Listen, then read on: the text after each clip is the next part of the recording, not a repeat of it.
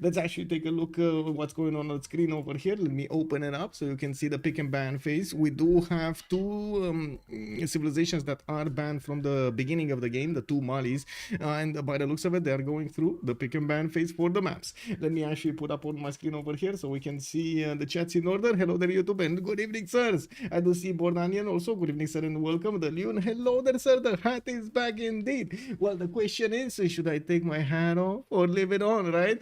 Also, have the maps, have the fan maps are gone already, but we got Pangeas, we got lakes. Come on, we got lakes. What do you mean? Hoping for lakes at this point? Bordanian knows.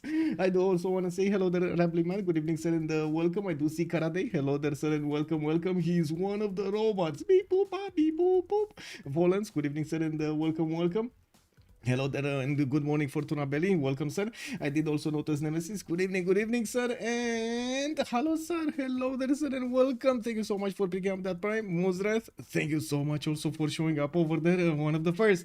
Much appreciated, sir, and good evening. I do see the map has been chosen, and it's Lakes. Born Onion is correct over here. He was hoping for it, and it looks like the teams deliver. We do have Lakes being chosen, and by the looks of it, TBD is going to have the first ban of the day, while Team Arcanes is on the right side. I do also want to put up over here. Can you see it on my screen? I think you can. I hope you can actually see it on my screen. And what is going on over here? What is going on with the stream? Is everything fine, or is it lagging a little bit? Because I feel like it's lagging a little bit, but it shows fine on my end. What is going on?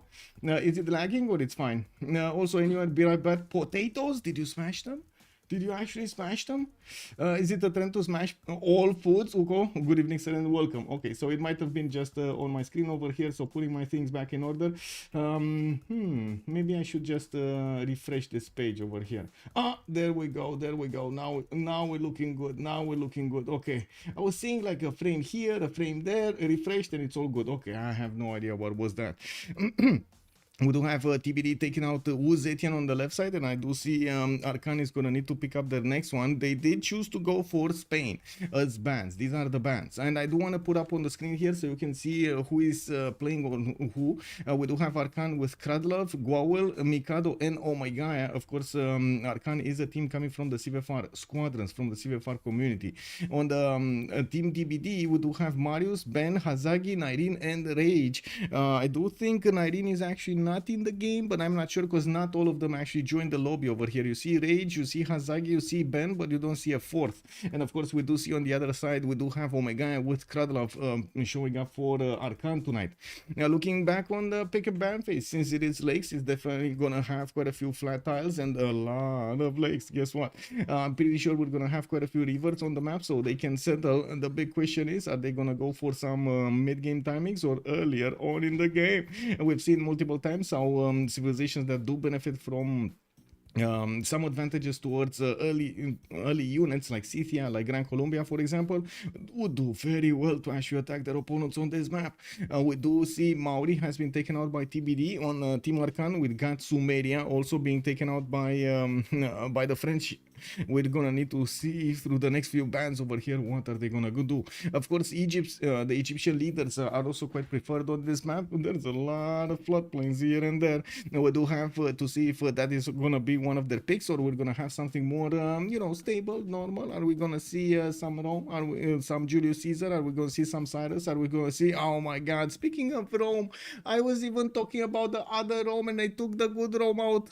Trajan over here gonna be taken down by Team TBD. No more free monuments for them. We're gonna need to also wait for Arcan to actually give us the choices here. We do have them choosing the third ban, and of course I do have to say earlier before they're actually gonna go for the picks, they do have 5 choices to go on each side. Yeah, so yeah, there's still quite a few to pick, right? Another half, another 5. We do see. Wow, look, the stream is doing it again. What is going on with the stream here? Let me actually take a quick pick. Huh, okay. Interesting. On YouTube it's totally fine. I don't know. It is what it is. Anyway, I really hope it's just on the screen. Rosio, hello there, sir, and welcome, welcome.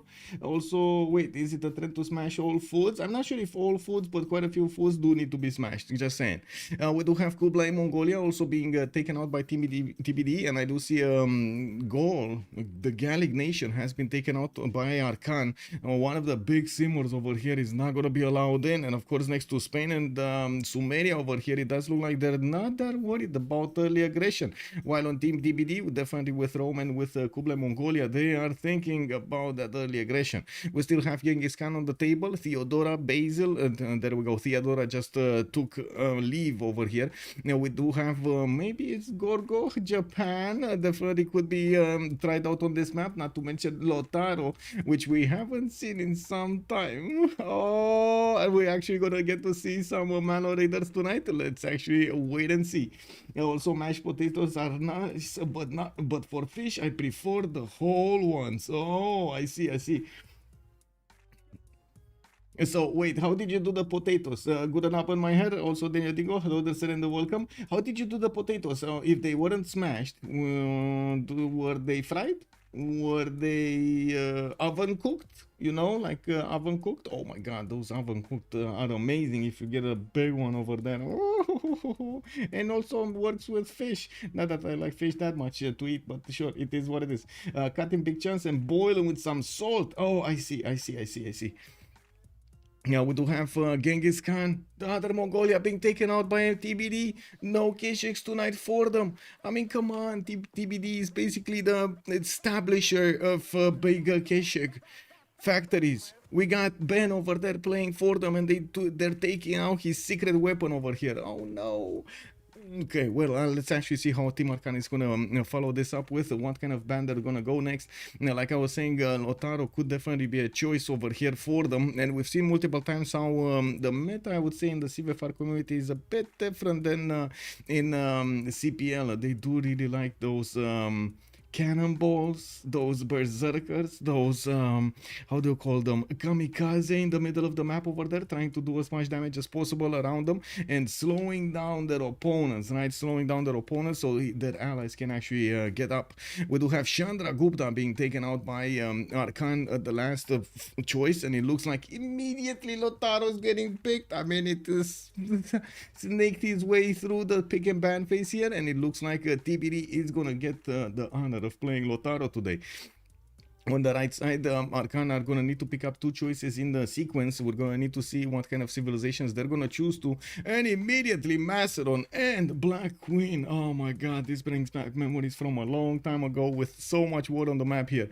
We're going to definitely see quite a bit of damage here done. Siracusa soul potatoes taste great and salty. Ah, Siracusa. Let's actually see what the Siracusa potatoes are. Wait, potatoes. Salt potato, classic upstate New York, specially dating back to the salt mines in the 1800s. Okay. I'm not sure if I see. I need a picture. I need pictures, and ideally I would want to smell them, but pictures. Do you guys? Can you guys eat something before you smell it? Or do you smell and afterwards eat? Can, like, do you do this? Oh, I see what you mean. I see what you mean over here. Yeah. Okay, now let's actually see Shaka showing up on TBD and Lotaro. So you can imagine this is going to be quite a warfare over here on the map with 4 civilizations that are going in to actually do damage against their opponents. We're going to need to see if they're going to get the decency to be next to each other, right, in the neighborhood. And we do have Arcan also needing to go through the next bans. They do have another 2 on that side, another 2 on TBD, and boom, we're going to have all of them being selected. And let's actually wait for them to make their picks, and in the meantime let's talk about smelling food here. I prefer smelling, yeah, me too, right? Prefer smelling first, which was a problem with the applesauce last year. Makes sense. I made some myself, accidentally used an empty jar that had beetroot in it previously. Oh yeah, that doesn't look great, does it? That's not great. Oh, that's not great at all. Yeah, I can definitely imagine it became a problem instantly.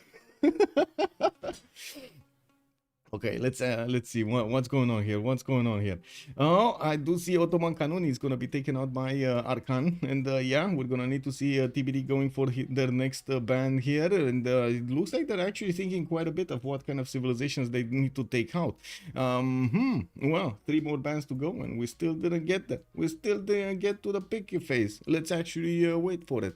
I do see Nzinga Mubande over here is making quite a bit of literal, how do you say, opera work, big work, great work of writing, plus oh, I don't know if I can I actually say, probably I can't say anything, right? +1 great work of writing, I wanted to say. Oof, it is what it is. Okay, another ban, Egyptian Cleopatra is going to be taken out. That's definitely a gold generator, and I do have to say also that this is one type of civilization that they will need to actually pick. They will need to go for a civilization that will give them enough funds to actually go through the mid to late game. Especially late game, you do need so much gold to actually upgrade what you have over there, and pillage economy might not cut it. You're 50-50 if you actually get it. And we do have Arcane here, still ticking down the clock, 24 seconds to go, and by the looks of it, they're gonna go and choose. Oh my god, they didn't choose. Yeah, I tried to make it faster, but it didn't work. I'm sorry, we're gonna need to wait out for the whole time over here. Another 10 seconds to go, and it looks like Arcane are keeping us in check. Yeah, they don't want to reveal it until the last possible second, and TBD is gonna have to choose quickly. Oh, okay, we got Gandhi. We got Gandhi being taken out by TBD, by Arcane. So it looks like both of the Indias have been taken out by Arcane. No Varus on the map. Who would have known that? And by the looks of it, TBD is gonna need to actually ban the last Civ. When they do ban the last Civ, Arcane are gonna need to get their third one, their third pick on the table, while TBD will reveal their full draft before the last choice of Arcane. And this is going to be interesting to see how they're going to follow this up with neither of them actually having civilizations going for faith. Not one going for faith. Maybe they will pick one of that and one for gold. We definitely have quite a few that could go in between. So for example, like the Persians on Montezuma, definitely commercial openers there. Even though sometimes we have seen them opening up with a triple encampment setup, right? If they're in the middle, if they're going against somebody, they need to go for that. And it looks like it's going to be Brazil being taken out by TBD. Oh, we got also Athena over here coming to show us how restless she is. I cannot call her otherwise than restless. She doesn't have a single moment of peace. She's running there, she's running here, she's running there, she's running here. She just wants to meow at every door that she can find. Meow, meow. Maybe she can actually find something. Hello, hello, hello, hello. What are you doing there? What are you doing there? Come on. Not the wires, not the wires, okay? Somewhere else, not the wires. Okay, thank you. Okay, so Montezuma is going to be picked up by Team Arcane, while TBD is going to need to reveal their full draft in just a few seconds. We do have them running down through the first choice. Usually the teams do pick in fast succession here on the left side, so I would expect them to do just that today. But maybe it's going to be different, we don't know. Any good potato dish starts with finding a good potato variety, and I'll dare say Scandinavia grows the best spuds. Ah, indeed. Okay, I did not know that actually. Russia. So it is indeed one of these faith civilizations, and that's probably gonna be Ben playing it over there. We're gonna need to wait for him to actually go into the lobby to actually pick up civilization here. As you've seen earlier, we don't have everybody actually in the lobby. I do see Ben is there though. Not all of the French players did join, and of course we're still waiting for a member from Team BDBD. We're going to need to see who is it gonna be. Is it gonna be Nirene? Is it gonna be who is it? Wait a second, who is it over there? Marius, or is it gonna be Marius? That's the big question. Give me a second. Sure. Oh. Give me a sec.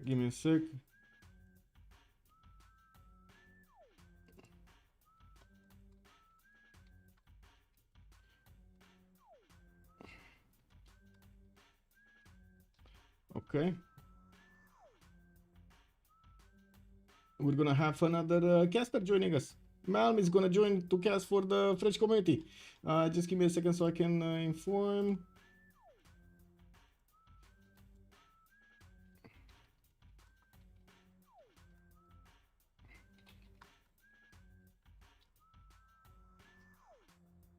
Um,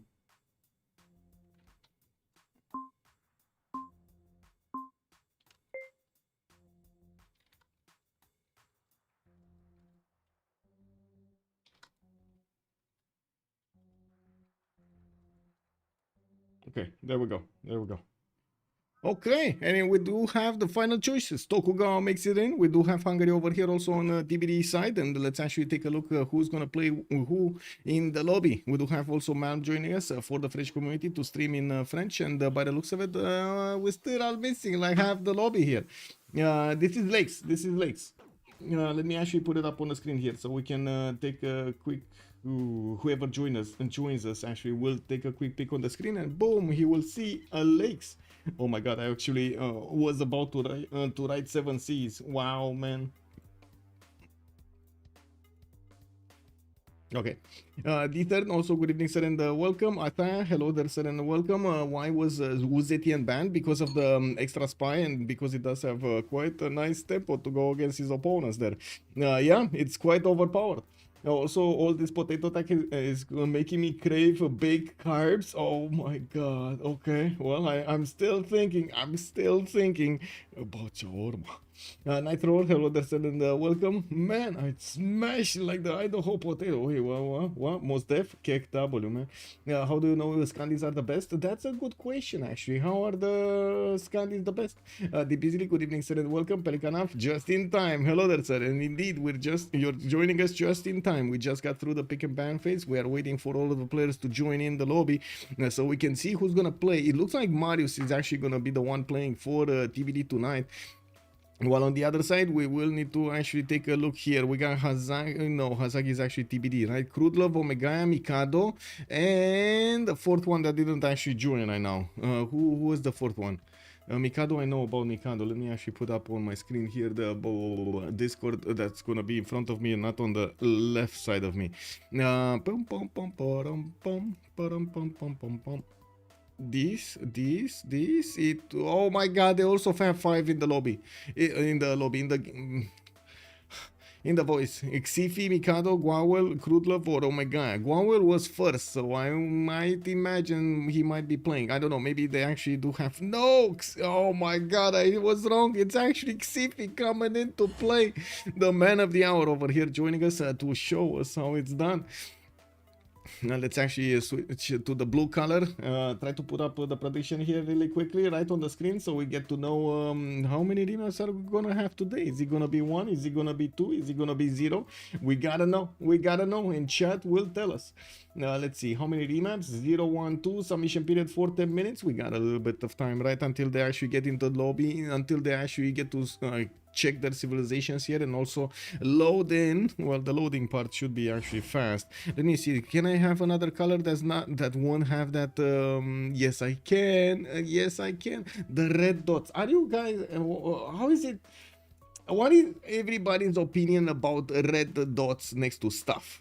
Just the red dots next to stuff, you know, red dots Facebook notifications, red dots Discord notifications, red dots far access civilization 6 color overlap or something. What is everybody's opinion about red dots? Do you like red dots? Hello there, papas, good evening, sir, and welcome.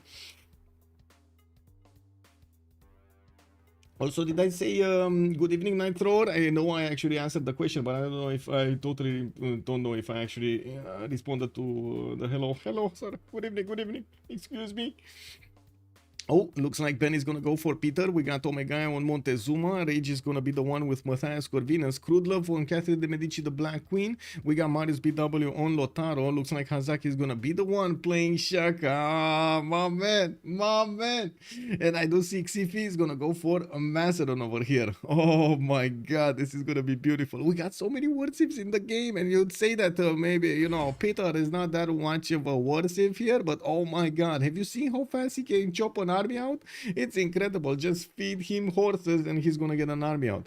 And we got Tokugawa here with also being played by Mikado, and I'm pretty sure he's gonna do quite well in the game. Let's actually see as the map will be loading in soon. We do have Athena thinking that it's good to actually press the keyboard right now. Really, Athena? Really? Wow, man. Wow. Talk about bad timings, man. Talk about bad timings. My phone has a big red dot reminding me I have 25,903 unread emails. Oh my god. What did you do, man? Put your email everywhere? That is incredible. 25,000 emails? That is incredible, man. Just trying, I'm just thinking, trying to search for something over there that you don't know about. Oh, that's gonna be just a killer. Anyone try the Jolly Rancher gummies? I don't know about them, but yeah, you're making me how to say my mouth water.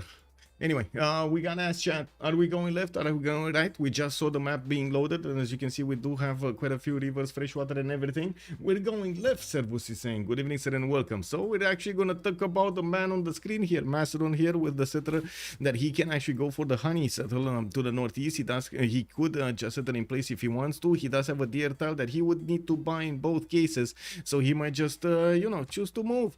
We do have him also with another settle on the honey tile if he actually chooses to move. Of course, he's not going to be exactly on the river, but the setup with aqueduct should be also quite easy with the river and the lakes next to him.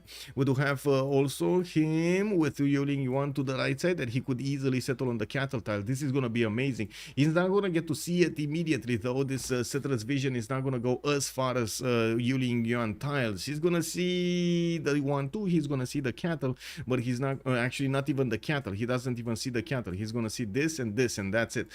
And we do have him also to the south. Oh, nothing here. Come on, where's the opponent? We got actually an ally here to the left side that he could try to set up some coastal trade routes with, and of course using those lakes over here. We definitely can see lakes big enough that they could be traded on the diagonal.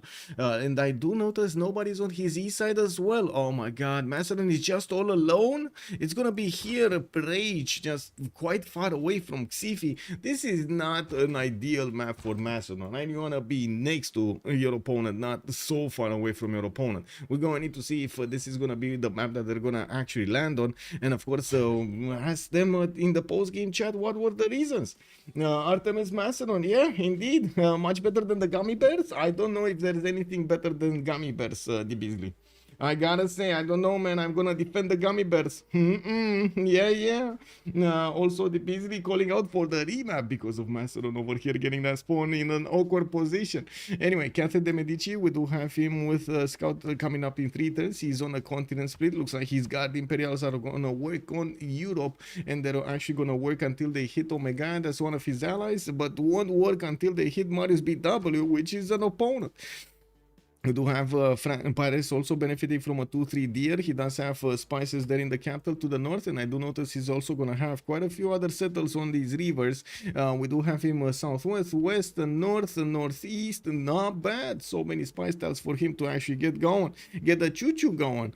We do have him also to the right side of very far away Japan here. Looks like Japan is going to be one of his allies, and I do see one of his neighbors also. Aztec gonna be to the southwest. Uh-oh, I just saw an opponent. I know what's gonna happen here. Xiffy found an opponent. Do you guys see what's happening here? Oh my god, Russia just popped out on the map here. We got him with St. Petersburg in the northern part of the tundra, and I do see he's at the direct north of Macedon. Incredible. Dither also nothing there, only the best wonder in the game. Yeah, best wonder in the game. Also, Johnny, good evening, sir, and welcome. Yeah, Russia is here, and we're gonna need to see if Ben is gonna want to stay here or not, especially having to find Macedon for the game. That might be a bit too troublesome. Also, casual civilian, good evening, sir, and welcome. Is your hat Canadian or Australian? I have no idea, sir. I have no idea. I wish I would have had actually a bit of more of an array of hats to choose from, but the shop that we have here in Romania only had like 5 of them in different sizes, and for men and some others for women. So I kind of bought all of them for men. Slowly but surely I got to buy all of them for men, and this is just the most comfortable one. I have another one that kind of looks like, I don't know where it is though, kind of looks like a cowboy hat or something. Let me actually take a quick pic. Can I see it quickly? No, not so quickly. It's in a box somewhere. Oh my god, man. My box.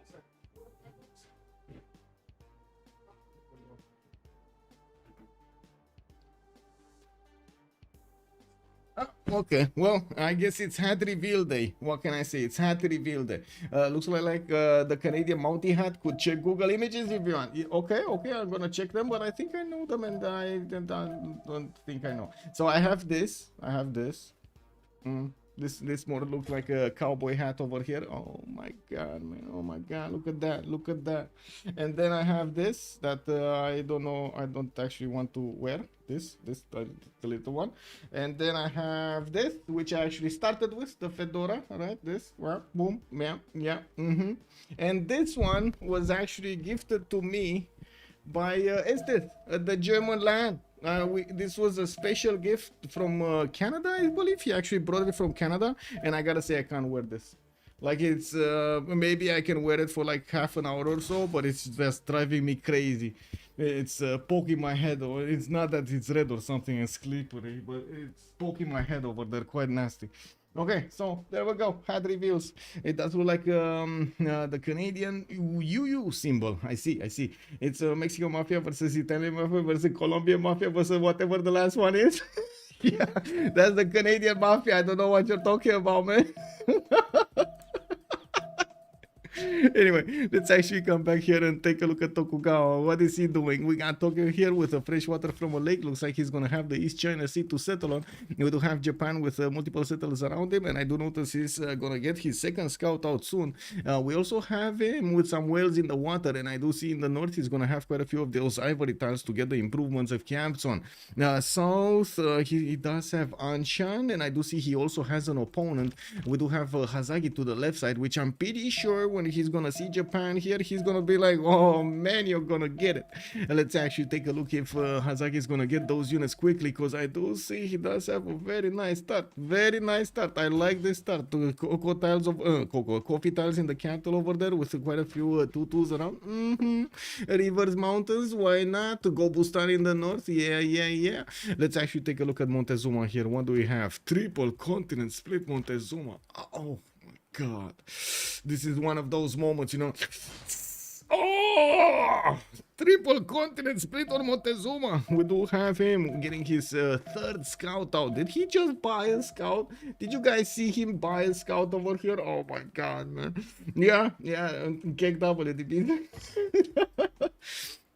Anyway, we do have a settler coming up importance here from Tenochtitlan. That's his first one, and I do see his Eagle Warrior was going to the north. Usually you do see Aztec trying to get these two Eagle Warriors and try to find a city-state to bully. He does have Namadol in the south, Anshan to the west side, and of course Zanzibar to the right side. All three of them are actually kind of good, you know, kind of useful in the game. We do have him, by the looks of it, with a decent amount of settles around. I like actually most of his settles. Yeah. South, north. Very nice. And I do want to move forward towards Shaka, because oh man, over here Ulundi getting his settler out in 2 turns. We do see him finding out about Gobustan in the north, and he might try to get a settle there quickly, but I do have to say he has no food there, not even one of these wheat tiles next to it. We do, or rice tiles or whatever, any kind of food, like any food, a fish tile, anything. There's nothing. Maybe he's actually gonna build a preserve there, which of course is gonna be kind of like a on Zulu preserve. Who did that? Aztec can probably get 4th continent by Tokugawa. Luxes aren't close. Yes, Luxes aren't really close. I did notice that, but he does have 1 and a 2 and a 3 and a 4, and I do see a 5, and I do see a 6 and a 7, an 8 over here from the pearl tile, a sugar tile, 9. Yeah, he does have a lot of different ones right immediately, and you can see all of them are like in the how to say, core cities, in the core cities. By the looks of it, Ulundi is moving his settler towards the south. He's gonna put it next to the mountains where he's gonna have a 2-2 base, and I do see he's gonna have quite a few other tiles to work, including a T and an ivory. The ivory is gonna be a bit further away. He might actually need to buy that. Yeah, well, it is what it is. We do have him also to the northeast of Hungary, west side of Japan over here, and I'm pretty sure he needs to send that scout around this coast to the north and figure out where Japan lives. Now, we do see also Lotaro. Lotaro. Let's see Lotaro here. Ngulumapu got his first settler out. Looks like Mapuche is about to actually improve a rice style. Is he actually improving a rice style here? And what's going on with the appeal? Ooh, beautiful Shemamuls. One over here, very nice. He does have another one over here on the stone where he's gonna chop it. Although I do have to say that it's gonna go down in appeal when he's gonna start and when he's gonna improve the iron tile. And thinking about Mapuche's gameplay, usually you do see him going from bros working relatively early on, and so we might actually see him needing to do that because of Aztec. That will reveal the iron. We do have Mapuche also, I gotta say, with the least fresh water that I've seen right now on the map, and by the looks of it we got the remap about to, or the remap vote about to activate here. What do we have? North, okay, that's fine. A lot of horses over here, 4 horses. We do have Hungary. What is Hungary? Now, okay, let's actually see Hungary really quickly. Another continent split. Settle on Fountain of Youth in the north or on that Mercury tile if he wants to. He can go to east side. Oh my god, this is the godlike Temple of Artemis. This is god tier Temple of Artemis. Do you see what's going on here? We got 1 and a 2 and a 3 and a 4 and a 5 and a 6 and a 7. Amenities, Temple of Artemis. Beautiful, just beautiful. Oh, there's another deer tile over here. Oh my god, this map is going through. This map is going through, guys. I never win remap with Gambas, so you've got a good shoot. Well, Iclitian, good evening, sir, and welcome. Joe and Tender, good evening, sir, and welcome. Also, would be very historically accurate if Aztec gets Huey. Yes, I hope he does.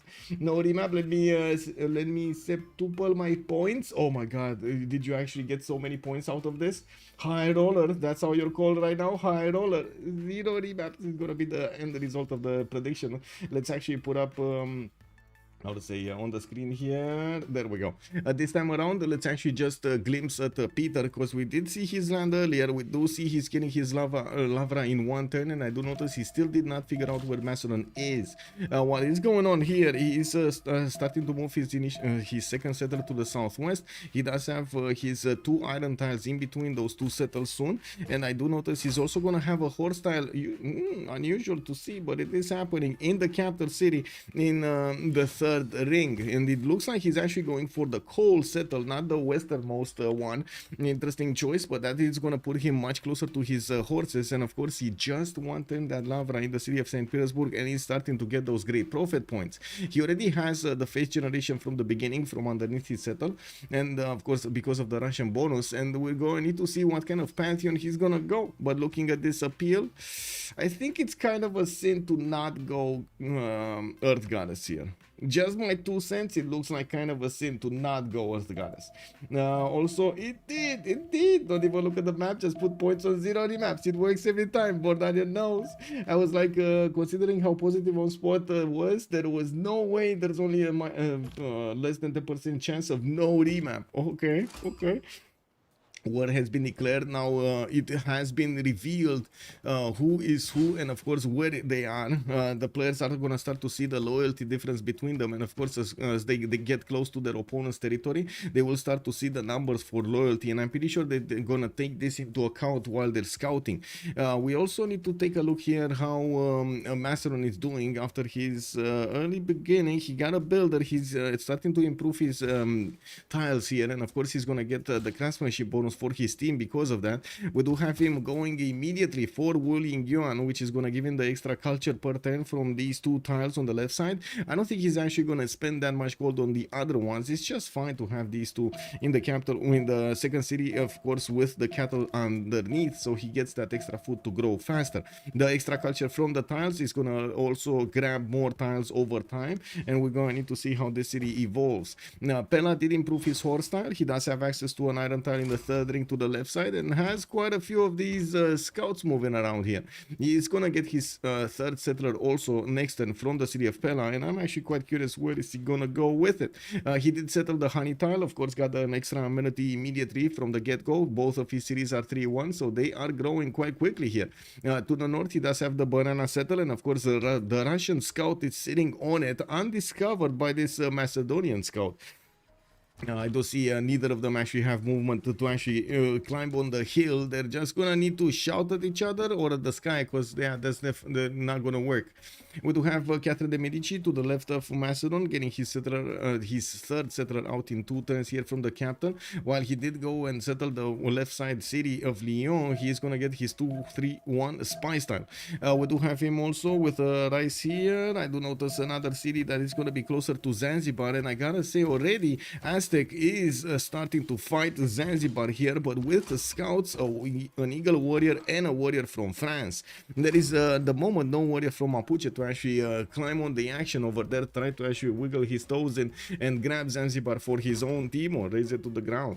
I do see Aztec did try to attack into the city of Zanzibar, and you can see they are putting it lower and lower in health. The biggest problem is Zanzibar does have a warrior inside of it, so it's actually quite beefy. Look at that, look at those muscles, man. The scales, the armor, 23 garrison defense strength here for that city center. It's actually, wait, it's actually 20 right now because it does have a -3 from a damaged district. We do have to take a look on Tokugawa, right? Let's actually see where Tokugawa is. Kyoto did get the first pantheon of the map, or one of the first pantheons of the game here. We do have him settling his second city on a main style, and I do see he got a builder from the capital, which does need to move. I don't think he has sailing. I think he's, yeah, he doesn't have sailing, and he doesn't have animal husbandry either, because it makes no sense that he would not improve the horse style if he knew about it. The third settler is coming out from Tokyo next turn, and I do notice he's gonna have a Zulu scout coming to smell from the left side what's going on in his cities. We're definitely gonna need this warrior to actually get there and try to stop it. We do also see a monument from Kyoto, and I do notice we're also gonna have Japan over here benefiting from an iron tile in the second ring with that horse in the capital. We do need to see also, oh no, he has a more than decent amount of land over here. Not amazing, not a lot of tiles, but definitely a good land to settle a lot of cities. 8, 9, 10 cities could be easily gotten here. And of course we're going to need to see how many Zulu is also going to get on the left side, and how close Zulu is going to try to get to Japan. Looking at Montezuma here next, we do have him to the southeast of Japan, southwest of France, or is fighting over Zanzibar here with his teammate Crudlove. We do have Crudlove needing to actually get the farm. He needs to pillage that farm, because Zanzibar's warrior can just lash out, and there's another one coming out next turn. Oh, actually it's too late, right? It's too late. That city's going down. That city's going down. We just need one of these scouts to sacrifice, or both maybe to sacrifice, and then the Eagle warrior to go in, and that city is gone. We do have Tenochtitlan getting his settler here, and by the looks of it, there we go. Zanzibar has been taken down. We do have these scouts not actually getting enough experience for their promotion, so they're gonna need to wait here, try to get their health back, and we'll see what's gonna happen next turns with them. We do have Tenochtitlan here coming up with a settler to the left side. Looks like he's gonna have why is he going left? I'm pretty sure he's going southwest, right? He's going somewhere here. I don't think he's going here. Like, really, why would he go here? I really hope he's not getting here. Maybe here also would be a better choice than here. Oh my god, he's going for the spies. Okay, this is kind of weird, I gotta say. This is only one hill with another hill, and that's it for miles. You see this? Second ring and first ring, there are only 2 hills in altogether. What are you gonna do? Try to rush lumber mills? I don't know about this, Omegaia. I don't know about this. You might actually want to reconsider. Oh, well, it is what it is. He's still gonna get that extra amenity going from the beginning if he does set up the spy style, and of course getting that extra gold as well from underneath his settle. He does have access to horses in the second ring. I do see an iron there also. Oh, I see. Now he actually discovered more territory. No, he knows about everything here. He knows about everything, and he still wants to go for the spy style. Okay, let's see how this develops. We do have Tenochtitlan getting a builder out, and he's gonna get to improve the Mercury and the horse to the south. His iron tile is gonna be in between Chalco and Tenochtitlan in the second rings, and I do notice there is an explosive volcano here, Popocatépetl, that actually got to be explosive because Aztec ward Zanzibar. He saw, oh my god, the fight next to me, woohoo, and he, you know, yeah, he exploded. I mean, it always depends on the odds. If there are 51 odds for if 2 feels kind of rare. Yeah, wait, actually, is there stats on remaps in the tournament's games? We did try to actually take a look at the stats, but yeah, not that much to talk about. Most of the things that we subjects to talk about, actually, there were some teams that just generally didn't remap, like COC, for example. And I believe in the CWC season 7 we had this. Did Russia see Macedon? Yes, he did see Macedon. He didn't see Macedon before the remap, though. He didn't know about Macedon. I don't think they knew about Macedon. And I do need to move forward towards Shaka here. Let's actually see what Zulu has been doing. No settle on Gobustan. That river has started flooding, but not enough food to actually make Gobustan worth. We do have builders coming around. He did actually put down 2 Ikandas. We're probably going to get a third from Nobamba, although he does need a bit of gold, some cash over there to buy out the second ring tile. I do see he already has his trader working internally. He did have access to a coffee tile from the beginning, so he does have a decent amount of culture from the get-go. Pottery coming out next turn. Early Empire also got it right now. We might actually see the 4th and the 5th city coming out soon, since he doesn't really have any close proximity to somebody, and he knows what's going on here in Japan cities, right, in Tokyo and Kyoto, and the soon to be whatever this city name will be. Yeah, we do have also Zulu thinking about exactly how he's gonna plan this out. Horses in the capital with iron in the second ring from Ulundi. He knows about both strategic resources, and with his 3 charge builder, he needs to make a decision. Is he going north to improve that iron? Is he gonna improve the horse? The horse it is. We're probably gonna see him try to improve some of these luxury resources. Some of them do need plantations, that's irrigation. Some of them do need camps, that's animal husbandry, and of course one of them he does, and the other one doesn't.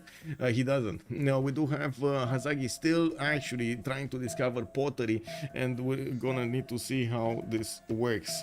So before pottery, how were people eating? Actually, you didn't have plate, you just ate, like just grabbed it from the, you know, from the barbecue or something. Yeah, let's start tracking today and go until November 1st. The Beasley does have a good idea. If anybody wants to actually track that, will be my guest. Also, Joe and Tender, wooden bowls. They had wooden bowls. Oh, I see. Well, I mean, to be honest, soup or chorba in wooden bowls does smell great. Pita bread. Oh my God, yes, the pita bread. That's also amazing. Hello, Sarah. Oh yeah. We do have a Liang opener here for Urundi, and I gotta say 1, 2, 3. Well, is this gonna be City Park Liang, or is this gonna be Resource Liang? What is it gonna be? I guess it's City Park Liang, although I gotta say he doesn't have that many spaces for a City Park. Anyway, we do need to move forward towards Lotaro, who did manage to actually forward settle over here Aztec. Unbeknownst to him, Puelmapu is being established directly towards Aztec. Not that he actually had that much choice, right? Tengulumapu is here, and Pikumapu to the south. It doesn't have that much fresh water left side. This is not fresh water, but this lake is, and I'm pretty sure he is gonna get a city on that rice tile there to get the extra food from underneath and grab all of those other tiles next to him. He's also getting his first trader belly in 4 turns from Puelmapu. I do see he started improving his horses, and he does have an iron tile here. I do also want to point out he did open up with campuses, a 0 adjacency and a 1 adjacency from Ngulumapu. He did manage to get also God of the Forge as a Pantheon, so we kind of know where this is going. Dave plays, hello there, sir, good evening. Oh, what do you think this is going with God of the Forge on Mapuche, opening up with 2 campuses? Is this gonna be following up with 3 encampments here? Is this what it is? Oh, anyway, we do have Mapuche coming up with his builder from the south to improve some of his stone tiles, and I do see a salt mine. We do need to see him still improving his horses if he actually wants to get quickly quite a few of them. And I gotta say, he does have also a +2 campus from Pikumapu. 3 encampments set up here, opener here for Mapuche. Mariusbw still has some good choices for his Shema Mules. I do have to point out he actually chose not to put the Shema Mules, not to put the campuses on the spots of the Shema Mules, so he's definitely keeping those in check. We do need to see if he does have iron. I don't know if he has iron. He's going for masonry. I mean, sure, that doesn't mean he has bronze working, no? So we don't know if he actually knows about iron here. Looking at Matthias Corvinus, we do have him, not him, him. We do have him with 3 cities. Fertility rights has been his choice of a pantheon today, and I do see, of course, the extra food starting to come out soon from these wheat tiles, from the maize tiles, and from the rice tiles. We do have him with the scout trying to fend off an attack from a Macedonian warrior, setting those cats on him. While I do see a 4th settler is coming out from Buda. We do also see the city of Pest did actually settle on a pig tile. I think that's a pig tile, right? The truffle tile, that must be a, yeah, that is a pig tile. Now we do have him getting that extra gold from it, and of course puts down his commercials. I do have to say he has some insane rivers here for his bonuses. Like, we've seen multiple spawns from Hungary, but this is one of those chef's kiss kind of ones. We got him with 4 tiles from the capital, 3 tiles from the capital that he can put those districts on and get the get the production off from Pearl of the Danube. Same can be said about Pex, 1, 2, 3, 4, 5 tiles that could be done there, and wait, Pex and Pest, Pex and Pex. Okay, on the right side we do have also Pest that could do the same, and I would expect him to do that soon. He is trying to get the builder out in 3 turns, and I would expect him to actually chop this 1-3 before he puts down his commercials there. Now, because otherwise he would definitely need to put a campus here, and it wouldn't work for the bonus if he does put it on the 1-1 tile. We do have him also benefiting from horses in the capital. A commercial just got placed on top of them. Iron tile to the southwest of Buda, also in the first ring of the city, quite easy to acquire. We might actually see him. There we go. Go left here. I'm actually curious if he's gonna go left as in the 1-2, or is he gonna go left as in the geothermal. We do have that scout actually trying to keep away the Macedonian warrior from the north, so he definitely is aware that he needs to protect this settler. Rage is free simming with the pyramids. Might be. I mean, not really free simming, because he does have Zulu to the northeast. Although I do believe Zulu is not gonna come for Hungary. He's probably gonna be more hungry for Japan here on the right side. Definitely much exposed. Japan is much more exposed. Although I gotta say, samurais are definitely gonna throw a wrench in whatever Zulu's plans are. We're gonna need to see when they're gonna get to hit each other there. We do have also Peter in the north of Macedon getting his religion. I do notice he already settled that second city and finished his lavra with the shrines. Penbrush and Voice Golden, Feed the World with shrines providing him the plus to food and plus for food and housing for the temples, while Tithe is going to give him the plus 2 gold for his city following the religion. We do have a settler coming up from St. Petersburg, and I do notice he already has the trader connecting his 2 cities here. It will take him some time to get the 4th, 5th settler going on, and definitely looking at Aztec over here, the fact that he did manage to get Zanzibar is amazing. The moment the faith per turn doesn't look amazing, but he did manage to get Earth Goddess, and you can see how each of these breathtaking slash charming appeal tiles did start to get 1 faith point on them. Also do need to take a look at his strategic. He does have 2 of these iron tiles to the southwest of St. Petersburg, in between that city and Astrakhan, while I do see a horse tile is in the second ring of Astrakhan. Doesn't need to actually buy it, but he does need to get the builder there to improve it, and that's exactly what he's getting. In Astrakhan, he's getting Moksha. I'm quite curious what is he going to choose for the capital. What kind of governor is he gonna choose for the capital? Is that gonna be Magnus being plugged in the city of St. Petersburg because he has so many chops and he wants to benefit from them? Is that Magnus play over here? Let me hear chat. Chat, do you confirm? Is this gonna be Magnus play after Moksha second, Magnus first? No? Anyway. We'll see how he's gonna settle these other cities. He didn't wait for the 4th population to come out from St. Petersburg, and I gotta point out we still have 6 turns until the next era. While already Montezuma did manage to get his 5th city out, he's starting to put down his commercials. These are gonna be, as you can see, much faster than then the next era. He's gonna start building his markets really quickly over here. Zanzibar is recovering. He does have a commercial coming out from that city as well, and I do notice he has a Eagle Warrior already bullying a little bit the Mapuche city of Buel Mapu. There is a slinger here that should watch out, because this Eagle Warrior can 2-tap it quite nicely, and of course Aztec over here will get also the option to pillage that pasture, while yeah, there we go. He's gonna get some faith. He's not really gonna get this Mapuche Singer. I think not. Looking at the text, I do want to take a look at Marius. Still going for masonry. Man, he's a simple guy. He's going for masonry. And I do notice he's also going to get 134 Shemamul for the extra 4 culture 10 while he's padding his numbers of science with the campuses. He still needs 3 10s to finish the one in Puel Mapu. Going for Moksha in the capital. It doesn't really inspire me a lot of production here, and I gotta say he has a lot of chops, including these 2 stone chops that by the looks of it he wants to get really badly. He really wants to get masonry.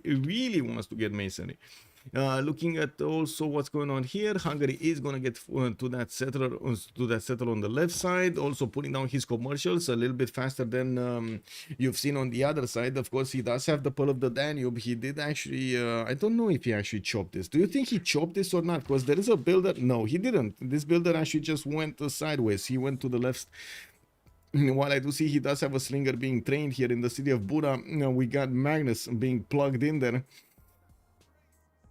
We will need to see this builder actually chop the 2-2. We will really need to see this chop the 2-2 for the government plaza. I mean, sure, I can totally get it that he's giving up on some chops for the district discount, and of course wants to get it as quickly as possible so he can start rolling in all of those points. We're going to need to see if that is going to be worth it. We got Russia putting 2 scouts to slow down Macedon expansion towards the north, and I do notice he pillaged one of his improved quarries in the city of Pella, while we do have Xiffy needing to actually do some damage against these Russian scouts. He only has a slinger that is slow to move and slow to get to attack. We're not going to have him yet with archer technology. He's going for... Wait, he does have archer technology. He just did an upgrade, did he? He does. He's going for horseback. He must have archer technology. Yeah, he does. Look at that. He has an archer, but he doesn't have the gold. That's the problem. He's only on 10 gold. He would need to actually ask Catherine over here for a little bit of a loan. Anyway, doesn't like that, does he? We do have also Russia opening up with an encampment in the second city here, Astrakhan, going for an encampment training project. He really needs a general against Macedon. You don't really want to leave Macedon with a 3 encampment opener getting his basilica paints without you getting a general. And you can see that Zulu is already about to get a general. He's 19 out of 30 points. Macedon is 5 out of 30. While I do see merchant screen, we don't really have much happening. Aryabhata is going to be here in the scientist screen. And no Hypatia yet. No Hypatia.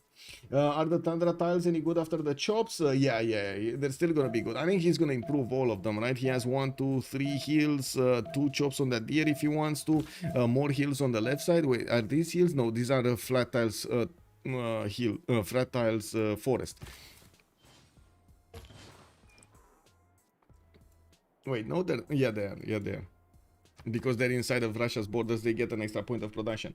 Hello, Monkey Wazaru. Good evening, sir, and welcome. Okay. What do we have here? Pella encampment training project. I do see also Xiffy is gonna try to get a second one. He probably did see Russia is starting to make general points and immediately wanted to deny that. Of course, he's gonna ask Zulu to do the same so they can deny both of them. I do notice at the moment Hazaggi. Wait a second, that's from the other team. Hazaggi is from the other team. He's definitely gonna want to keep a general for Ben. Do we have anybody? No, we don't really have anybody else on Arcane on the left side to actually get that going. And this actually reminds me of something else. I do need to put up the team labels on the screen here so everybody does know who is team 1 and who is team 2. Team 1 is gonna be Arcane on the left side, the mysterious ones, right? That's what it means, the mysterious ones. And on the right side we do have TBD, which we still don't know exactly what it means. Let's actually take a look at the pantheons here, because we're 1028 and we should take a look at all of pantheons. Although I see Zulu doesn't have one, we do have City Patreon goddess here for Japan for the 40% off for the first district. He did go for markets and of course not for harbors. We do have Hungary getting fertility rights and also is trying to defend off attacks from this very aggressive Macedonian warrior. I do see another slinger is coming on next turn and we will probably gonna get, yeah, there we go. There we go. The shooting spree starts. So not only they got trained in the city center, they got trained on the Macedonian warrior as well. We do have Hungary immediately putting the builder on that soon-to-be governed Plaza tile, and of course it still needs to actually wait 2 turns for the population to grow to 4. Campus here in Pest immediately getting done. You see how fast it is. Yeah, this bonus for Hungary is amazing, and we do have Győr actually going for a +4 campus to the left side of that city center. While I do notice on Mapuche, we did have God of the Forge, and I do see another Shemamul has been placed down. Finally, he's getting his first encampment from Puel Mapu, while I do notice at the moment, Aztec is not getting an encampment, but he's getting pillaged by, guess what, the one and only Mariusbw. We do have also Goddess of Festivals here available for Aztec to go for, and I do see he's getting his army of commercials with market here coming up from Chalco. We do need to take a look here, what's going on. Initiation Nights on France. And I gotta point out, France does have one of the weirdest, how to say, continents. Very weird continent. Very weird continent. He's on the purple one, and yes, I mean you can say that he can get to Russia with some Guard Imperials maybe, and this is gonna be a good question if he's actually gonna go that way. He does have them on his own continent and could use. Also, does TBD use the remap? Don't really like their position. They didn't actually. Also, Joint Thunder asking us for the victory prediction. Yes sir, yes sir, we can get that going. Let's actually go through the city states really quickly and see afterwards. Zulu, still no Pantheon. Now we don't have Antananarivo with Namadol and Mohenjo Daro for the culture city-states. I do see Fez with Anshan and Geneva for the science city-states. Cardiff with Buenos Aires will be providing some industry. I do see Lahore will be the military one, while I do see also Venice and Hansa will be providing some trade bonuses here. Zanzibar was also on the map, but it got taken over quite quickly by Aztec. Yeah. Team Banana drama. Wow, Halosar, that's a new one. That's a new one. Honda Spaceship, did Ben lose a settler? That's a good question. I don't think so, or at least I didn't see any settler snatches, and I would have imagined I would have seen if there was any settler snatch. He did stay on 2 cities for quite some time and got that encampment, got his religion. Now you do see he's actually working for his settlers. He did actually try to chop this, and he does have 33 points. If I remember correctly, he should be one of the, yeah, there we go. He's the first slot here. So yeah, I would imagine somebody needs to pick or pass here. Macedon does have 51.2 points. Russia does have 33. Zulu has 31, and of course you do see they're starting to get those points in. Come on, come on. Yeah, there we go. There we go. Two of them over here. Okay, well. Yeah, which culture victory is the most broken? Johannesburg or Kumasi? I would say, wait, what do you mean culture victory? You mean, oh, city-state. Oh, city-state is most broken. I mean, I would say Kumasi rather than Johannesburg, but sure, if you think Johannesburg is that great, yeah, it's definitely very good. Now, we do need to also put up the remap, the prediction over here on the screen, right, for who's gonna win. Let's see, start a prediction for who will win. Need to take out all of those options that we had for the novice tournament, and from what I understand, by the way, the novice tournament is gonna be this weekend on Sunday. Now we do have Arcane, and we do have on the other side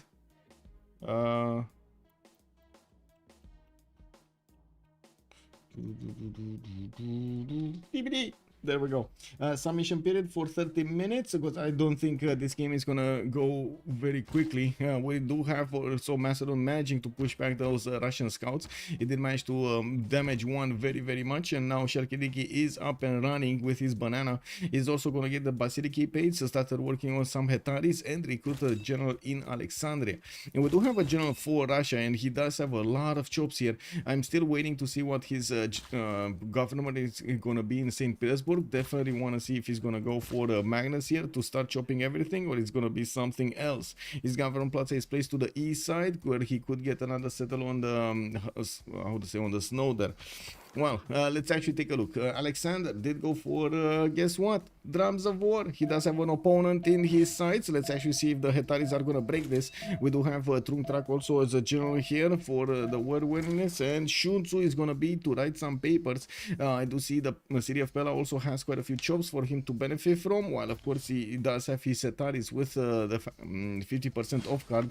We're going to need to see if he's going to manage to send them somewhere to be effective. Wait, why is he sending them south? There is nothing south. Or is he actually going to go to Hungary? Can you imagine if he actually goes to Hungary? How quickly can he get to Hungary? So 1, 2, 3, 4, 5, 6. Okay, not bad. Actually 7, 8 turns. Okay, not that bad, but still not ideal. I was expecting him to actually go to the north with that first Hetari and gather his forces next to the city of Shalkidiki. Anyway, he does have 10 science and 16 culture, 56 points of production, pretty good at the beginning, while he's gonna get all of those basilicae finished in his in his city centers. Whenever he's finishing a unit, he's getting some science from it also. Very nice. Somos your Xiffy, bienvenue. We do have also Catherine de Medici here, 4th city strong, getting his initiation rights, so he's gonna get some faith every time he's gonna finish a unit. While he does have quite a few builders coming around, he's also working on his 5th settler from Lyon. I do see he started improving his amenities, silk tiles here, and I do see builders coming up over here from Toulouse. We do have him getting an encampment, 2 encampments down. The city of Lyon, which is not his capital, did actually get the government plaza, and I do see Mosha is establishing there. Lyon is sending the trader out to Paris, which is, guess what, Governor Magnus city. A bit surprising that he actually chose to put his government plaza somewhere else. Not really had a choice because the city of Paris did have its second slot. He chose to go on campus into encampment here, and we're gonna need to see if this is gonna be the way. He's probably a bit afraid of Mapuche to the south, and of course for sure he does have his reasons. I would have expected Aztec to actually come and create an umbrella of defense here against his opponent.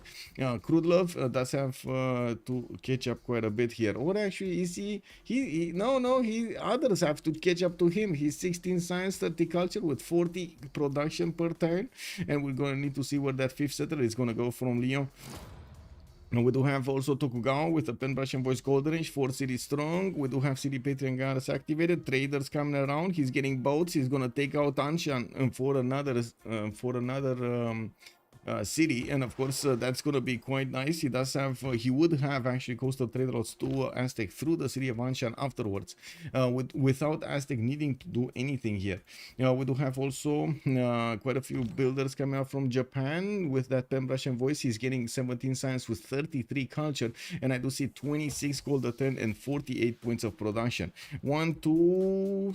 2 commercials have been finished, 1 single trade route, or I should say market have been finished. No, 2 markets have been finished, so he's going to need to get an extra 2 trade routes here. I do see 1 and 2 activated, and of course another 1 coming up from Tokyo.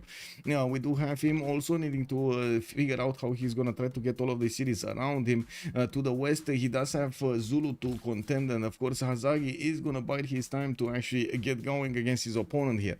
We do have actually to talk about Montezuma this time around, with his government plaza coming out next turn from Tenochtitlan. I do notice he's getting his commercials out from multiple cities. 1, 2, 3, 4, 5. 4 already finished. The 5th one coming out in 5 turns from Texcoco, where he does have some amazing campuses also next to that geothermal fishery in the north. He did actually settle multiple continents over here. He got the white one, he got the purple one, and it looks like he's going to need to grab a city from the southeastern one, from the red continent, Pangaea. Horses are coming out from Zanzibar, that is close to his opponent borders, from Mapuche, and of course could actually send those horses to close the gap here that France has towards Mapuche. We'll see if Omegaia is going to manage to play bodyguard, or is going to be France coming out to save him. Also, let's see, Rafifi, there is a beautiful choke for going into Russia, defender of the faith. He can say some unit to say hello and throw the main part on Hungary. Yeah, Yeah, he could definitely bamboozle Russia over here. Yeah, he can definitely bamboozle. He has two generals, one sent to the south, one to the north, and I do see those authorities are trying to figure out target here. And I'm thinking it's gonna be Hungary on the receiving end. There is a horse coming out from Buda, and you can see how the players don't actually take a chance to stay on 10 garrison defense strength cities. You see them?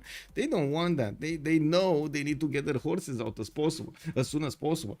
Doubling encampment on France with no target. Am I missing something? That's a good question, Monkey Wazaro. I'm curious about that myself.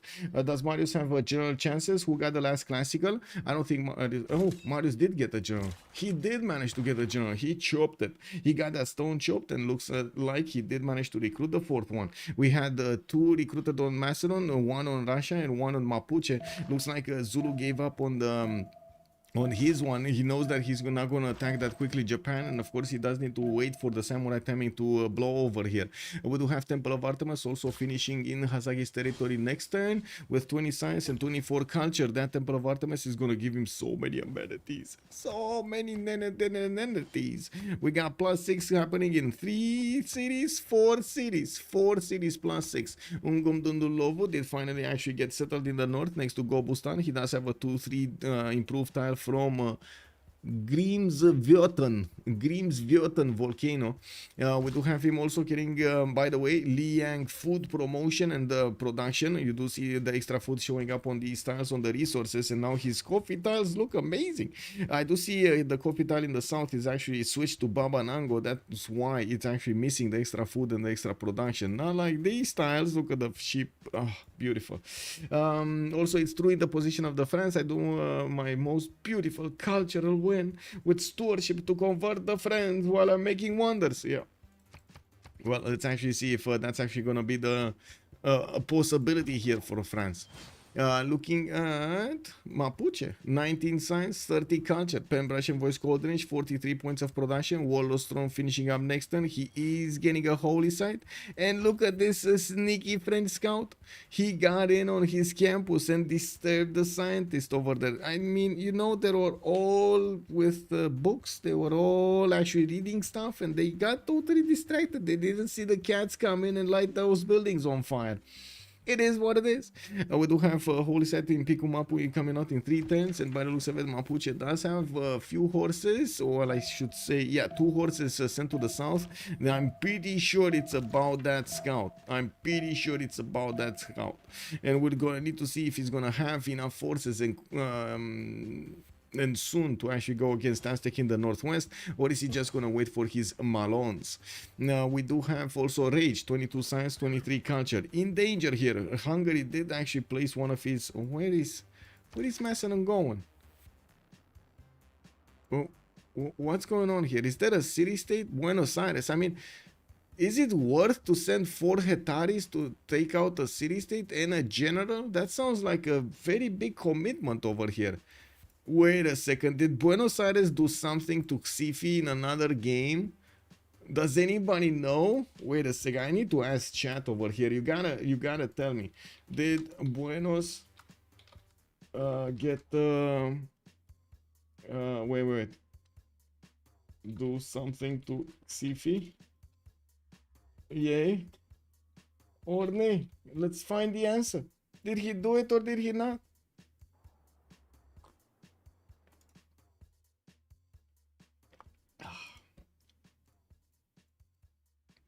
Mateus, also good evening, sir, and welcome. He lost Slinger, you mean Macedon? Wait, he did upgrade the Slinger in an archer. I don't think he lost it, no. If you're talking about the one that was coming to Sharkidiki to fend off attacks, it got upgraded into an archer. I'm pretty sure I saw the images. I remember Buenos raising a city in a game, but don't remember whose. I was remembering also Buenos did some damage, but can you imagine the grudge that the Macedon has against Buenos if he's sending all of those hectares in the south like this? Because it's not like he's actually going to get an easy time to go through these chokes over here in the city of Győr, in the cities of Hungary. But anyway, this might happen. We'll see. Rage does have his monuments coming out in 2 turns here from the city of Győr. He did finish his campuses, and of course does have quite a bit of science and culture. Getting another wave of settlers from Buda and Pex, while I do see the city of Pest is how to say, gonna need to start getting some more builders out, or a settler, one of the two. He's still far away from Zulu to actually interact with him at the beginning of the game. He does have a spot for pyramids if he wants to. Pes could definitely start building it quite quickly, and I do see an unmanned city-state has been taken down. That is Japan managing to take down Anshan in the south with his 3 galleys. We do have also Rage managing to get 61 points of production on his 4 cities, while he's gonna start, yeah, there we go, aggressively expanding here and putting down his pyramids. Oh, yeah, that was predicted by chat. Chat knows. Macedon Pantheon, he went for God of War and Plunder. He's getting the extra point for each of these generals from the encampments. He's on 9 grid general points a turn. Zulu is on 5.7, and we do have Mapuche just making 1.1. I'd also notice Macedon still has a single Hetari being deployed to the north, while Russia is starting to get a lot more horses. He knows he might be in danger. In the capital city of Pella, we did have Warlord's Throne selected as a government plaza specializing building of choice, giving him more production to his units. And it looks like Buenos did do something to Xiffy. We don't know what, but he did something to Xiffy. Yeah, nasty. Johnny nailed it. Yes, you did, sir. Yes, you did. Let's actually take a look at Peter with his monumentality golden age. We do have him sending his 4th, 5th settlers to the west side. 6th settler is going for the southeast, and I do see he's still on 12 sciences, 16 culture with 34 faith attempt and 41 points of production. Using that faith pattern to actually get him more builders, he's gonna start chopping these tiles very quickly. He did plug in the in the capital city, and yes, we do have him with 3 builders ready to start chopping something. And the question is, what is he gonna start chopping here? His government plaza just finished earlier. He did get his audience chamber in, and we do need to see what is he gonna go for. Come on, what is he gonna put here in the city of St. Petersburg? From the south, we do have also more Hetaris on the way towards his borders, and of course he does need to be careful against these. These Hetaris do have promotion available for them, and of course they do pack a punch, especially when next to generals. Oh no, oh no. We got Xiffy throwing us a curveball here. He went to the south, actually crossed the river of Bani, and then is going on the backside of that river towards the cities of Hungary. He does have a slinger in front to actually discover the pathways, and of course see if there is any Hungarian horse coming around there. If he does manage to actually get behind this horse, this will be terrible for Hungary. He's trying to put the vision. I do have to point out, Rage is trying to put the vision in between him and Macedon. It's just Xiffy is fighting exactly that way where Rage does not see. Exactly that way. Incredible. We do have to take a look also on how Zulu is evolving. He did manage to get to 7 pop in the capital, chose to go for a campus here for that extra science, while Babanango did also place a 2+2 campus. We do have no Bamba following with campus, and no commercials here from his initial settles. Nongoma in the south is gonna go finally for a commercial in 3, while I do see Ngumdunlovo is still working on builders. We do have the moment Hazaggi on 74 points of production with 23 science and 37 culture, going for his civil service in 5. Let's actually see how this situation is evolving. Now, there is a possibility that Rage might actually keep moving forward with his horse, might stay there, or keep moving back. And I don't think he's actually going to send it anywhere else. And oh no, he's moving forward. Then he has an archer here coming out to the south. It's going to take quite a few turns for him to come back. And of course, we do need to see if the Macedonian Hetaris are actually going to get on the tiles they need to get on. Now, we do need to see the general move first here as quickly as possible to the front line, so he gets the bonuses. Oh man, he got discovered, but there's no way this warrior is actually gonna stuff him all together. We would need to see immediately if Hungary is gonna react to this, getting his horses out. He only sees a single Hetari, right? So he might be, it's just a single Hetari. It can't touch him. Is this gonna happen? We're gonna need to see. Because, yeah, Rage over here moving into the 1-3 tile, so he gets a bit better defense from the ideal terrain, a +6. What I do notice, he's still ignoring making units. He might be thinking, wait, he should be seeing the general bonus, right? If he hovers over with his warrior against the Hetari, he should be seeing there is a Macedonian great general there right behind that. Anyway, we do have Macedon also starting to smash through the Russian defenses. I gotta say, two Hetaris can make quick work of the encampment in 2 turns if that city is not gonna get walls. And I do also want to say, encampments are usually squishier than the units inside of them. It's much easier to actually do damage against them than against the units. Can you show the vision of the archer from Hungary? Yes, sir. Let's actually take a quick pic. He doesn't see this. He only sees this Hetari, right? That's what I was pointing out. These Hetaris can actually do this, and we're going to need to see how quickly they can actually get onto into the tiles of Hungary. I do see Hungary was getting his settlers out, and of course he probably did want to get them out as quickly as possible while he is bringing back his horse. This is a bit too late for the horse, a bit too late. Let's actually see. This one can grab here. You can see how he's trying to move around. There we go, exposing his great general, getting a Hetari in the backline, and immediately Hungary is trying to cut off that warrior. Now we do have the Hungarian horse also getting bullied, heavily bullied here next to the lake. He's fighting in the maze tiles, and it looks like that maze tile is just too thin. Yeah, he's getting spotted. And 1 tile out of vision. Yeah, exactly. Let's actually see if Mapuche is starting to go against somebody. He does have his boys coming out of the cities of Guelmapu and Ngulumapu, moving to the west side. 2, 4, 6, 8 of them are going towards Aztec. And I gotta say, Aztec at the moment does have some units. He's coupling them together with France. And I do see there is a massive defense here for the city of Zanzibar. That's not where Mapuche is going, though. Mapuche is looking like he's going towards the capital city of Aztec, here towards the northwest. And he might actually find Aztec with his pants down. There are a few horses that are wrapping around that city center, and of course they could keep moving, and they are faster than the settlers, so they might catch up and close these chokes before Mapuche actually gets through. I do have to say, this is gonna be quick though. This is not gonna be lazy. This is not gonna be slow. We got him moving very quickly with his units here. It's so many horses everywhere. Also, I remember when okay, I did see that. I want to wait. I want to see less of Aztec and more of other civilizations. To be honest, yes, Mozart. I mean, I'm trying to check out all of them. I'm just waiting to see where the action is, so we don't get to how to say, miss it. Well, by the looks of it, Hungary did move away with his horse, didn't want to expose it. We do have him sending his other cities there to the north, and just enough time, he's actually getting his horses out from Bura and Pex. Look how much it made the difference that he actually saw and slowed down these Hetaris with just a few units. Took a few hits, yes, didn't lose anything, but did win a lot of time to defend his cities. And we do have the Hungarian archers still keeping that 1-3 choke, and of course the Hetaris will make quick work of it when they get next to it. I would imagine that's not going to survive the next turn. We will need to see Bura sending his horse immediately on that wheat tile, so he doesn't let these Hetaris move around it.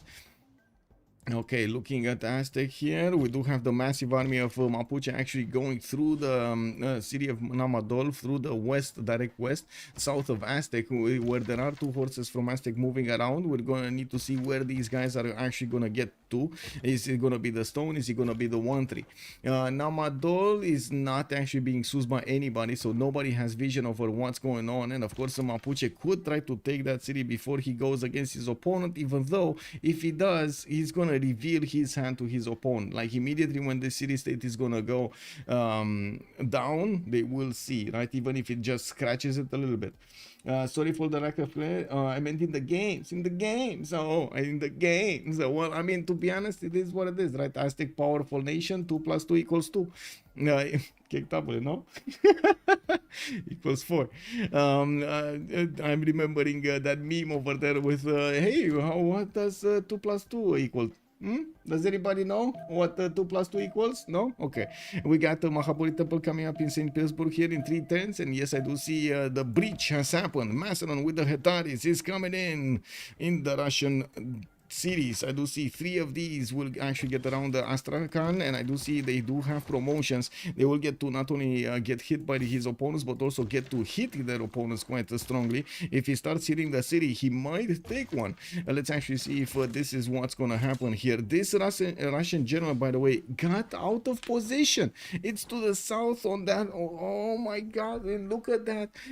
Russia actually positioned him out of the borders, totally forgot to get it back. And I gotta point out, it's not like he can teleport from out of the wilderness in his capital. He actually needs to be stepped on by an opposing unit, because otherwise he's not moving anywhere, right? And you do see it will take him a long time to move to the right if he can, because Macedon is blocking that. And so basically Macedon is blocking the ability of Russia to have a general bonus.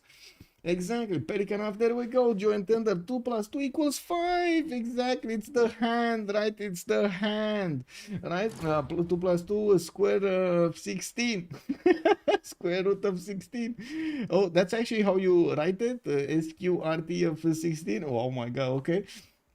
I don't know what Goti is. Ghoti. I don't know what that means. NEC has got taken by any of the players for an extra city. Yes, Zanzibar has been taken down, and Anshan. Anshan over here by Japan, and we did have Zanzibar by Aztec. And I do notice we do have actually Mapuche moving into the southwest. It looks like he is looking at Namadol quite angrily, and we might actually see him use that city to upgrade his units. He does have castles in 8 turns, also feudalism in 5. Doesn't look like anybody's gonna boost him there, but he does have 37 science with 39 culture, trying to get his terracotta army for his specialty of the game, level 2 Malo Raiders. Oh my god, who doesn't like that? You know, we do have Macedon, oh, about to encounter ancient walls here. Looks like Russia did manage to put a chop into them, and these Taris are not going to be strong enough anymore to chew through that defense. We do need to see if they're going to keep on pillaging and doing some destructive measures here in the Russian cities, while we do have another wave of Taris going towards the city of Solikamsk. Of course, pillages happening on the Lavra, slowing down Russia. Ben is on 18 science and 22 culture, and it seems like Alexander is managing to overwhelm the Russian defenses. Not gonna lie, this is disturbing. This is very much disturbing. I gotta see what you guys predicted here, because it looks like you guys predicted 78% are going into TBD. 78% of the votes going for TBD. Submission closing in 7 minutes and 30 seconds, guys. Put your points in, because it looks like we got a game going. And we do have Györ coming out with some Hetaris around it, and it looks like Hungary did manage to get out some horses. It does also seem like Macedon is going to go for chaos creating here rather than going for the city centers. We do have him about to actually get into the borders of Pex, while he could try to go for the capital. His Hetari from the north is also going to get to pillage some tiles here, and I do see the government plaza is kind of exposed. I do have to say there is a bit of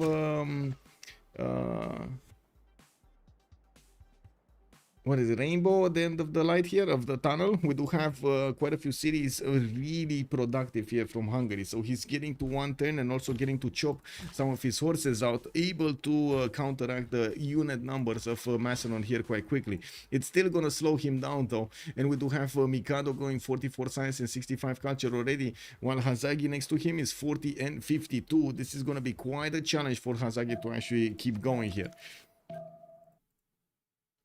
Regretting voting for TBD just prior to seeing that Greek attack on Russia. Oh man. Well, let's actually see if Macedon is going to manage to smash Russia. Russia is going to get his Mahabodhi temple. We'll see what kind of added belief he's going to get. I don't think he can get anymore. Defender of the faith, right? But let me actually see. Let's see. Is he going to get? What is he going to get? Anyway, now we do have the Hetaris managing to pillage most of the tiles that they're standing on. Russia is getting spearmen out, and I do see him blocking the tiles to the left side. It does seem like the Hetaris could keep on moving forward towards St. Petersburg and keep on pillaging tiles, especially the Nader Lavra and an iron mine that could get pillaged there. We also do see these Hetaris are starting to move very close here to the line of offense. Can he? I think he can keep on chewing through the defense, right? He can keep on attacking into that city center and keep on doing damage. I think so. Anyway, a bit surprising that these Hetaris did not keep going towards the Russian city of Solikamsk to attack those scouts and try to do as much damage as possible. And of course, we do need to see if Xiffy is going to be blocked. Yes, it looks like he is going to be blocked there from crossing the river on that iron tile. Looking at what's going on in Hungary's territory, Macedon did lose at least one. No, he lost 3 Hetaris this turn. Rage strikes back, and it does seem like he was successful. 1 single Hetari remaining for Macedon. His general is also getting next to a slinger. No chewing. What do you mean no chewing? You don't like bubblegum, Machiavelli? Good evening, sir, and welcome. Goodbye Zanzibar, yes indeed. I do also notice finally Mapuche will get the city of Namadol, where he sent a few units towards Aztec. We do have them stretching to the limits the strategic resources of their opponents. Looking at the tech side here, it does seem like Marius is going to be 5 turns away from getting castles, with feudalism coming up in 2, and he's going to get a library for more science. 2 libraries actually for more science. Now let's actually see how fast he's going to get castles now. 4 turns? Okay, didn't actually help that much. We do have Macedon managing to get through the initial defense of Aztec, and I gotta point out Aztec does not have a general. He's getting a few units though, and of course Aztec does have the extra +7 amenities on the offense only. That's the problem, because these units of Mapuche will probably be aggressive and will have the +5 going against the opponents that are in a golden age, and also the +5 from the general. These are extremely strong units to fight with. And I do need to take a look what's going on here in the mainland. So Aztec did go for audience chamber. We do have Japan going for audience chamber, tall cities, and Crudlove just disconnected. Wow. And I think I disconnected as well. It booted me out or something. Or we all disconnected all together. Together and never. Wow. Game just locked. Oh, no, it's here. Look at that. We got it back. We actually got it back. Huh. The game is migrating. Well, I don't know why it's migrating. Ah, never mind. Why is it no pause? Why isn't it paused? Kick. This is weird. I just see people randomly disconnecting. Kick. No network. Did the host leave or something? Or is not working or something? Oh, relobby. Okay. Relobby. Yeah, we got a relobby.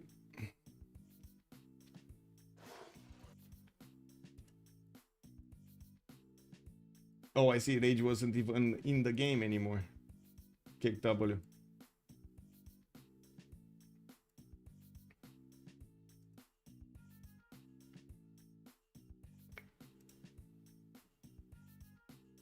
Give me a sec.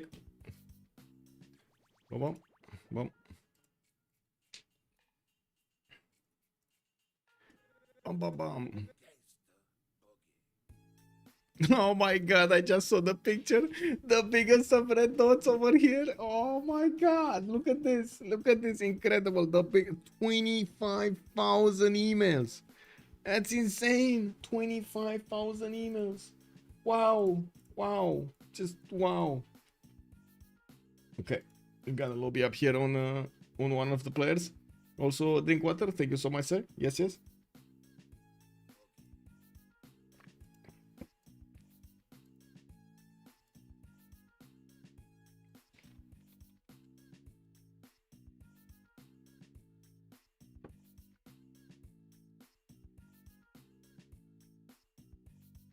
Okay.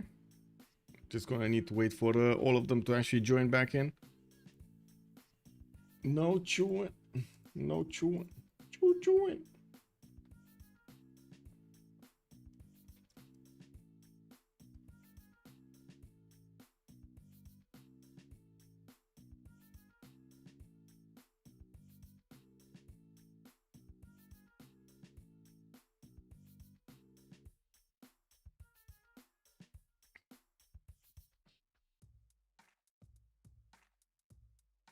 Oh man, that is a lot of damage that Macedon is doing to both Hungary and Russia to the north. And we're going to need to see what Mapuche is going to do against Aztec, since Aztec did not get his general. That is going to be quite a problem for Aztec. We're going to need to wait and see if Russia is going to manage to push back that attack of the Hetaris. With the initial breach, he can get more, Macedon can get more Hetaris through, and that is going to cause quite a few problems there for Russia. Of course, you've seen how many units he's trying to get right now. I would imagine he's just going to keep on ramping up his production and try to push back the Hetaris after he stops them, after he he slows them down. Is that gonna be an option? That's something that we're gonna need to wait for him and to tell us, because right now with the general out in the wind, it's not able to actually defend his units properly, and the city centers did manage to get a wall up. Now the wall up, I guess it will stand quite a bit, but there are replacement Hetaris on the way that will allow the initial Hetaris to keep on bonking that wall and take it down, and then keep replacing, keep upgrading, keep on bonking, keep upgrading and take it down. We do have also Ben asking for same moves. Yes, of course, it's same moves. We do have also Omegaia joining finally, and we're just gonna need to let it load. Huh. Yeah, gonna need to let it load in a second here. Yep.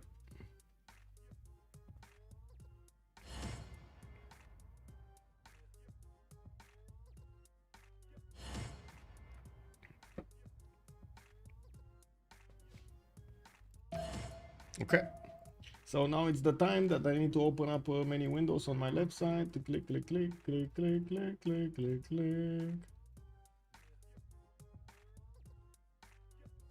Okay, it should be open. A lot of stuff is open on the left side. Oh, we're waiting for Xiffy to actually reconnect to fix his 0ms. Okay. Okay, very nice, very nice. Where is Crudlove from? Isn't he from France? It doesn't. Oh, yeah, there we go. Back to 50 ping. Okay. Okay, back to 50 ping. Nailed it.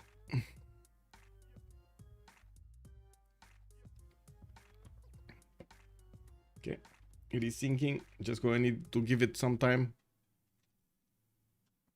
Not touching buttons, not touching buttons, not touching buttons. I'm not clicking anything. I'm not doing anything. Just watching the screen right here.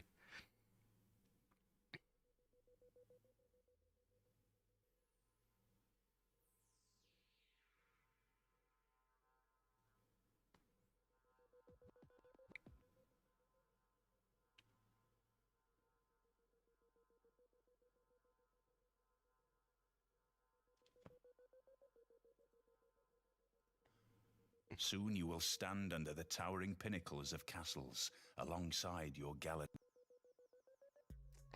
Well, rip.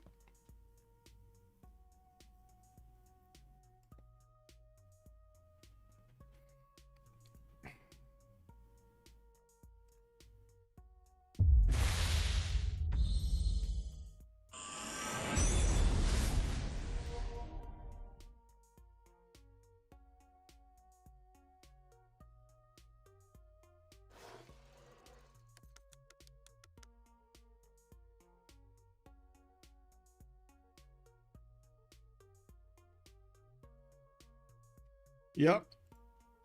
Double loading strikes again.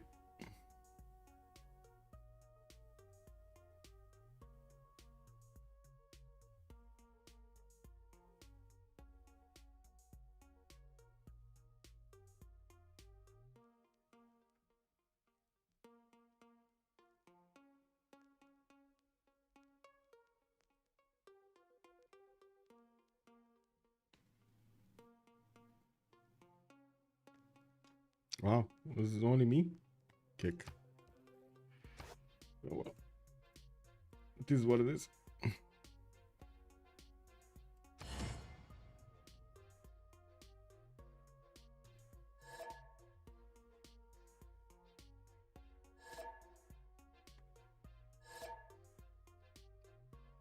Let's see it loading. You have built great cities of stone and seen early empires rise and fall. Soon you will stand under the towering pinnacles of castles alongside your gallant knights.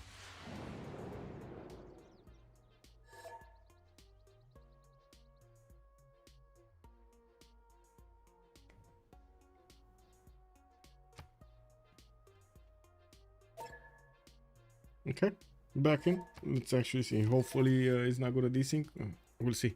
Anyway, now we do have to take a look how Macedon is gonna get this going. It looks like his Hetaris to the north are gonna need to move out of the way. That there is a way for Russia to actually take that one Hetari down, while Xiffy does have to also replace these. It looks like he lost quite a bit of health here on that Hetari in between the rivers. Now we do have him starting to move to the right side, where he does have one of his Hetaris being taken down. The general is still on the left side. It looks like Ben did put it over there, trying to get it back. He's gonna need to get shipbuilding if he actually wants to cross that line.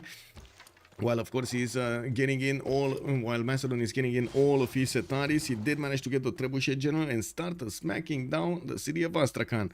We do have the Hetaris also, how to say, about to do quite a bit of damage against that wall. If they want to, I'm actually surprised they don't want to, because yeah, they do have promotions. They can get their health back and of course replace the ones that do need replacing on the front line. Hungary did manage to finish off the Hetaris that were attacking him and didn't lose much, to be honest. I don't think he even lost the initial archer. Not even the warrior that was actually blocking that Hetari from getting to the city of Pex. He did manage to finish the pyramids in the city of Pest. I do see he's gonna chop another settler here in that city center soon. The builder does have feudalism bonuses, or no, this is actually the free builder from pyramids. I don't think he got to feudalism yet. Yeah, no, he didn't. He's 3 turns out from feudalism. Looking at Zulu, we do have him starting to get his barracks count up, and of course putting down Morikanda is from Bulawayo, trying to get an entertainment complex from Baba Nango without this is without Magnus. We might actually see him try to go for Colosseum without Magnus. This is going to be interesting. Crudlove also is getting some Russian horses on his back. Looks like Russia is just not gonna stand around, and he's gonna send these units to try to pillage, find some treasures over here in the French cities of Toulouse, of Paris, and La Rochelle. While France did deploy some units to the north, Mohenjo-Daro is soothed and levied by rage. He did send a few of those warriors to the south, and of course met these French units in the on the front line.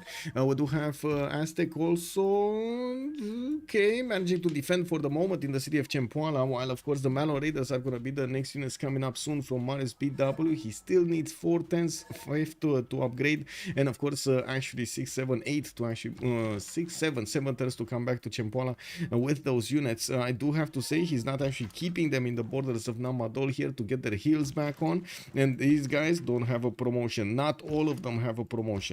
This one doesn't have, this one doesn't have, this one has, this one doesn't have, this one doesn't have. You definitely would need to keep them healing for the next few turns to get their health back, or wait for Terracotta Army, which is coming out in 7 from Puel Mapu. We do have a builder also from 2 builders from Engulu Mapu that still have chops, and we're going to need to see if he's going to chop more horses there from those cities to make another wave of Malo Raiders here and upgrade them to send them against Aztec. Aztec, he's going for his pikeman technology, 3 turns for military tactics, and of course anti-chaos will be specialized to deal the damage against his opponent. Regnier, good evening, sir, and welcome. Cupcake, also hello there, sir, and welcome. Did Ben do his cursed Russia build again? I don't know if it's cursed, but this Russia build is a bit of a problem. Let's actually see what his religion. He did get Defender of the Faith here next to Tithe and his Feed the World, and I do see he's getting hit back by Russia here. Lost one of his Hetaris in the north, lost one Hetari in the city of Solikamsk, while the Trebuchet is starting to take down his city's strength. I would imagine Astrakhan is gonna go down quickly here. Macedon should take down the walls next turn, and it does seem like these Hetaris should finish the job. There are some Russian spearmen that are trying to fend off attacks, especially using the river defense here on the left side, to not allow these Macedonian units to just have free reign over there.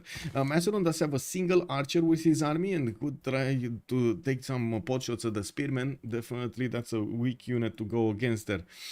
We do have horses also coming out from France in next turn. I mean two units next turn that are gonna try to fend off attacks from the Russian horses. It should be evenly matched, and I don't see that many mines improve here. A few passions granted, and of course we do need to see in the western side what is Japan doing here. First of all, Aztec does have a unit, one of these merchant next to it, so he can grab one of those amenities. I do see Mikado is on 2, 4, 6 cities, 7 soon, 8 soon cities, and I do see he does have his markets coming down from those extra trade routes, managing to get 63 science and 66 culture. Now I do see Astrakhan has been taken down in the majority, like the wall has been taken out entirely. We do need to see if Macedon is also going to manage, there we go, to hit with his Setaris strong enough to take down that city. It does seem like Russia just realized he's not going to get to defend that city center and move back his units, not even allowing that city to be a bit greater, well, a bit stronger. Yeah, we do have also Xiffy needing to start shooting with that archer. Xiffy gaining a few more archers, sending new Hetaris in the north. Didn't actually go for new cities. He just wants to keep on pressuring here Russia and do as much damage as he possibly can against his opponent. Remember, Russia still doesn't have a general. He's effectively having a +10 from these Hetaris against him. And you can see how tough it is, even with Defender of the Faith, to actually save these units. We do have Hungary managing to get out of this spot, and I do see he did also take out the last slinger that was attacking him from Macedonian army, getting his markets out for those extra trade routes. At the moment, only 1, 2 that I can see are connecting his cities to his capital with Magnus bonuses, while he is gonna need to get the next one soon. He has been busy building more settlers, more cities basically. We do have him with Miskolc next to that Fountain of Youth on a 2-1-1 tile. That is a Mercury tile. We do have him also with quite a few builders around his territory that not only are able to chop but improve these tiles, these resources that he has. Another city-state has been defeated. That would be Namadol here, and it does seem like, of course, Mapuche still is pressuring Aztec from the south city of Chempoala. Unfortunately for Mapuche, he doesn't have Malon Raiders, and his units are quite damaged. He's getting mercenaries in 3, and I do see the gold generation is not that great. With only 28 gold at 10 for Hazaggi, 38 on Rage, it doesn't seem like they have enough gold unless they start chopping mace tiles or copper tiles or something to get the gold to upgrade those Malon Raiders. And since the Malon Raiders are not actually encountering any I would say I should actually rejoin during a fresh turn, are not encountering Clinton mines, so they can actually get their hoofs on pillages. They're not doing much.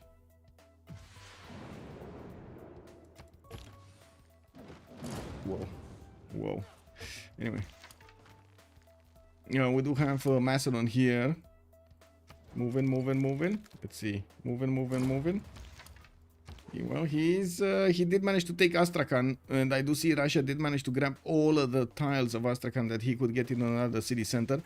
Starting to move those Setanis to the right side, and of course he's trying to actually figure out if Russia can be pushed through that way, because it does seem like Russia in the north, it's about impossible to push without stronger units like crossbows to actually deal the damage against or I should say deal the initial damage. With also not that many turns until the next era, we got 8. I'm pretty sure the players are gonna start grabbing their era score points, and we're gonna need to see where are they gonna end up on. On Mapuche's side, we do have him putting those units inside of the borders of the city of Namadol to heal them a little bit, while this one that does have a promotion kept on going. We'll see if he's gonna get somewhere that would be actually effective. Now we do have an army of Aztec spearmen coming out from his cities. These are all gonna turn into pikemen if they have the gold for it. I do have to say gold per turn does look a little bit better, right? On Arcane, we got Xiffy barely on 3, Crudlove is in 8, Mikado is 51 gold a turn, and Omegaia is 32. While Hungary has been pushed, his economy has suffered, and of course he's only on 45 gold at the moment. We'll definitely want to get some more. We do have his builders coming around. I do see hanging gardens also getting placed by the city of Buda, while Macedon just stepped on it, so he gets pushed back by a horse. We do have also Zulu managing to get to 2, 4, 6, 8 cities. He did take out the city of Cardiff with 2 of his swordsmen, and he's gonna get his Warlord's throne in his Government Plaza. That's the first specializing building of choice in his Government Plaza, which will give him extra production and less maintenance on his units. We do need to see if he's also going to manage to get a Colosseum here, because he's definitely going to have that option. We do have Xiffy still needing 8 points to get to the Golden Age. We got Crudlove in a Dark Age, unfortunately, and it does seem like he did manage to get to castles, got his spy. I don't see a chateau, so at least that's going to give him 4 points. We do already see him benefiting from horses. I would imagine maybe.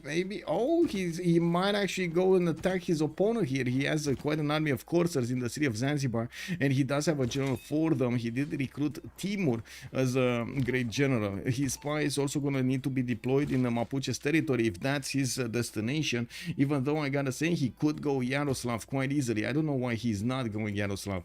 You know, he does have two coursers here and could definitely hit that city center of Russia to the west, and it's not like Russia has that many more units to send to the left and to the right as well, right? We do have Macedon here about to wrap around Solikamsk. If Russia doesn't actually get to plug this choke here, these Tataris are gonna run rampant on his tiles afterwards. They're not gonna care that much about the city, but man, if they manage to cross the river, it's gonna be a problem for Russia. Imagine these Tataris attacking these units of Russia from the right and from the left. It's gonna be terrible. Now we do need to see how quickly Xiffy can get these units up, and of course how quickly he can actually start attacking his opponent here. These units in solar camps don't have a charge, just like these ones didn't, but now finally the Russian general has arrived on the scene. He got through the water and jumped through on the other side. He's gonna get on the wheat tile. Also, the Russian horses are meeting these French horses on the battlefield, not really attacking each other now. It's not like France actually has that many tiles to pillage anyway. We do have Hungary somehow getting these units here in the city of France. Oh, I see what's happening. France is just gonna pillage Mohenjo-Daro and gonna take it out next turn, and these units are just gonna disappear. That's what's gonna happen. That's why he's not that afraid of what's going on here, and he just ignored them. He wanted to go for the source of the problems, Mohenjo-Daro, not for the consequences. We do need to take a look on Tokugawa. He did manage to get an encampment from Okayama, and I do notice Mikado is going to be Dark Age 44-46. He does need a lot of points, 13 points to be more exact, on him to actually get this golden. Omegaia is gonna need to get 5 until normal. That's 16 points to get the golden age here. And I do notice France already is sending those courses against his opponent. He is finding Mapuche trying to build his terracotta army in 2 turns there from the city center. Yes, Rainier, I'm just thinking, yes sir. Did double load and I didn't want to, you know, I mean, I'm loading fast. It should be loading fast. It should be fine. Yeah, Civilian 8, here we go. Yeah, there we go. It's only taking like, what, 10 seconds or something to load. I think I'm even loading while their turn is loading. Okay. Yeah, we're gonna have a relobby next. Okay. Okay, I see Xiffy getting these units through. He did manage to also cross the river to the south of Kazan, and the moment one of the Russian horses has been taken down next to the borders of Toulouse, while the city of Mohenjo-Daro hasn't been taken yet, we might actually see the Hungarian warrior manage to get that spice pillaged and getting some faith. We do have France sending the courses directly to Puel Mapu, while Mapuche did still not upgrade his units, neither did he upgrade them in Namadol. Gold is a severe problem here, and I'm not sure exactly what they want to upgrade. Mariusbw is on -1 gold. He does have 67 in the bank with Rage on 186. Hazaggi is on 116. Does he have mercenaries though? I would imagine so. He's going for divine rating. I would imagine he does have mercenaries. Let's actually take a look, quick pick. Maneuver card in. Okay. He does have, look, professional army card. There we go. He does have mercenaries. We do have Chimpola getting the walls up, and I do notice the units of Mapuche have been pushed back. We still don't see them go back to Namadol to actually get this going, although I gotta say there was quite a bit of a slowdown here in Aztec territory. He did need to put a lot of production on this spearman to get an army out to fend off attacks from those Malo raiders, and that actually slowed him down significantly. Looking at the yield tab, Omegaia is 40 science and 60 culture, while Marius is 42 and 39 culture. Both of them are in a Russian voice golden age. Looking at the era score, we do have Hazaggi going for golden, 55 out of 53 points already, and I do see he's starting to build up his armory count while he's finishing up his markets in the build commercials he has. I'm still expecting to see preserve here. Am I the only one? Battlecruiser also, good evening sir and welcome. Yeah, we do need to see another unmet city state has been taken down somewhere. I don't see where it is though. Okay, so Russian units did actually go back in the borders of Solikamsk and are using the river for some defense. I'm pretty sure these Ataris are gonna look for a way. Oh, we're gonna have a okay, reloading. I'm gonna restart my game. Really quickly restart my game. Bam, bam, bam, bam.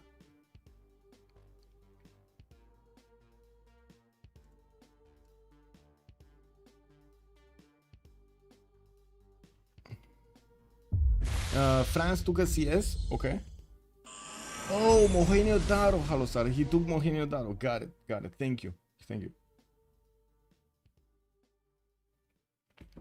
Noise.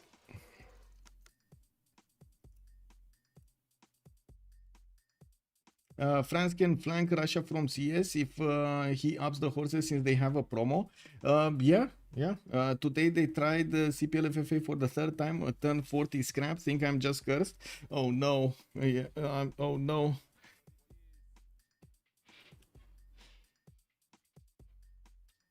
FFA is cursed. Kick. Elephant guy. Oh, what's up, sir? How are you doing tonight? Man, FFAs.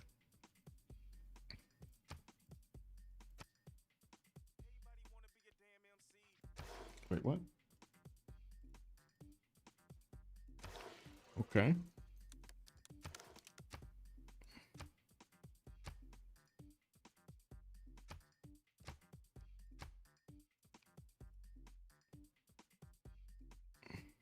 There we go.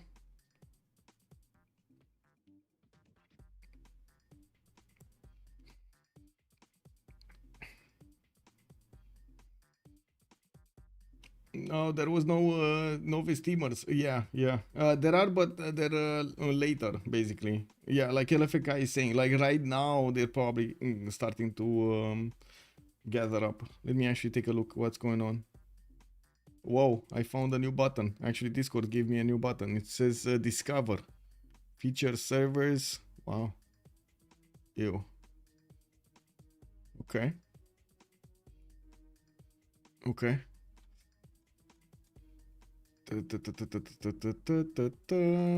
Oh no. I see somebody. Mikado -1. I definitely need to reconnect here.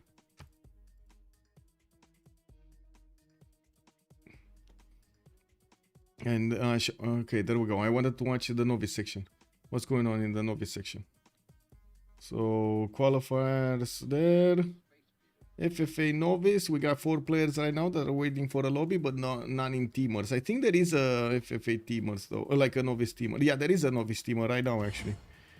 Yeah, there is a novice teamer right now. I see people that I don't know the names of.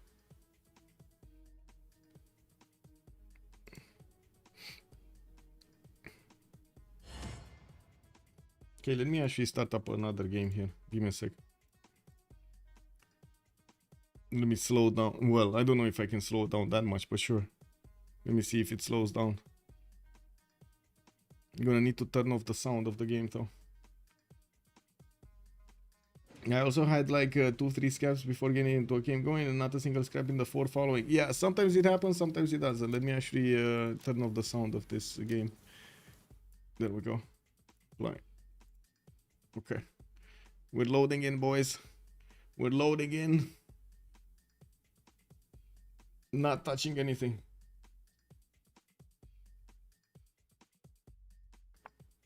I hope he's not touching anything either. Like the host. Oh my god, I'm watching in the mirror. Basically, I'm watching the stream feed, not my screen. So it's like a few seconds delayed, but I'm gonna still see if it freezes. I don't want to touch anything until we actually get to see the turn revealed. So you get to see actually what's going on. I don't get to see what's going on other than watching myself back on the stream. Okay, I see people joining. We got people joining, man. There we go. There we go. Okay, I can exit this game. Very nice, very nice. Yeah, no problem with the CPU. Okay. Okay. So let's see, what do we have here? We do have these Macedonian Hetaris that are finding a hard way to go into the Russian defenses with horses and some of these spearmen sprinkled around. It looks like Russia did put up a big defense. France does have the opportunity to send these units into the northeast. He's not doing it, and I can't understand why he's not actually getting at least 2 coursers there. While I do notice he is attacking into Mapuche in the south, he definitely has a lot of damage against Mapuche. While Mapuche did just discover his castles, he's also gonna get Divine right next time. We do need to see him getting these horses upgraded into Malon Raiders and then being sent to the front line. And now, first of all, they do need to deal with the French coursers. These units of France do have a +6 intel on them, basically nullifying and then some the +5 that Mapuche has against the civilizations in a golden age. The question is, will Aztec want to be in a golden age next time around? Will Catherine want to be in a golden age next time around next to Mapuche? I would imagine so. Wouldn't you imagine so? I think so. Russia doesn't have civil. Whoa. I mean, he was kind of low in the culture, right? He's 13 culture at 10. And looking at his text, he's 5 turns away from civil service. So wait a second. Do I hear this correctly? Xiffy has +15 over his opponent here. Oh, +10 because the general finally made it back to St. Petersburg. Of course, the Solikams is still in danger. And I would imagine these units, these Setaris are going to need to cross the river quickly to wrap around. He has so many of them. He does have promotions on each of them, of course. That's based on Macedon, and I do notice he's bringing an Ihang to the fight. Where did he get this guy? Wow, look at this full pants guy. Look at this full pants guy. He's fighting next to the other ones that don't have pants. Wow, isn't that hot? Isn't that a lot hotter? And not in the good sense of hot. Isn't that right? Really hot? Makes you sweat and stuff. Anyway, we do have one French courser being sent to Yaroslav. And yeah, I mean, one French courser can still do a lot of damage. Let's see if we're going to have actually Crudlove with, how to say, the foresight to send another 2. We do have him with 2 horses that are running down the Russian horse towards the south, and I do notice he kind of ended up walking into a wall of units here from Mapuche. Mapuche was getting ready to upgrade all of these into Malon Raiders, and he got caught by French coursers. Let me actually put down a countdown here for the boys.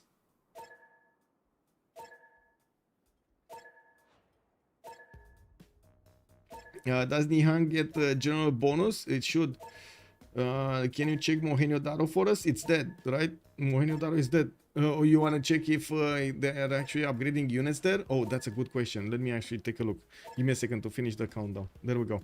I finished. Mohenjo-Daro, yes, he did upgrade the 3 coursers in that city centers. But no promotions though. Yeah, no promotions on either. These are all weak units. And yes, he could definitely try to get to Tver, for example, with them if they would just have a bit more strength.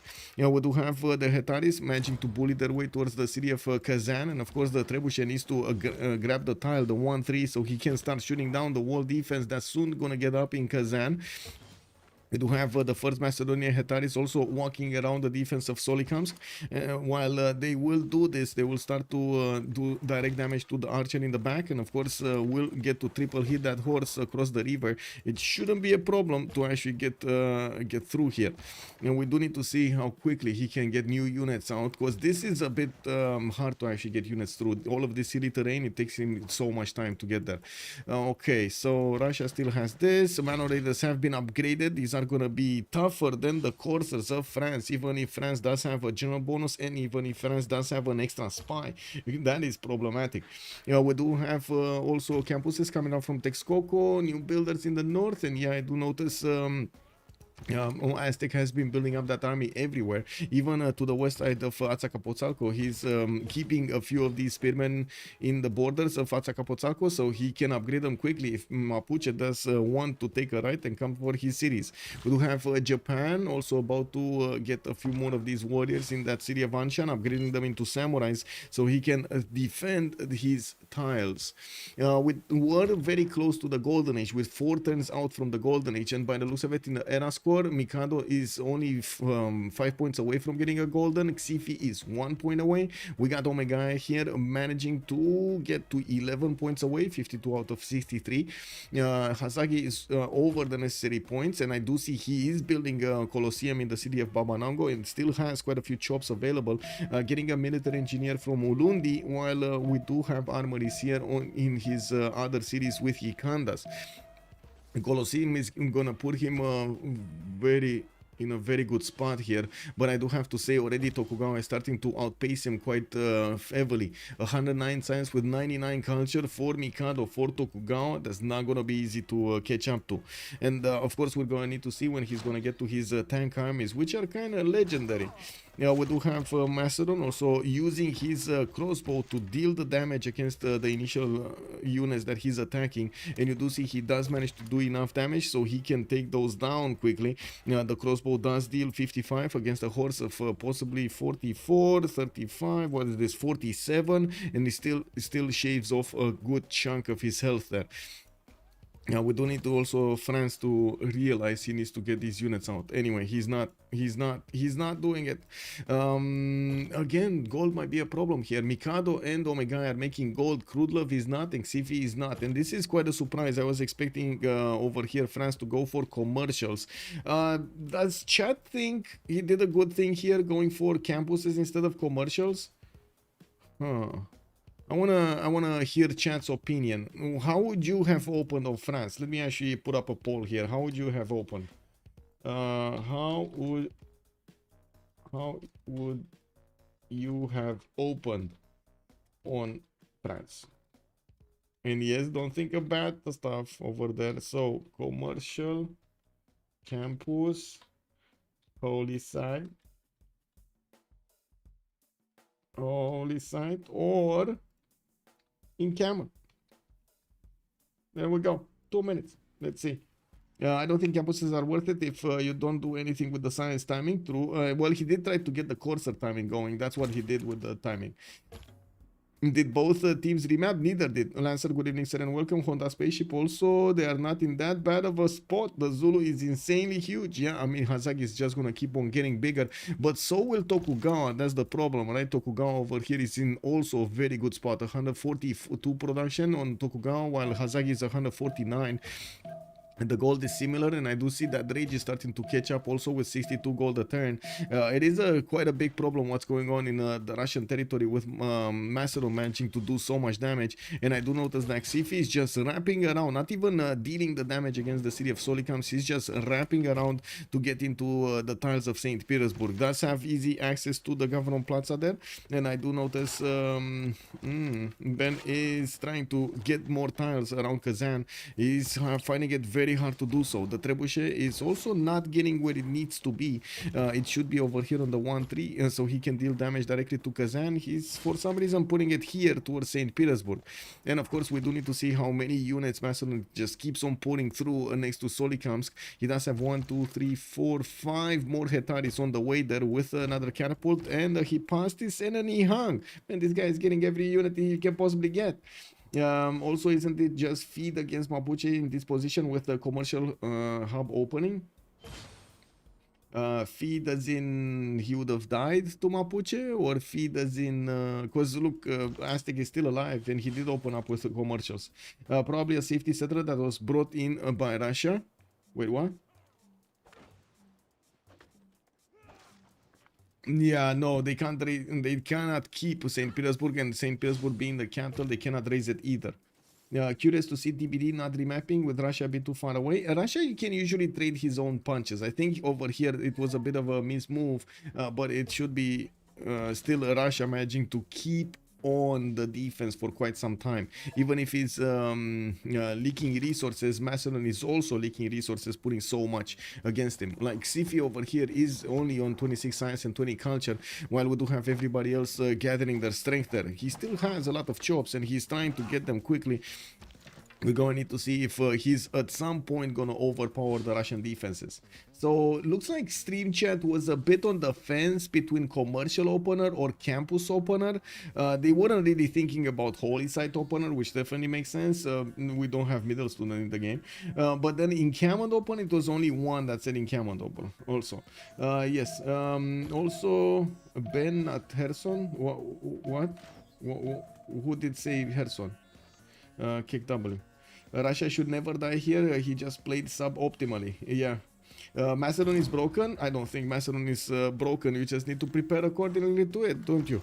We do have, like in many other cases, we do have Macedon finally getting closer with the crossbow. We do need to see that trebuchet. That trebuchet is still not moving where it needs to be. Anyway. Maybe and I do see the second force that's moving to St. Petersburg from the right side is actually dragging these Russian troops on the right, while I do see the general just doesn't have enough adjacency to help out all of the units here. For example, the city of Kazan does not apply that extra general +5 bonus. France is sending his coursers towards Yaroslav. He's also healing the units in Mohenio Daro. He does have 3 more coursers there, and of course he doesn't have yet a general next to them. He did send the general, but it was to the south here towards Mapuche, which right now is starting to move his forces towards both Aztec and France. He did try to get an attack going in Chempoala, didn't work out.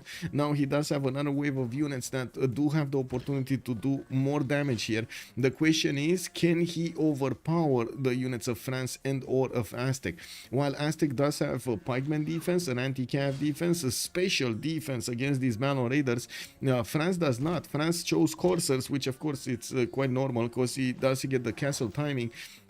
And I do notice it's going to take forever and a day to actually get more coursers out from the French cities, while Mapuche does have a lot more to upgrade from. So, Drachgol, woohoo! This is looking like a party. Yes, indeed, Modo. Did you get the champagne going? Let's actually see. Gold Rush is a joke to you. Keeping Macedon on your border with Russia. Yeah. Gold Rush is a joke. I can only say it's a stupid move. Whoa. I mean, if it works, it works. And if it works, it's not stupid. Yeah. Why do you need swordsman when you have that beautiful you? Yes, indeed. This is why you can't build pikes because the Mapuche just goes around them. Very good point. Although, I do have to say, Aztec kind of put the fear in Marius. You do see that Marius is not really wanting to go against. What's this? Oh, I think it was a mistake. Hungary did get Kösek in the north, which at some point might actually open up some trade routes with Russia if ever Russia does manage to plug this choke. You see that Ben realized his mistake and he's going to try to actually put units to cover the choke point here, so these Macedonian units just don't get a freebie, while I do notice Xiffy is managing to wrap around Kazan slowly but surely. This trebuchet still needs to move forward, and finally he's actually moving it towards that 1-3 tile, and I do notice the Hetaris, some of the Hetaris still have promotions on them. I do also need to take a look at the era score again, because no, never mind, they actually went into the next era. We got gold, normal age. Ben is in a normal age. Oh my god, so he lost his faith ability as well. That's just terrible right now for him. He's managing to shoot back at Macedon, and by the looks of it, Macedon is taking quite a bit of damage here.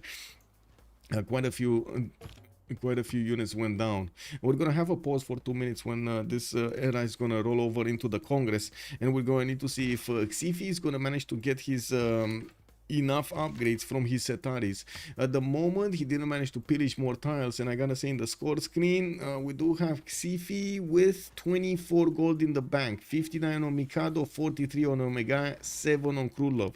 They just don't have enough gold for him to upgrade, and it's not like Russia upgraded that many mines so he can actually get his hoofs on and pillage, right?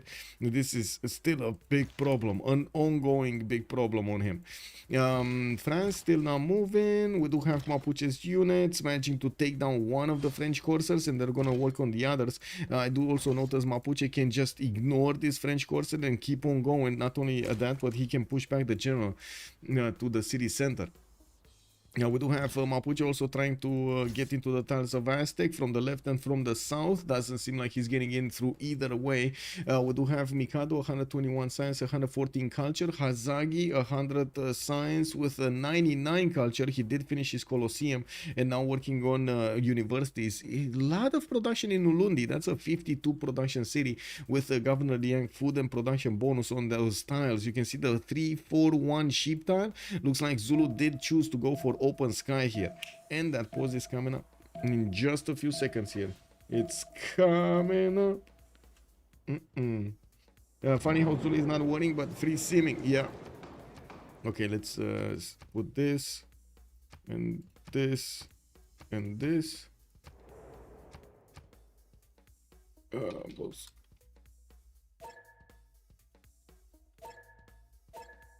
Okay, there we go.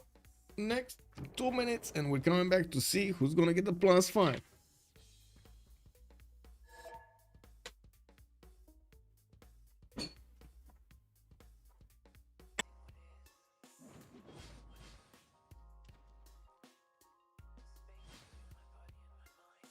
Fast enough for another coffee. I still have my old one. Still, the espresso machine still working. No point in finding Japan at the samurai timing. Yeah, I agree with no point in finding the samurai timing. He needs to go around it. He needs to wait for it to finish here. We got Xiffy, Drums of War in the second one, in the second Golden Age, still pushing through, and it looks like he lost the second Hetari here. He's just about to lose it. He does have a promotion, and he's not clicking.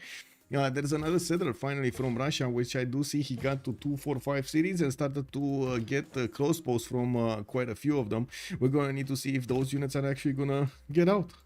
Yeah, we do have France only sending that Courser, finally sending the units that did take out Mohenjo Daro. France is in a Dark Age, and of course that actually nullifies the +5 that Mapuche had on him. But still, these Malo Raiders do a lot of damage to Aztec. Aztec is in a Golden Age. And it looks like, guess what? They're actually attacking Texcoco here. Wow. These pikemen are useless. These pikemen are useless. Look at the pikemen. Oh my god. Look at the pikemen. They're just useless. He's chewing through them like they're butter.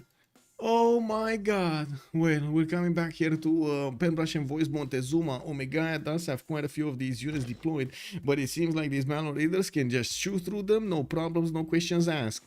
We do have new ones coming in, and it looks like we're gonna need to see if Texcoco is gonna remain alive. Next time he's gonna get a pikeman from that, beefing up the city's defense. Then we're gonna need to see if France can do some damage here, some damage.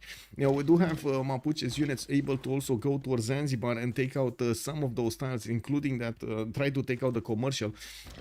And to see Mapuche is bringing some crossbows to also do the initial damage. Remember, these guys, these crossbows can two-shot horses and can leave the pikemen in half health, allowing these Malo Raiders to just do the remaining damage. In the World Congress, light calves getting extra +5. That's the reason they're so heavy. That's the reason. We got also Tokugawa getting +4 to sender and I do, trade routes, and I do see diplomatic victory has been assigned to Mikado. We do need to see if Mikado is also going to get the religion. No, Mapuche did get one, Crusade and Zen Meditation. Looks like we do have more Malo Raiders coming out here, and I do see he did manage to get a spy from Ngulu Mapu. Now his missionary is gonna start needing to get somewhere on the front line. He just lost this? No, it's here. It's actually this Malo Raider just went woo far away. There is a farm here, a wheat farm that he could grab some health from. I do see more of these French courses are also coming around here from Catherine. We do have Mikado with a Penbrush and Voice Golden Age. Right now he's on 2, 4, 6, 8 cities, and I do notice he did make some horses, deploy them to the right side. Look how he's keeping the visibility between him and Zulu. He's quite paying attention to any kind of Zulu movement. So he will be ready if there's any kind of army coming from Zulu against him. We do have also Hazaggi, Penbrush and Voice Golden Age. He's getting his Chicanitza in 7 turns from Ulundi. That is a very strong city, 52 production. And I do notice with the army of campuses that are coming around, he's going to have the science and the culture to work with. He might actually just manage to keep up with Tokugawa here. That's going to, Chicanitza is going to give him 1 extra point of production and 1 extra point of culture on each of these rainforest tiles, making this land awesome. We do have another theater square coming up from Nobamba, which is going to be a +2 here next to that Temple of Artemis. Trying to get campus research projects. Looks like we do have Ibn Khaldun, the next one, and I do see Hypatia did get picked up earlier by Mapuche, while we did have Montezuma managing to get Marco Polo. Japan did manage to get Ibn Fadlan. I do see the first one did get picked up by Hungary, giving himself another trade route capacity there. We do need to see also if Newton got picked up. No, it didn't. No, it didn't. Just Aztec picking up Hildegard of Bingen and unlocking Ibn Khaldun. Looking at Mapuche, Lotaro here, drums of war. He's gonna get the extra production towards units and keeps on building these Malo Raiders, doing significant damage against his opponents, but also about to lose quite a few of these Malo Raiders. It looks like he's having a issue. He's having a very big issue here, doing the damage that he wants to be doing. And I gotta say, this chaotic attack, attacking units everywhere is one of the issues that he has. He's not clumping up, he's not benefiting that much from flanking and support bonus and so on. Anyway, now we do have the level 2 crossbows that are also not yet getting into range to attack their opponents. It will take some time, and it looks like he's starting to figure out where he should attack, and he's choosing to go against Texcoco. Now we do need to take a look also on Hungary here with a free inquiry golden age. Now rage is on 150 science and 50 culture. We do need to see him put down a few more theater squares, and I do see he has a +3 here in between that hanging gardens, the city of Buda, and of course his campus, while he is building up his industrial center in the south between Pex and Buda. We do have him getting some campus research projects as well, so he can be competitive to recruit Ibn Khaldun. He does have 11 points at 10. Zulu is on 41. Looks like Zulu is trying very hard to get there and will probably get there first. Black armies from Pex. I didn't see any city-state being soothed here by him, but I do want to double check if Rage does have any. Geneva. He has Geneva, and he did actually levy Geneva here, although Geneva doesn't give him any kind of possibility to get these units somewhere to be effective, right? And there's nowhere he can actually get it. Another city has fallen. Looks like Macedon did manage to punch through Kazan's defenses and did deny Russia the ability to get a crossbow from it. Now it does look like he's going to need to take care of the other units here of Russia. Some promotions here on the Hetaris, making them very strong. We got the crossbows moving up, doing enough damage against the horses without letting them attack into him. I do see Macedon also benefits from intel on opponents' movements. Is that printing I smell? He actually got printing? Wow. 30 science getting printing. We do have Russia starting to send some cities to the right side, while I do notice another wave of units are going towards Solikam. So there is a crossbow from that city in 4 turns, and of course Russia could try to get the level 2 archer upgraded into a crossbow. Unfortunately for him, that's going to be extremely costly. He doesn't have mercenaries. He's barely getting feudalism. Now we do have him with printing in 4 turns here, while Alexander does have the knight upgrades. He's bringing the knights to the fight. It's just a matter of time until these stronger units will get in there into the henhouse of Russia. Oh, French coursers going to Tver. We got 3 of these bad boys about to enter the Tverian borders. Whoa, maybe hit? Wait, these also spend their movement? That was quick. That's the beginning of the turn and they already spend their movement? Okay, interesting. Anyway, there is a kind of a safety setter from Russia going to the right side. We do have a Macedonian Hetaroi trying to stop it, or at least slow it down. We're gonna need to see if another wave comes through so he can take care of the Russian horses and of course the swordsman alongside them. Okay, well, Russia here is in big trouble. Normal age, no more monumentality, no more Pan-Russian voice, nothing. We do need to see if his teammates are gonna manage to catch up to this. I think TBD wins pretty handily. Hazaggi is gonna roll. Honda Spaceship is making a prediction here. That district on horses was really lucky for Hungary. Yeah. Yeah. I don't play against players, so no problem. Oh, I see, I see. I personally play with the mod to remove the strategic resources in such a case. I had a Germany game where I delayed bronze until I had my Hansas down, and there was indeed an iron below +6 or something. Yes, you do need to be careful with these strategic resources. They're very annoying if you discover them. I honestly find that having to plan around strategic resources spawns to be one of the more rewarding parts of solo. Yeah, yeah. Also, Commander King, hello there, sir, and good evening. Alex scouting Hungary with a general. Is he? Oh yeah, he is. Yeah, well, I mean, this general was here for a long time, right? Hungary didn't want to step on it. He just let him be. So Trumtrak is just having fun in all of the beer, in all of the bars that he finds in Hungary, and tries to figure out how he can, you know, squeeze some points there. Yeah, we do have Kazan being placed under siege, and it looks like Macedon just didn't replenish these units with more units, while Kazan is 40 strength. I would imagine if he just upgrades that one Hetari inside of the city center to a knight, this is gonna be almost impossible to take back. It's already very, very hard to take back.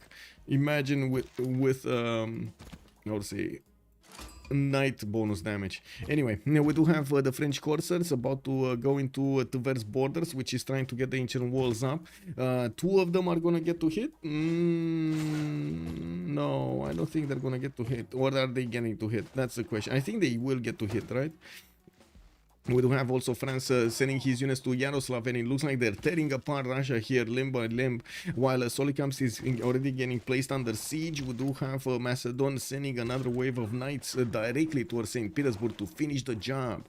Ben is going to get his printing in 2 turns. That also means he doesn't have coursers. That also means he doesn't have a stronger unit to upgrade into. No many times here, no pikeman, no courser, no knight. We do have Solikamsk getting a crossbow next turn, and it looks like he did manage to take out 1 unit, but it's kind of too late, isn't it? With the units of France starting to get to Yaroslav, yes, they were late, you know, it is better late than never. Crudlove is making his way towards the Russian defenses, and with the +5 from the Dark Age, and with the military alliance, and with the +6 intel on opponents' movements, it looks like Russia is in big trouble. These corsairs are 70 strength, almost 69, a magical number if it is any. And Tver is going to be taken out next turn. Looks like Kazan is going to remain alive here. Macedon just bought one of the Nihangs here inside of that city center, and will manage to keep on doing damage here against his opponent, not actually losing the cities that he just got. We do have also Texcoco getting damage. Also, I do see Macedon Mapuche did not manage to get anywhere soon here. Now we do have also industrial zone in Azcapotzalco, Tenochtitlan, Pikeman coming around. Beautiful defense, by the way, by Omegaia and France to keep away Mapuche from their territory. While I do notice both Aztec and France do have a spy in the same city, Puelmapu. They want to see the reinforcement rate here. Hazaggi did manage to keep up with Mikado. I do see him on 141 science, 127 culture, and that should be, whoa, before Chichen Itza. We do have in the production queue, actually Hazaggi is stronger in production than Tokugawa, 209 and 204 food, while Tokugawa is on 180 and 177. I do see he did get melee. That means somebody did manage to get Ip Khaldun. That was Tokugawa that managed to get Ip Khaldun. Next one up is Isaac Newton. France does have the most points. He does still need 2 projects if he wants to get it, and I don't see him making any projects here. We do have him about to take down Yaroslav. No, that city is gonna get walls, and he's gonna be taking his time over there to take it down. We do have new Macedonian catapults marching towards St. Petersburg. Tver has been taken down. Solikamsk has been taken down. These Macedonian units did see Russia's new city, or basically safety settler, moving to the right side. And the question is, will they go after it, or will they go towards St. Petersburg? They could definitely go after it. They do have the speed, and they should have the damage to go against Russia's city center here, or safety settler, I should say. Knights of Macedon, looks like they're taking some heat here from the horses. They will keep on chewing through though. And of course Russia is trying to make a bastion out of St. Petersburg to defend. With the double river here, it is quite hard to actually keep on pushing through, especially because you lose the movement. The road, the pathway, and the river, how to say, and the river bridges are helping him with this. Yaroslav gonna get ancient walls next turn. That city is 38 defense. It will remain alive for a little while longer, but then it's gonna be placed under siege, and these coursers should finish the job here. While these coursers will also have the ability to go towards St. Petersburg directly, it doesn't seem like the Russian units will have how to defend that. On Aztec, we did have him with +7 earlier. Right now he's +9 luxury resource. If he does manage to keep on going here, this is gonna be a very strong counterattack against Mapuche, mostly because Mapuche doesn't have stats. I mean, Mapuche's biggest timing was the Mano Raider, and you do see the Mano Raiders kind of failed here, so Aztec will have the last laugh. He's on 95 science with 109 culture. Definitely 100% will get faster to cuirassiers, and 100% will get faster to field cannons, just the same, right? So he will get that +9 to flex against Mapuche with a higher technology also in units, which will put Mapuche in a very big, very problematic spot. I do see Hansa has also been taken down. This was a city for Russia. Ben is going to be kept alive over here by Zulu and by Hungary in the northern city.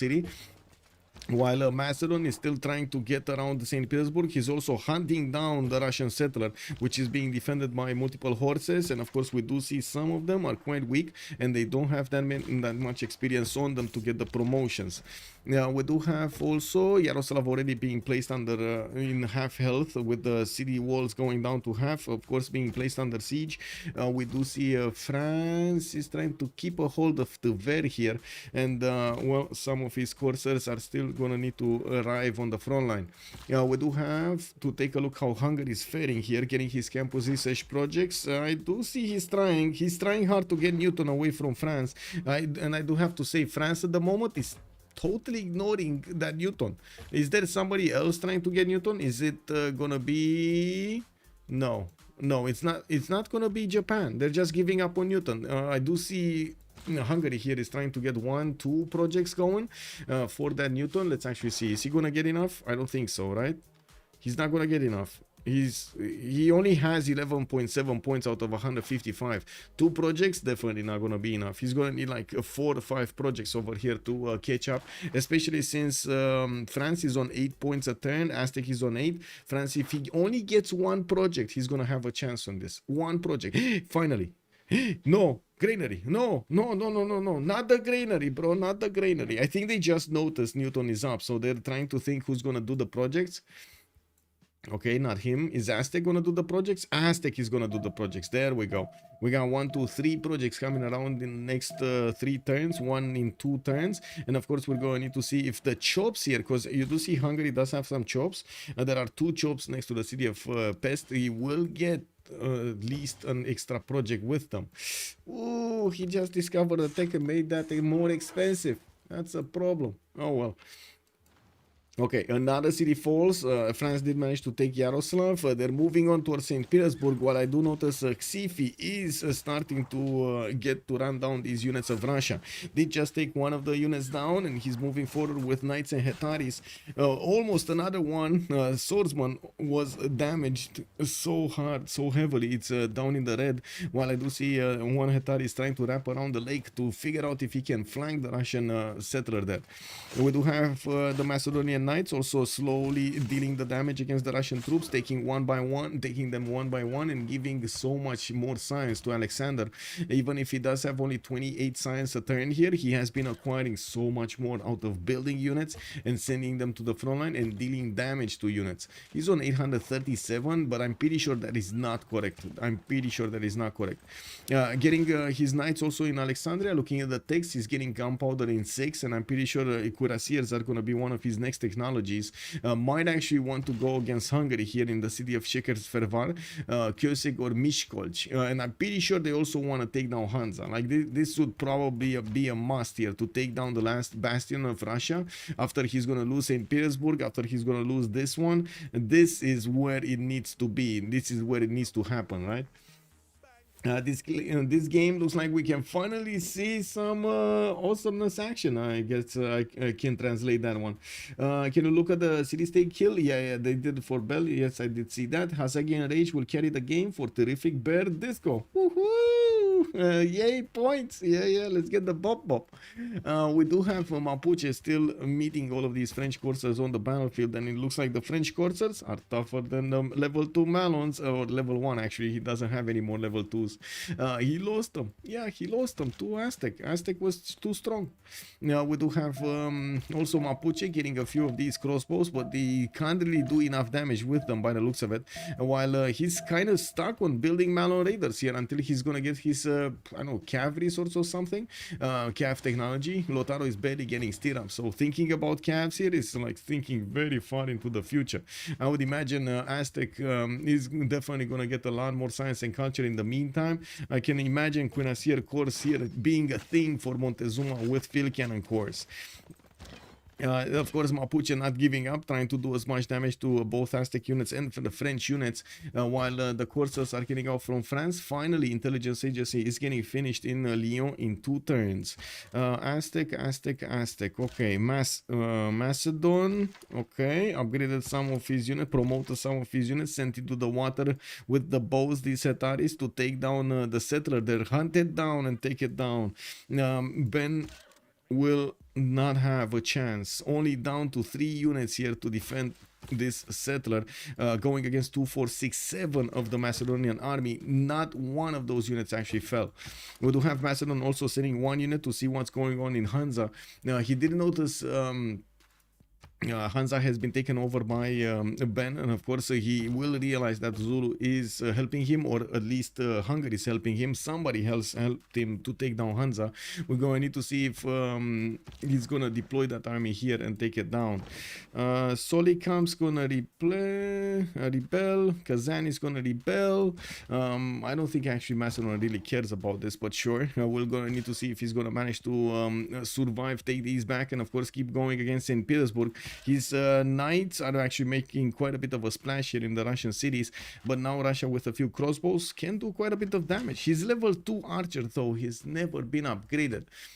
Gold per turn is still a problem. Let's actually take a look. No, I wouldn't really say it's a problem. We got 33 on Crudlove, we got 103 on Tokugawa. Omegaia is also on 47, while Hazaggi is 87. We got Marius on 12, Rage is on 87, and Ben is on 28. So they should have more than enough gold per turn between them to actually keep on upgrading and invest in what do they need. Government which but there's also the policy card. Yeah. And can they see Hansa? They can see Hansa, yes. Isn't it the direct name of the Civ6? Sorry, didn't know what that word. I don't know if that word is forbidden. I don't know. I said I have no idea what words are forbidden these days, to be honest. Like what can I say? I look at other YouTubers to figure it out. You meant the government? Yeah. Okay, Cipolla in 2 turns campus. We got universities coming up in Texcoco, Zanzibar in 2 turns there, and of course Aztec is gonna get a lot more science quickly here from his government, but it looks like he's also getting serfdom to use Wieselbanken with charismatic leader and natural philosophy. While he did have the half-cost card for upgrades, it also looks like France is managing to lose a few more units here, which is not ideal at all. Mapuche is sacrificing quite a bit of health to do this damage, but yeah, at the same time he's also losing quite a few units here. We're going to need to see him deploy a few more of these coursers to handle the Mapuche threat, and of course Aztec really needs to get to his stronger unit, the pike shot here for the defense. His pikemen are just not able to handle the Mapuche Malon Raiders directly. We do also have the level 2 crossbows that are dealing so much damage. Look at that, they're two-shotting the pikemen from afar. This is dangerous. This is very dangerous. Looking at what's going on here, we do have Kazan with a musket technology. Wow, Musketman on free cities of Kazan, only 26 strength, really, bro? Anyway, we do have France also with the cleanup crew. 2, 4, 6, 8 of these coursers are pouring through the borders of Kazan and going towards St. Petersburg. Well, the walls are going up. I do also notice Macedon is about to figure that settler out. If he does manage to put the shift settler on and cut off that settler from moving away, I'm pretty sure he's just gonna take it next time. We do have the Macedonian unit also getting into Hansa or next to Hansa to see what's going on. He sees a horse there, and if he does move on the stone tile, he's gonna see another trebuchet from Zulu. The forest is gonna block his vision though on the other tiles. Okay, Zulu trebuchet. Aha. Chicanitsa has been finished. Zulu did not manage to get enough great scientist points. I do see finally Hungary did get this. He did get Newton. We do have Zulu getting at the moment 216 science and 177 culture. Looks like Shaka is doing a very good sim to keep up with Tokugawa. Imagine that Hazaggi with a war civ is keeping up with a basic, one of the biggest civs in the game here, Tokugawa. We do have universities in Shizuoka, more campuses coming around. Looks like gold pattern is pretty good on both 98 and 72 production, a little bit better on Shaka, 279 points versus the 253 of Mikado. Looking at the main cities of Mapuche, still has a lot of units in the bill queues, and he's trying to get his missionary in Zanzibar, trying to wiggle his way in there to get that crusade activated against his opponent here. That will be massive. If he does manage to get an extra +5 against these Aztec pikemen, wow, that's just gonna be insane damage against Aztec. He's already overwhelming Aztec if he wants to.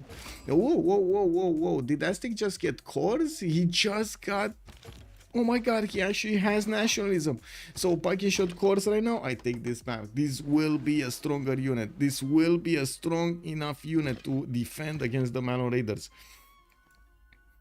We do have Aztec also managing to plug the choke in the south, where Mapuche was trying to get in there, trying to get more theater squares, putting down his aqueduct setup, and I do see he already got his 2 industrial zones here in the capital city and the city of Vatsakapotzalco, which he's trying to get as high as possible in population. We got more industrial zones from Chalco. His government plots are gonna give some bonuses there. This one doesn't have a possibility to get one of those aqueducts. He put a, I would say, he put a mine on it. Maybe he's gonna get it here. I saw the aluminium and I thought he's gonna be blocked, but wait a second, he doesn't see aluminium, so he should actually be able to put aqueduct there. Ah, mi scusi. We got some more granaries coming up from Pest. I do see another wonder. That's a great library. Of course, with Hanging Gardens giving him the extra growth per turn. We do see him with his cities starting to get to the 10 population. He did go for Ancestral Hall at the beginning, which doesn't actually give him that much growth, like Audience Chamber would give you, but it does give you that free builder whenever you're gonna put down a city. And he did want a lot of cities. He's on 2, 4, 6, 8, 10 cities right now, with Isaac Newton just activated in the city of Miskolc. We do have Rage on 241 points of science and 76 culture. Looks like Matthias Corvinus over here is gonna need to do the cleanup on the map here, especially on Macedon on the northwest. You have Macedon managing to get his knights back in Alexandria, and it does seem like he's gonna want to attack Hungary here. If he does manage to actually do this attack way before Rage can get enough units out, this is gonna be problematic, to say the least. Xiffy is 11 turns from ballistics. Look how quickly he actually went through metal casting and Musketman technology. If he keeps on attacking and destroying units here, he's just gonna keep on padding those science numbers. He does still have quite a few Russian units to go through to attack into St. Petersburg, and yeah, he does have crossbows to keep on shooting, Hetaris to keep on upgrading, knights to move on the front line. It should be, he should be close to ballistics. He should be really close to ballistics. Nope, not one of their teammates is actually to ballistics. But I do notice Crudlove is 7 turns away military science, giving him the opportunity to upgrade these coursers into calves when he's gonna get there. A few more courses coming around here from Aztec. We do have builders from Chalco, more libraries, and looking in the Eels tab, I do have to say Omegaia hasn't been really free simming, so that's why he doesn't have the same science number of Matthias Corvinus, and he did also choose to go for a pen brush and voice rather than going for a free inquiry golden age. That Rage does definitely need to get a few theater squares out to balance out the lack of culture, and he's doing just that, trying to pad those numbers. We're going to need to see if he's going to manage to get to nationalism and of course his other civics in the good enough time. So many more knights coming out from Xiffy. I gotta point out, if he is planning on upgrading these, he's going to require a lot of support from his teammates to get the gold. We're going to need to see if he's going to get any more pillages, but I significantly doubt he's going to get more pillages here. I do see also Russia did take back Kazan, did not give it to Macedon, while Macedon is moving closer to St. Petersburg. The French coursers are probably going to do the damage against the Russian troops and take them down way before these units of Macedon can get in there, which I gotta say, if you consider the fact that Macedon really needs more science, well, to get to ballistics, I mean, he needs every little bit of science he can get, right? Yeah, he's getting science every time he's getting units, right? Every time he's getting units, and I do see he has another 2 knights coming up from Pella and Aigai. Not to mention getting his another settler in Alexandria, getting a commercial in Sharkidiki. Man, it is what it is. What's going on here? What are these units doing here? Just keeping an eye on stuff? Okay. Russia did manage to get another city from Hansa, and he's gonna try to get to safety much more towards the south than he is right now. There is also a spy from France in the city of Fez, which has been recruited by Hazaggi. I do see Geneva is being kept by Rage, so both of these science city states are being kept on TBD side, and none of them are actually giving the points to Arcanes. We do need to see if they're gonna get to fix this. It is a problem they usually need to fix. I do see Mapuche also getting in with 1 tile. They did manage to take out another pikeman, especially with Mapuche's ability to attack with the crossbows from afar. These pikemen are quite quite weak against these crossbows. Ranged units are always better against anti-cavs. Okay, let's see. St. Petersburg already half HP. We do have the Macedonian units getting through, and I do see he's still 10 techs away. We do have also Trebuchet in range to attack directly into the city center, smacking down the wall fortification health, and of course allowing these coursers to start doing direct damage to the city center. And we do have a crossbow that is also eating the strength of the swordsman here, and of course just a few seconds to see what's gonna happen. Okay, nothing much, that's what's gonna happen, nothing much. We don't see yet, of course, Zulu actually managing to get an army out, even though Japan did place a few units right next to Bulawayo. This is not really an attacking force, this is the pokey kind of force. They wanna see what Zulu has and make him upgrade some stuff. Also, whoa, a lot of text over here on YouTube to catch up on. Nailed it, modern pre-builds, yeah, KW. Aztec Scout killed the Raider. I don't know which Raider, the Malo Raider, maybe. And this is why France went in Camot, push Russia, defend Aztec, and Japan's gonna sim. Also, Alexander gonna have to be permabanned. Well, I don't know if he's gonna have to be permabanned. We all knew Macedon's strength for a long time now. Maybe it's just now catching. The others are catching up, no? Let's see. Remember Daniel, FKDN did a lot of Macedon in the 4v4s, and even did the naval Macedon, right? Remember when we saw that game on Tilted Axis? Incredible game from Daniel. Looks like St. Petersburg has been taken down. That is the capital city of Russia, deleted, and we do have him acquiring it, and Macedon is going to get the opportunity to retake Solikamsk, while he is sending his next units towards the borders of Zulu. This time he's going to try to take down Hansa somehow, somewhere, with 2, 4, 6, 8, 10, 12, 14, 15, 16, 17 cuirassiers. I think Hungary is going to have a problem, a big one. Rage did go for industrialization. He's kind of gridding this out, getting his industrial zones down so he can get his production up and keep building units faster and faster. We do have him with only 4 of these black armies deployed to defend the Shekesverfan with a single crossbow, while there is a knight here from Macedon looking at what's going on. Looking at the score screen here, Alexander is on 1200 military. This is something that definitely is a red flag next to any nation he is in, right? So Hungary here will definitely need to catch up with a few more units to try to fend off this attack, trying to get more black armies, but slowly, 3 turning them in the city of Győr, that just doesn't sound enough time. Or in fast enough time. Kilvaki Zivani in Pex. I do see Pest is also gonna get a watermill. Interesting choice. Well, I guess he's gonna get 1, 2, 3 points of production on that. From that, I mean, plus the one that he's getting anyway. Foreign ministry in Ulundi. We do have finally, yeah, we do have a preserve on Gobustan, getting 2462 tiles to work with, a lot of culture available for Zulu. He keeps up with the Mikado for the sim, and I do see at the moment Mikado did manage to get a little bit higher in production, 316 versus the 292. Can you see how little of a difference it is between these two? Mikado, I do see him on 276 science, Hazaggi is 260. I think the big differentiator here is gonna be where are they going, what kind of text.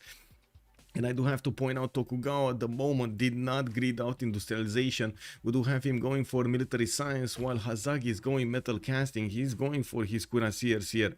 Now, we don't really see him getting his pre-builds. Usually Zulu does like to hard build them after he's gonna get his military academies and pumping out, you know, just casually armies out of his cities there.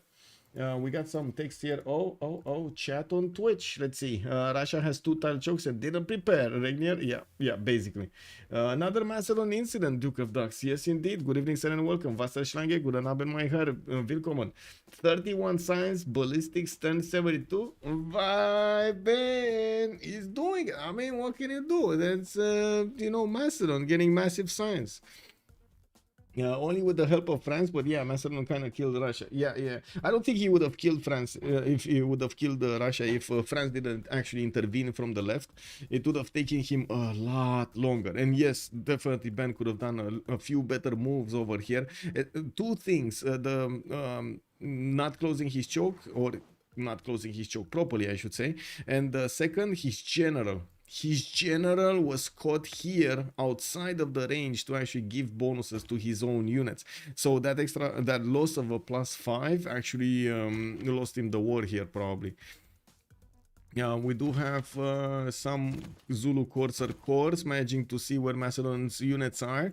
No, they're not. The forest is actually blocking the vision from these two. If we take a look at the vision, yeah, there we go. He's not seeing the Hetaris. Yeah, we do need to see if he's gonna manage to actually get into a spot that he can do some damage, while Zulu is gonna still take a long time to actually get to steel walls. He can get into the borders and maybe pillage a few tiles. I'm not that convinced he's actually gonna take back the city of Hansa. That already has walls, and it's not like the Macedon units are gonna have enough strength to keep on bonking against it. Looking here, it does seem like we do have Mapuche losing the majority of the health of his Malon Raiders, even the level 2s. While he's trying to make a resupply line, he's keeping some strong units on the front line, then moving back the ones that they need some heals, letting them heal, moving them back, and so on and so forth. It does seem like he's kind of running out of that option here. To have the French coursers coming in and doing and bonking these Malon Raiders back to their own territory. Mapuche is trying to get a missionary through. Wait, did he actually convert this? That is his no? That is his religion. That is crusade. That is actually crusade. But so he does have a +5 if he is gonna be in the borders of Zanzibar. If he's not gonna get into the borders of Zanzibar, that is a +5 doesn't work. Russia managed to escape settle. Yes, he did, and he's gonna try to get another one right over here. He's trying to move it here in the desert, in the North Frisian Wattenmeer.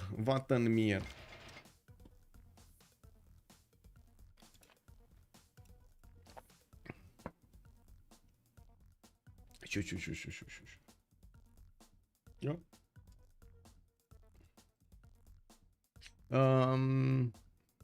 Well, I do wanna see, Johnny, I'm very curious, just as you, if we're actually gonna have Macedon being banned in BBG. I don't think so. I don't think so, but we'll see. We'll see.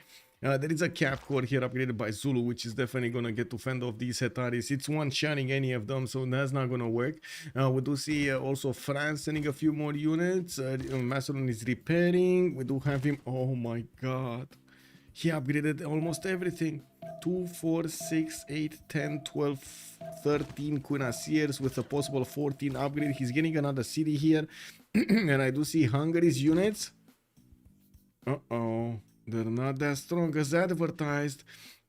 I think the question is, does he have a general? He has Jeanne d'Arc, so that is a good general for his cuirassiers. Doesn't have a field cannon, nor does he have a bombard to actually attack, though we're going to need to see if that's actually going to happen or not. Mapuche did send a few units to Omegaia, and it does seem like he pillaged some of the tiles here. Macedon did get it back and pushed those Mapuche Mano Raiders from his borders there.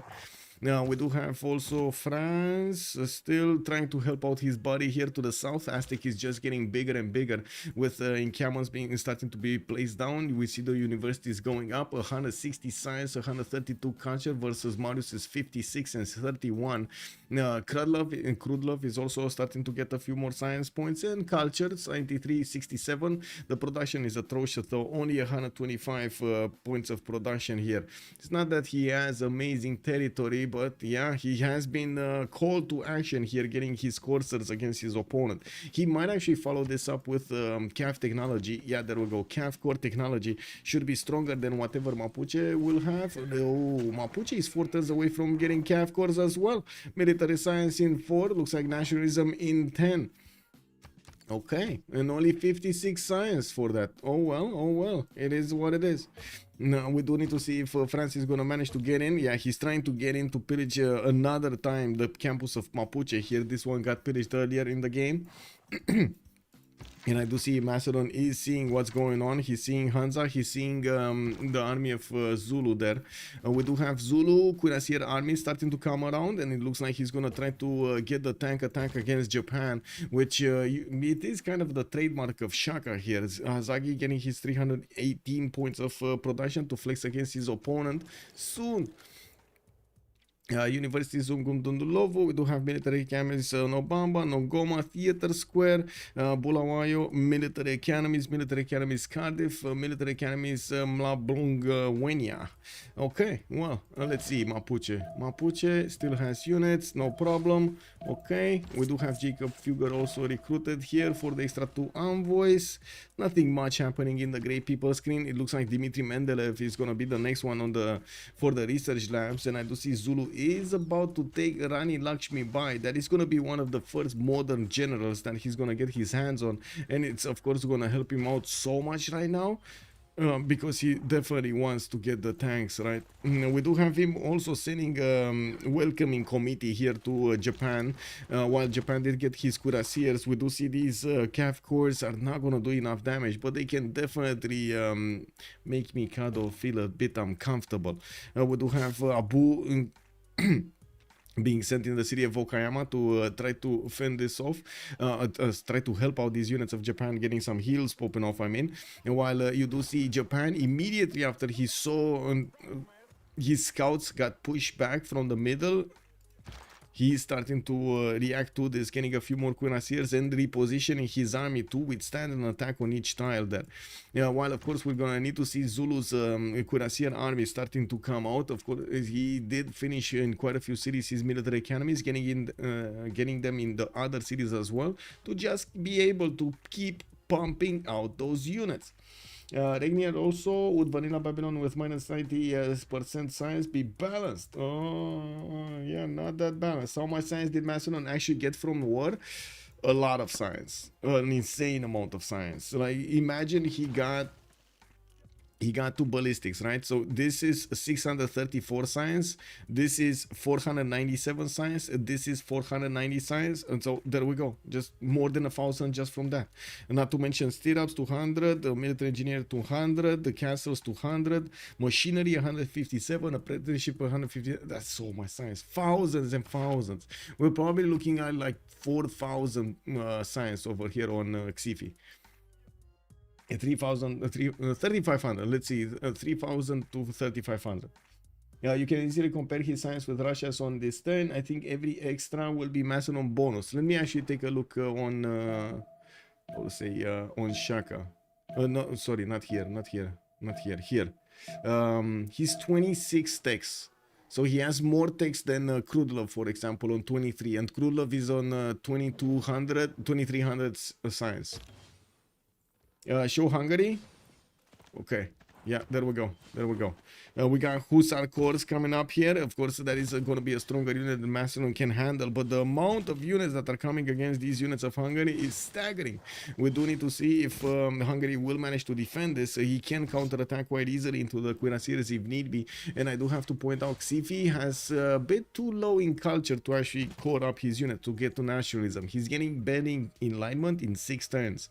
We do have him getting a military engineer to resupply. And of course, I do have to say, these units are just here defending Shekes-Vervar.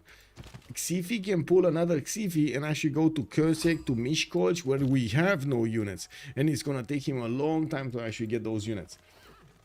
What is Hussar's melee bonus? You mean how much they do? They're on 87 point, and they have only 2 plus 2 from Geneva. He only has a single city-state acquired. Hungary suddenly getting punished for protecting Russia. Well, let's actually see what's going on. If that's actually what's going to happen or not, because we got France moving in, we got Macedon, the Greeks moving in, and by the looks of it, this is a massive army. Just look at these boys, man, massive. I still am a bit surprised he's not trying to go against this, but he probably doesn't see this. Oh no, he does see there are no units in Kösek and Miskolc. Oh my god, he keeps on going against these units. Oh well. We do have only 2 more turns until the next World Congress session, and I gotta say, light calves do have an extra +5 on them, and Hussar Corps are basically, Hussars are replacement calves, so they do get an extra +5 on them.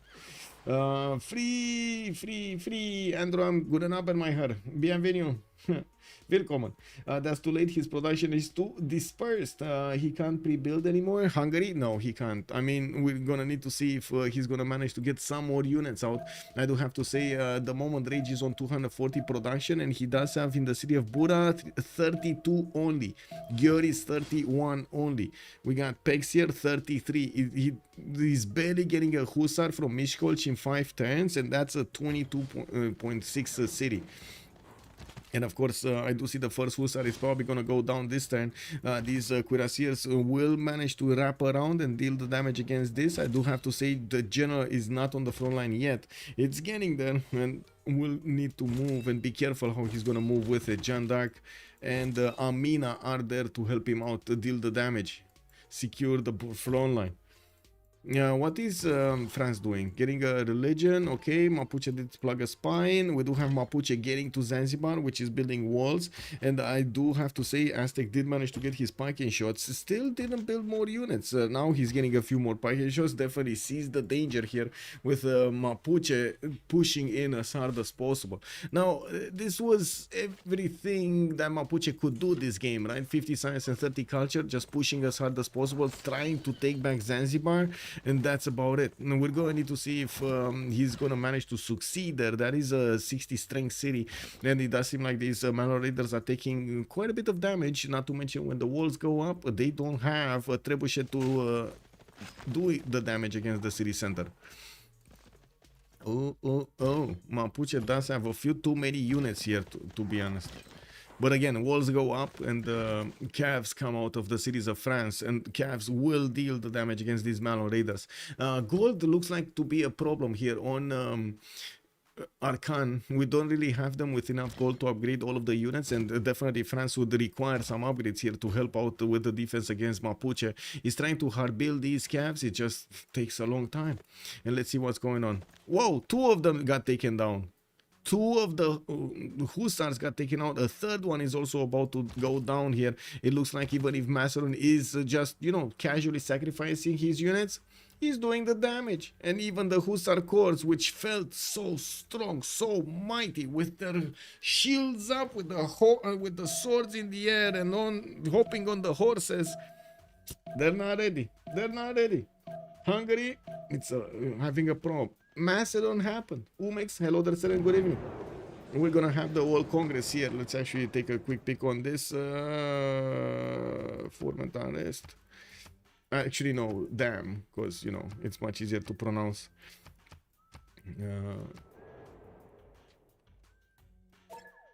Damn. What was it? Taoism. Okay.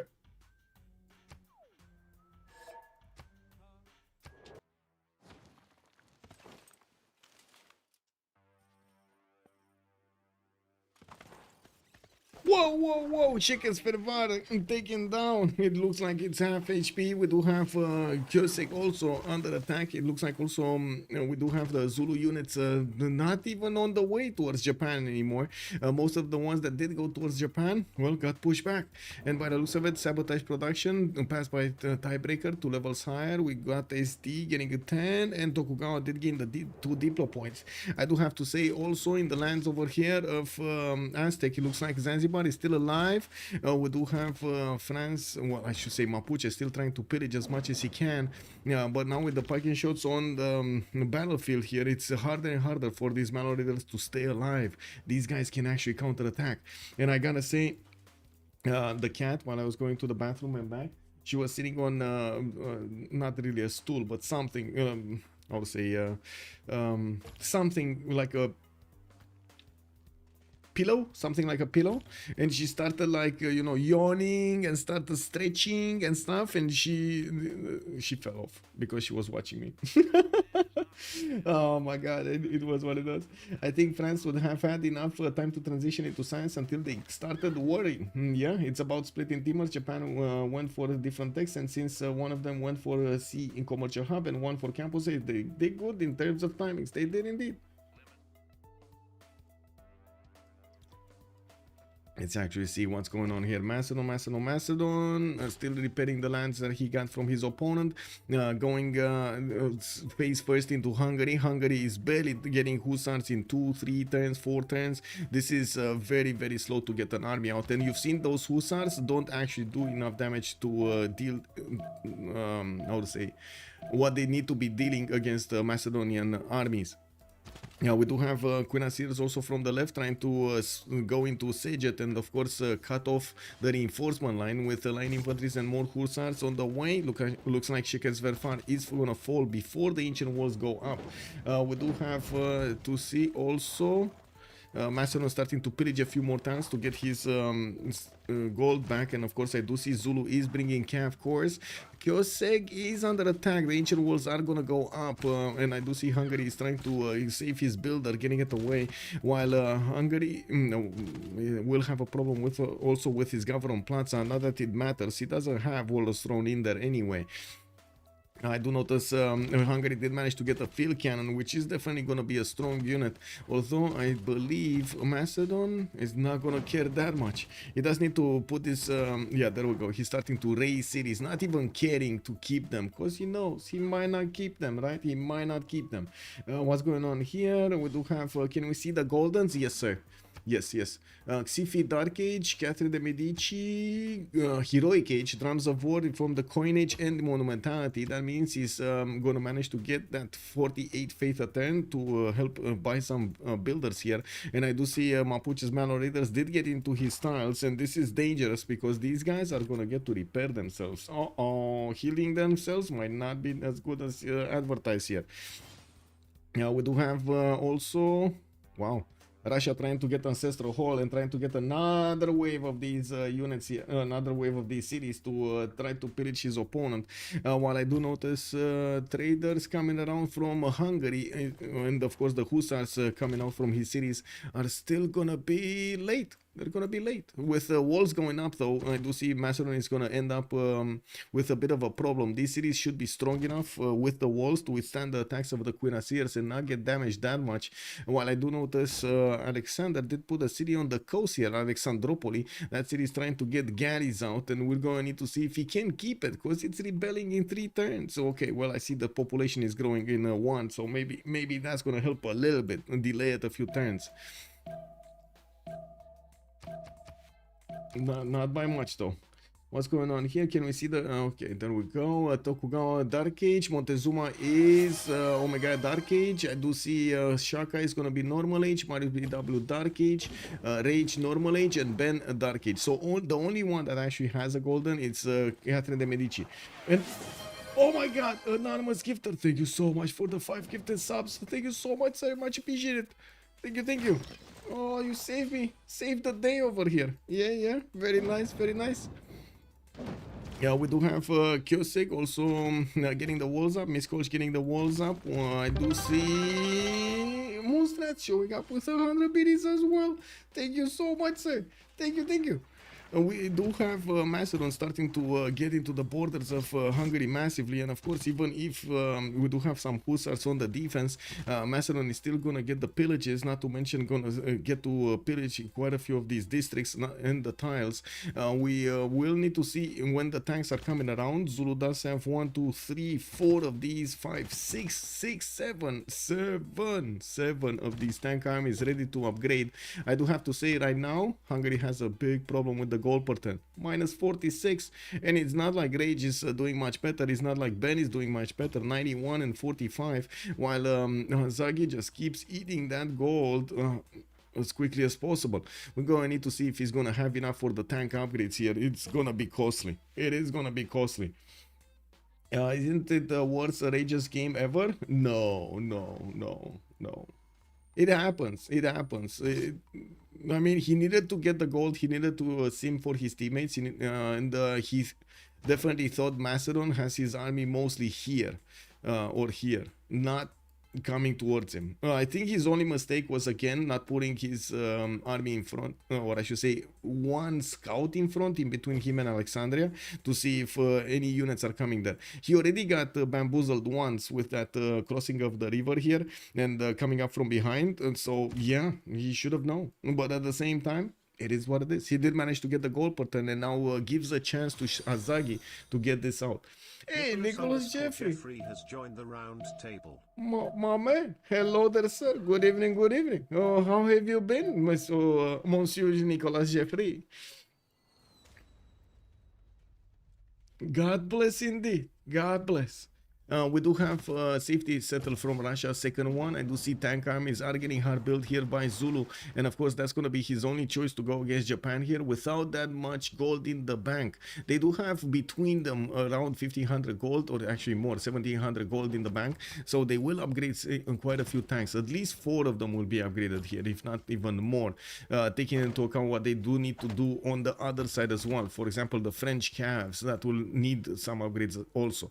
I do notice Mapuche did manage to pillage quite a few mines here, so he got the goal for his teammates. That's the reason he's actually getting the goal for Shaka. These Malo Raiders did their job. Now let's see if Zulu will have enough strength to take down Japanese defenses and basically break Arcane. If they don't do this, there might be a chance.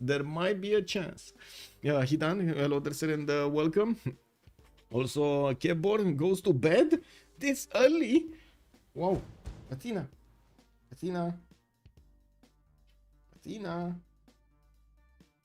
No, she's totally ignoring me. Yeah. It is what it is. Cats these days, man. Cats these days. Anyway, no, I do see Macedon is starting to lose quite a few of his army strength, quite a bit of his army strength, especially with field cannon core strength cities able to shoot these cuirassiers. They're doing the damage they need to. Still, there are some pillages that Macedon can do, and I do notice he's starting to find his way towards the city of Hunza with a few of those cuirassiers. Now, them being so spread out, though, it doesn't really help with the defense. While I do notice, of course, he's trying to go and pillage. We're going to need to see if Rage is gonna manage to come out of this with his head held high. While Aztec did manage to stabilize his defense, it does seem like Mapuche is running out of strength really quickly, trying to get his own calves on the battlefield. And of course, I do notice his calves are gonna not be as strong as needed to actually attack into the pike shots. Now, we do have some more pike shots coming around from Aztec cities, and for some reason the destroyer is trying to hang on to the chair here instead of jumping on the chair kick. Anyway, Ben didn't get to the dessert exactly, and I gotta say Arcan did very well. Yes, I gotta agree with Hidan over here. Arcan did very well with Xiffy leading the charge. Zulu does have a tank army also about to save Rage. It does seem like it's up to Hazaggi to trade the punches here. He does have a core in that city center. I do see him going for industrialization in the top 3. He did upgrade 1, 2, 3, 4 tanks on the right side, and of course these tanks can one-shot every unit that he can find his hands on. TBD is gonna go Bedge. Let's actually see. Let's see, because at the moment Mikado doesn't really have the defenses he would need to have, right? Looking at the tech side, he's still 3 turns away from combustion, and he doesn't have enough units to core them up, not to mention get them into that many tanks, right? With tank armies of Zulu tank armies, not only tank armies. Zulu tank armies. They're very strong. 114 strength unit without fascism here. You can imagine if Shaka is gonna be a bit faster and will move with a bit more talent to get to fascism quickly. Oh, that's gonna be big. We do have some French coursers also coming from the north of Zulu. There is a Macedonian Hetari that will also grab a mine here. Incredible that we still have a unit, a Hetari like that doing damage at this point in time. With Macedon also managing to pillage a few more tiles, I do see the tank is kind of over. Maybe he can take down another wing hussar or another hussar here, but that's about it. He is trying to pillage also these industrial zones, and I do notice more cuirassiers are coming out quickly from the lands of Hungary. And this Congress lost a +5 on the caps, and of course the hussars are gonna lose quite a bit of health, but it's fine. It looks like Macedon is taking his good old time to get his own cuirassiers out and trying to get to his own tank technology. Naturalism in 7, military science in 4, and I'm pretty sure with him taking out more units and building more units, that's gonna be quite nice. We do have another tank army from Zulu coming to clean up here Macedonian armies, and he should be successful. There are 2 more tanks, well, at least 1 more tank over here that got upgraded, another one here that will probably go east. There we go. There we go, little one. What are you doing? You have come to see us. Okay, there we go. The little one has arrived. We do have Japan putting a calf to scout out the tank armies of Zulu, and yeah, we do have Hazaggi needing to get through them. That's not gonna be a problem. Especially these tank armies can do the damage he needs. He does also have Rani Lakshmibai for the modern era general, and of course you do see him going through as quickly as possible to his opponent's cities. Hazaggi plus Zulu plus tank plus army plus Japan full dead. Andiro, yes, yes sir, yes sir. Also Project Cisco, good evening sir and welcome. Zulu is winning this one. Anele, good evening sir. I think Zulu is kind of winning this one. Hazaggi is gonna do the damage here, and I gotta say at this point it kind of looks like Mikado is gonna be in trouble with Hazaggi not only keeping up in the science but also in the culture. The gold is a bit of an issue here on TBD side. While it's not that big of an issue yet on the side of Arcan, it will be an issue once they do upgrade into tanks. And we do have some more banks coming out from the commercials of Japan to try to balance that out. And of course, I do have to say Aztec would also need to balance that out somehow, as well as France. They can't really give up on this gold pattern.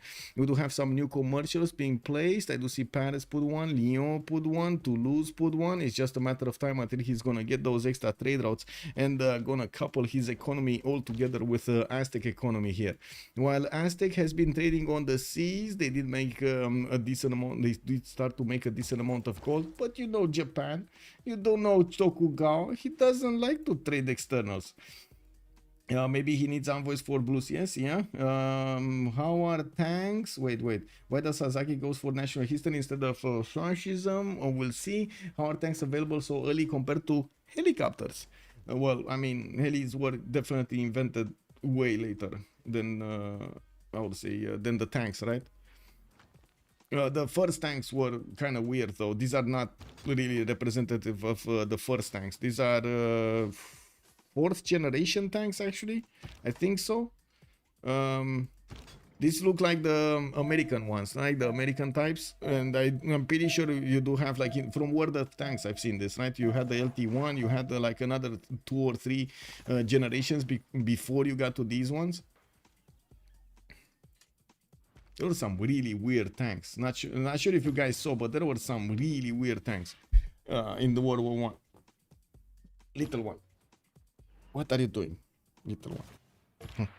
Come in. Come in.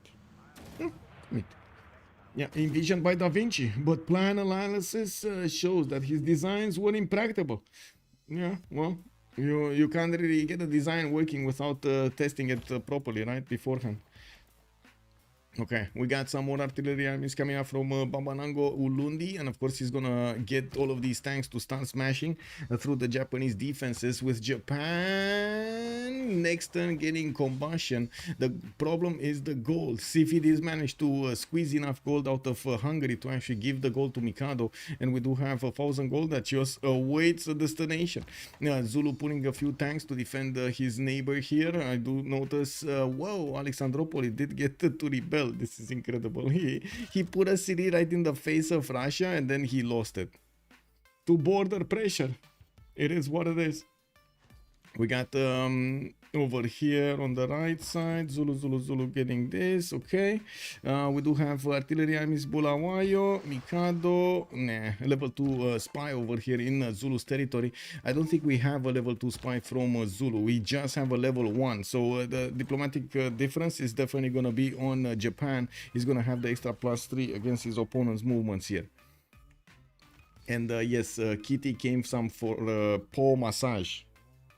Yes, you like paw massage?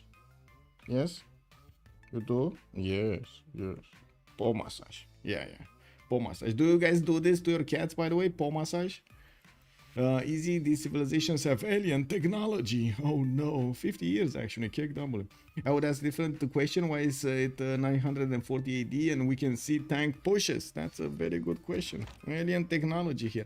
Did you guys see those, and I gotta say it might be just a joke, right? Did you guys see those drawings in the Egyptian culture with the looking like helicopters, looking like tanks, kind of drawings over there? Oh my god, those guys knew from a long time. Makes you wonder if this happened many times in history. Okay, we got some builders coming around. Macedon, blah blah blah, coming back. It doesn't look like he's actually gonna get that army big enough in Alexandria. There could be a possibility for Hungary to get a bigger one, especially while he's gonna need to keep on simming and getting more and more units. We do have 2 tanks from Japan, and now it's the big question: can these Zulu tanks go through them? It looks like they're still gonna need at least 3 attacks. No, maybe 2 attacks. It kind of depends where he is. Japan did recruit Andana, which will give an extra +5 on each of these, and I do notice at the moment there's only 1 tank that will be significantly exposed. We do have already the tank armies of Zulu doing the movement, so they can't actually do anything at this second in time. With artilleries coming up though, it's going to be much easier to chew through this defense, whatever it is, because they're going to do the damage from afar, allowing the tanks to hit against significantly lower strength units. These artillery armies, for example, are doing 85 against the tank 101, and looks like they will get there in a few turns. We do need to take a look here. Montezuma, Aztec. Okay, France managing to get his calves across the river to the south of Zanzibar. And I do see also Mapuche is starting to upgrade some more of his calves. +6 intel is with France. But so we do have Mapuche with the +5 against heroic age units here. We're going to need to see if France is going to manage to get not only a lot more, but also get into the borders of Mapuche to do some more damage. Okay, well, pause in the air it is.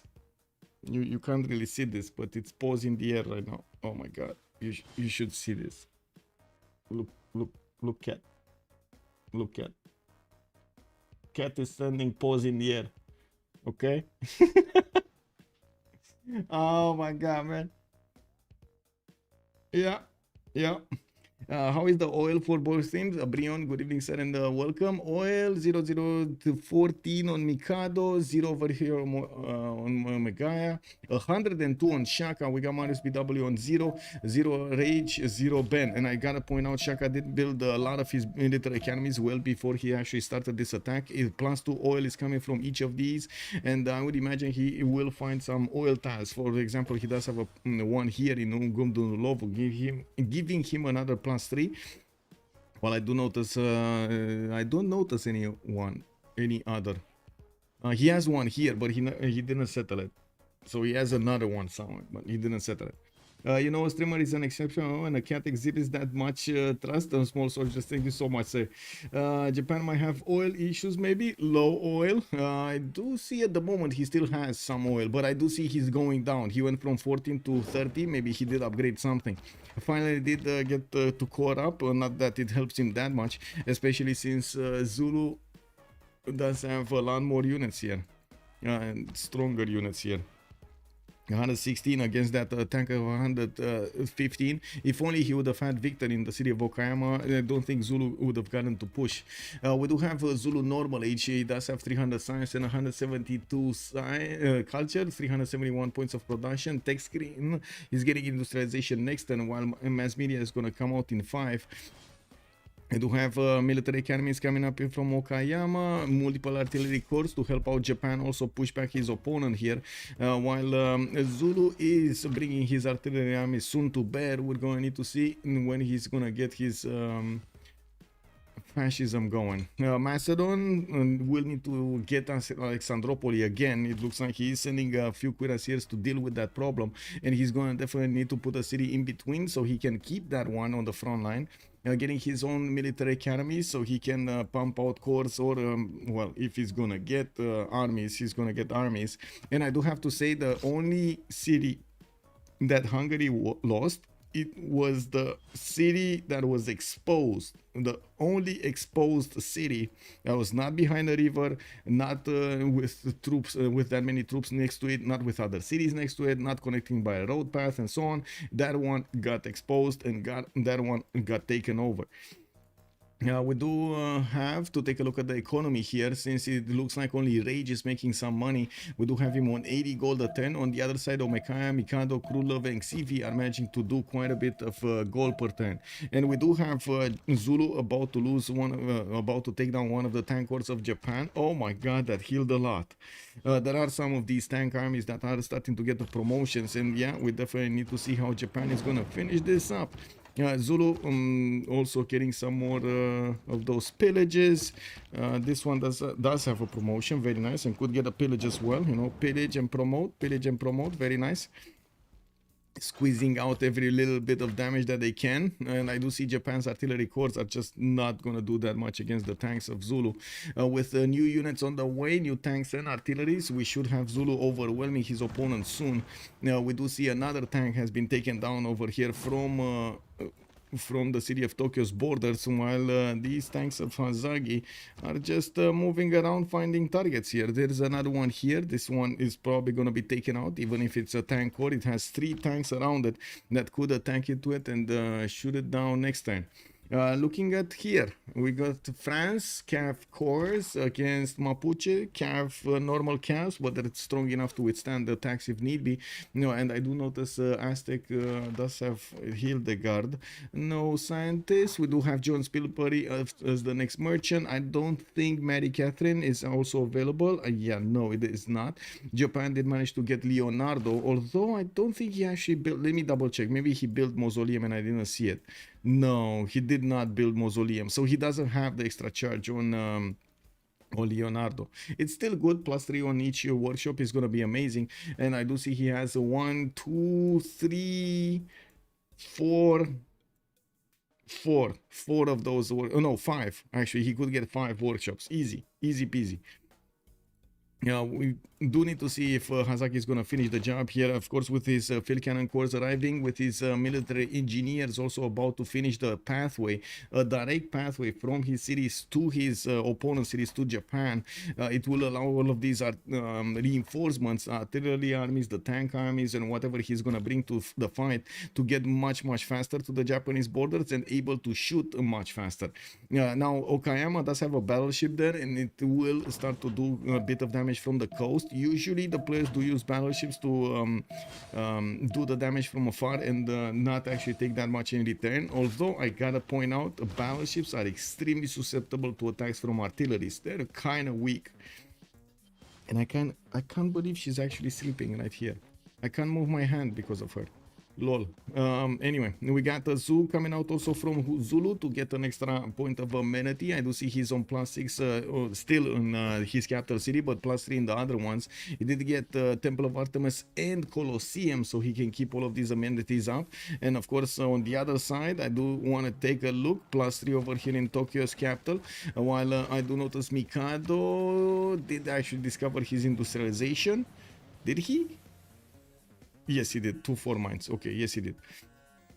Okay, it's just a matter of time, just a matter of seconds here until Zulu is gonna take down another one of these tanks and gonna wrap around Okayama, pushing back Japan from that border, not allowing him to defend his city center. On the side of Hungary, we do need to see him getting more goal per turn, because right now they're about to go negative. -28 on Hazaggi, -15 on Ben. We do have Rage here managing to make only 59 extra, with Marius on 4 extra. Okay. We do have some more camps coming in from Mapuche, and I do see he's clumping them up in Puel Mapu with Victor defenses. We do see him trying to get to the campus of Picu Mapu, although Mapuche was faster there to get one of his camps to defend. Where is War Department? He doesn't have War Department. Neither of them have a 3rd-tier government to get War Department.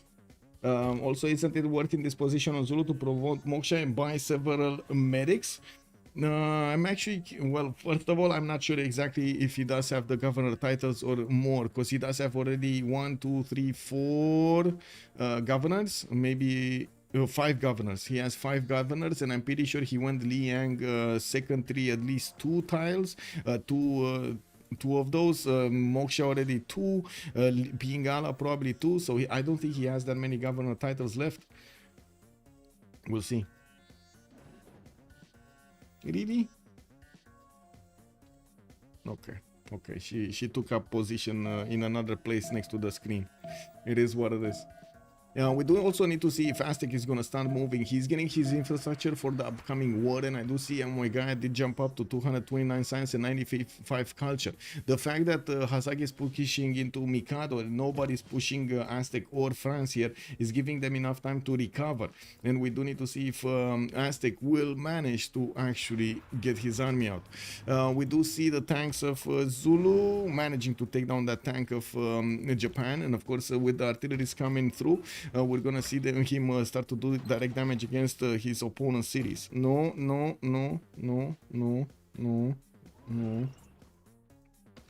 Ne certăm.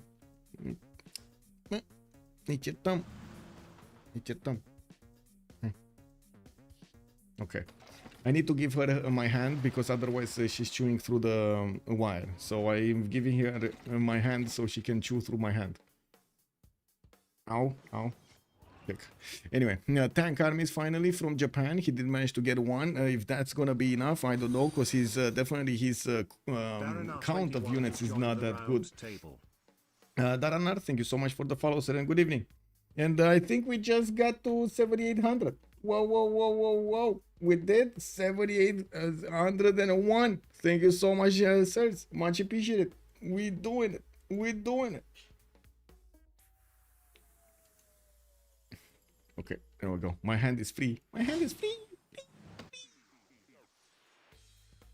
Also, Alexi, good evening, sir, on YouTube. Congo got a tank army. Congo? You mean Japan? You mean Japan, right? Yeah, he did. He did get a tank army. It's still not strong enough. You see, the tank armies of Zulu can still chew through this defense.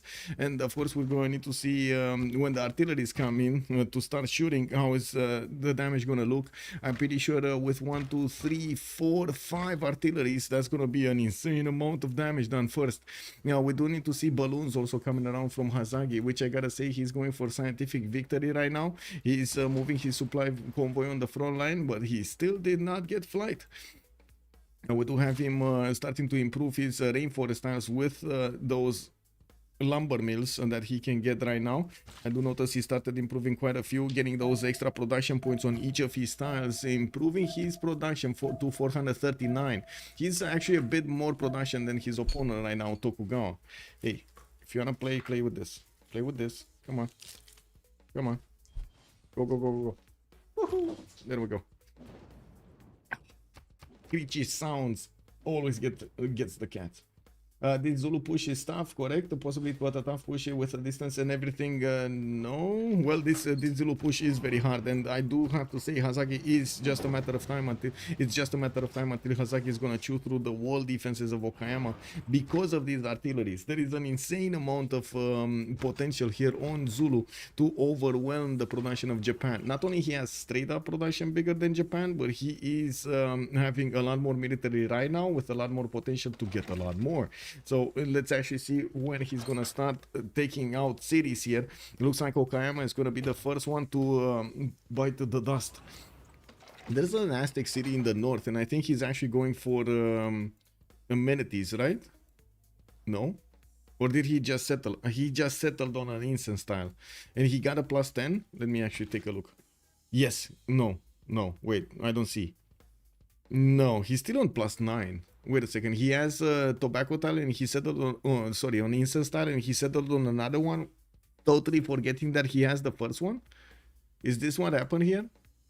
Because there's no other tile here to improve. Or maybe he's there for the coal. Maybe he's there for the coal. No, I don't see any coal in his territory yet. Let me check. So he has uranium, he has oil. There's no coal. There's no coal. 2 oil tiles, but no coal. Oh, there is a coal tile here. But there's only one. Maybe he's going for the second one. Yep. Man. I'm full of head again.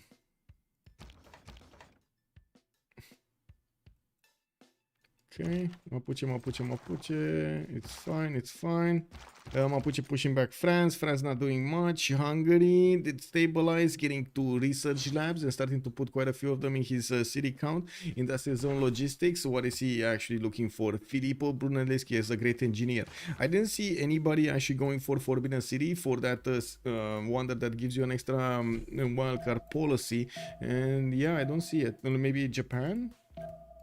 Maybe? No, he did have like weirdly placed cities with very few tiles around the city center.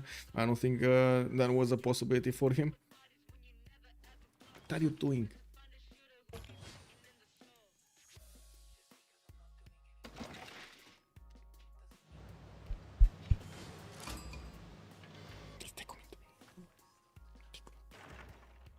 Okay, there we go. One artillery was about to go down. It's no problem. Another one is going to take its place, and of course that one promoted. We do see the general is on the front line, giving that artillery an extra point of movement, allowing it to move and shoot. While Zulu is pillaging the industrial zones here, he's also gonna need a bit more experience on some of his tanks to get their upgrades going. And I do notice Jose de San Martin and Rally Nashmi Bai are there on the front line, while on the other side is just Dandara defending his Japanese cities. Naval Safe be like, what do you mean I have a coal problem? Yeah, that's true, right? What do you mean I have a coal problem? We're shipyards, bro. How's Macedon doing? Not much, actually. He's getting his cuirassiers, some cores. He did take back Alexandropoli, building some more of these cuirassier cores, and it looks like he's trying to get to ballistic combustion here, getting his refining in 8. He's gonna need steel walls, and of course, pumping out units, cuirassier cores is gonna get him there faster. Are you done yet? Hello? You know that's my t-shirt you're grabbing a hold of. Oh my god, man. I don't know, she got somehow she found a way underneath my arm and it's grabbing it. Oh no, oh no. Wow, okay.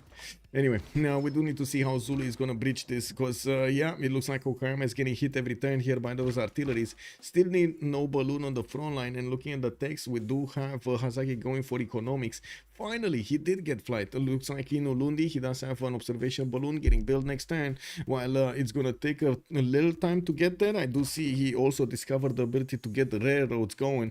And of course, his military engineers aren't gonna get to complete this with a railroad, allowing those reinforcements to be so quick on the borders of Japan. With Japan also trying to get scientific theory and mass media, looks like he's trying to get to his fascism. We do need to see if 80 crews here are gonna save the day. No, I'm pretty sure tanks are gonna be the way here. There's no way he's defending this with 80 crews. Okay, let's see. One artillery shot. Okay, well, that artillery might actually die here. There is that. This tank is gonna push it back, and I see the general also got pushed back, which is kind of bad. That also allowed Zulu to take back his the tank of Japan here, take it away from his opponent. While I do see there's a chance for Japan to take down another tank that would allow maybe a breach here. This tank has movement, and this, if this one moves, okay, there we go. It was you see how Mikado was extremely careful to not allow the tanks next to Okayama to actually move there, because yeah, he would have let that loose around his units here in the main cities.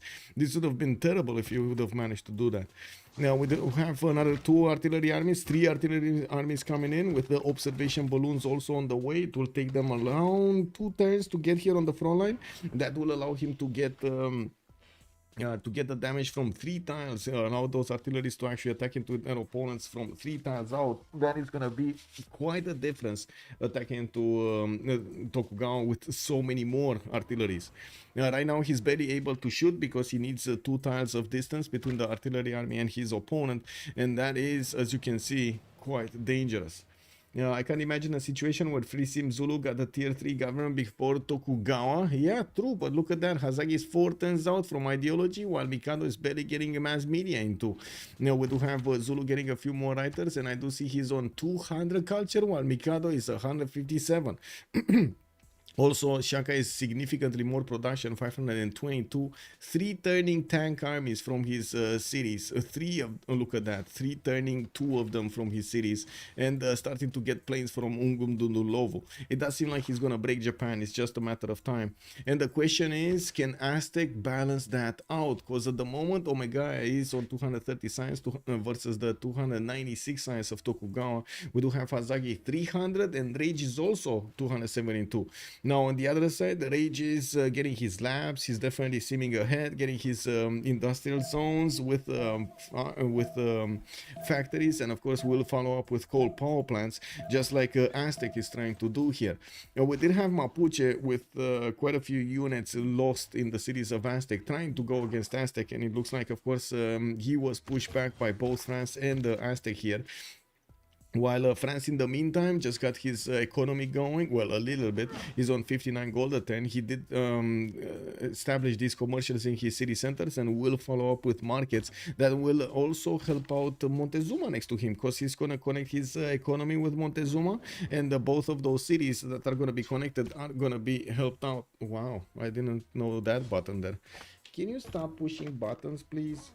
Like, really? Can you stop pushing buttons? Do you see how she looks? She looks like so innocent right now, but when she actually starts moving, oh my god, man. Oh my god. Really?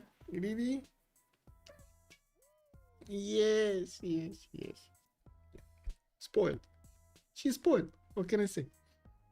TBD officially losing more money than making. Yeah. The cat is a bored gamer. Yeah. It's from the family. It's in the family. Hey, hey. Okay, there we go. She got my headphones back. No. These are my headphones, not yours. My headphones. Man, this is a fight for headphones. Yeah, what can I say? Well, welcome to the game. Here is one of those situations without ideology, by the way. Okay, let's see. Let's see what's happening here. Okay, Okayama have HP. Another one of those artilleries might actually die, but is it a problem? I don't think so. We do have so many more on the way, and of course, as you can see, Hazaggi is bringing new tanks to the party as well. He does have a bit of an issue. Now that Japan does have tank armies of his own, it is significantly harder to push if he doesn't get the balloon. When the balloon is going to get to the front line, and having so many of these artillery lines in two separate lines behind his tank armies, he should be able to take down these Japanese units one by one. We're going to need to see when he's going to start following that attack up. Now we do have Zulu putting some units towards Macedon. Macedon got a religion of Buddhism, Jesuit education, holy waters, and I do see the era will end in 4 turns. The era will end in 4 turns. We do have Xiffy, 109 out of 116. He needs 7 more points. Crudlove will need a lot of points. He's only 95 out of 111. And I do notice Attack of Japan just survive over there. But he doesn't have a promotion. He's 1 point off of a promotion. And of course, immediately when Zulu did spot that... how to say, trade route of his opponent of Japan, he did manage to attack into it. I'm a bit surprised this artillery army didn't finish the job on that tank, but you know, it is what it is. We do have an artillery and multiple battleship armadas shooting from the city of Okayama, while of course the roads are also shooting quite a bit. Zulu's balloon is about to get to the front line. Has joined the round table. Lead Forget, thank you so much for the follow, sir, and good evening. Also, Alexandropoli still can't produce a single Gani. Alexandropoli, yeah, I mean, Alexandropoli is what it is. It's too close to Russian capital, way too close. This was minus 20 or something. You see, it's minus 20 over here as well. Yeah, this is minus 20. That's why. It's way. This is minus 13.6. From Hansa, to be more exact. Yeah, way too strong. Macedon, to be honest, did his job, right? Broke Russia over here in the north with the help of France. Did also do 2 stabs against Hungary, while Hungary has built a line of defense here with his infantries right behind the forest. We do need to see when he's going to fully industrialize what Hungary is going to do. He's getting his thermal baths. I do see finishing up labs, and of course Rage did jump up to 328 points of science, more than Mikado and more than Omegaia per turn, while also Hazaggi has more than both per turn. We do see he's not getting that much production though, only 289, but this is without quite a few factories and without one aqueduct, without coal power plants. It's still gonna be quite a bit of potential there. He did finish earlier Kilovaki-Sivani, although I gotta say I didn't really see him use any city-state. We do have Geneva here, which doesn't actually have a military for him to levy. Looking what's going on here with new artilleries coming in. Next turn the observation balloon is gonna get in range. The railroad, as you can see, it's about to be fixed to the capital, and of course we do have another observation balloon on the way with another artillery. I would imagine the tanks. There we go, tank armies. New tank armies are coming out, and the new biplanes are also on the way. Hazaggi is gonna go to advanced flight while he's gonna get his fascism ideology is finishing up in one turn, and I gotta say, having 5 turns of fascism against Tokugawa might be what gets him the win here. 5 turns is an insane amount of time. Zulu moving in with more units. He did lose that tank to the northwest of Okayama, lost the tank to the south, and is moving in with his artilleries and balloons. Now having the ability to shoot from so far away will allow him to take Okayama. Probably next turn there are enough of these artillery armies to do the damage. And of course battleships over here from Japan, well, they might not be strong enough. Boom, he actually attacked into it, not kidding that he might actually lose that, or baiting out another shot. No, he's not. He's fine. He's fine. He's fine. More artilleries taking out Japanese artilleries, and you do see how slowly the cities of Japan are building up these tanks. In the north, we do have a Zulu Corsair also trying to get in to pillage some more tiles there, getting hit by the encampments of Japan. While if this city is breached, if Okayama dies entirely, that's gonna be, first of all, a lot of economy being taken out, and second of all, guess what? I mean, all of this defense that you see over here is just gonna be overrun. That's gonna give them the ability to move around and keep shooting, and especially these artillery armies, as you can see. Okay, there are 5 of them, 6 of them, 2, 4, 6. They can attack into one tank and put it to like 20 HP. That's how much they're doing right now combined. That's the problem. You get the balloons, you get to double line these artillery armies, they're gonna be so hell on earth on Japan, on their opponents. We do see Mapuche is trying another stab at France. It doesn't look like it's gonna go anywhere. We do have Aztec not having enough funds to actually get an attack going, while Catherine is gonna discover combustion. I don't see him benefiting from any pre-builds. I would imagine he's actually just gonna bypass combustion and go towards the synthetic materials so he can actually get helicopters. You know, while taking a look at the era score, we do have Alexander 3 points off from getting golden. We do have him still trying to get a boat from Alexandropoli, which is flipping next turn. Crudlove 97, he's going Dark Age. Mikado, he's gonna go, wait, is he going Heroic? There we go, that city's gone. That's his, another city of Japan has been taken, well, a city of Japan has been taken down. And we do still have quite a few more of these tanks needing to move forward, and artillery is able to shoot. Oh my god, that's a dead tank. That should be a dead tank. Where artilleries? Why are you not shooting with artilleries? Ooh, that's another dead tank. Yeah, there we go, dead tank. We do have another artillery on the way, more tanks on the way. He does have a night course that he can upgrade with, and you can see the tank armies are getting deployed here very quickly. He's gonna move back the weak ones so he can actually heal them up. And looking at the army tab, I do see Zulu keeps up his oil, no problem. Mikado keeps up his oil, no problem. Now the Catherine has oil, even Alexander has oil. We do have Rage and the Mariusbw on the other side also benefiting from oil. Now Hazaggi is 2 turns away from getting totalitarianism actually, so he can upgrade his units into with fascism with an extra +5. And I do see he just breached through the line of defense of Japan. He did manage to get a tank to split in half this army of Japan, and that will take away quite a bit of support bonus, and of course their flanking, which will allow these units to do significantly more damage against these tanks. Look at this, 118 now against the tanks of 113. Also, Macedon lost a unit in the city. Is it Russia Entertainment Project? What? No, he's not. He's not. And he didn't really lose the unit in the city, right? When it flips, it pushes out your unit out of the city. It's still there. It's just, yeah. Oh, he got the galley. He actually got a galley for era score. There we go. He got a galley, which is kind of surprising he got it there instead of here. But sure, I mean, whatever floats your boat, man. Literally. No? Literally. Zflu, good evening, sir, and welcome. Sorry if this is done. Also, Franklin, hello there, sir, and welcome. Sorry if it is a D question, but what speed are they playing on? We're always playing on online speed, sir. We did manage to figure out that we can use, of course, mods, for example, that made us a competitive timer, which actually speeds up considerably the time spent in total for a game.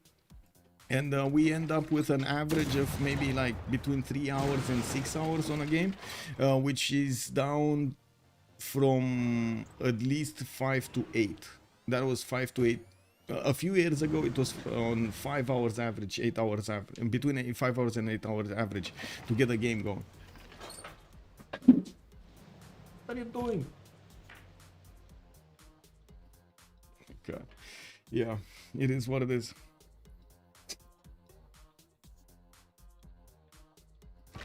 Okay. More tank cores. We do have, as you can see, Japan over here getting overrun. His tanks are dying in 2 shots, and he doesn't have that many more.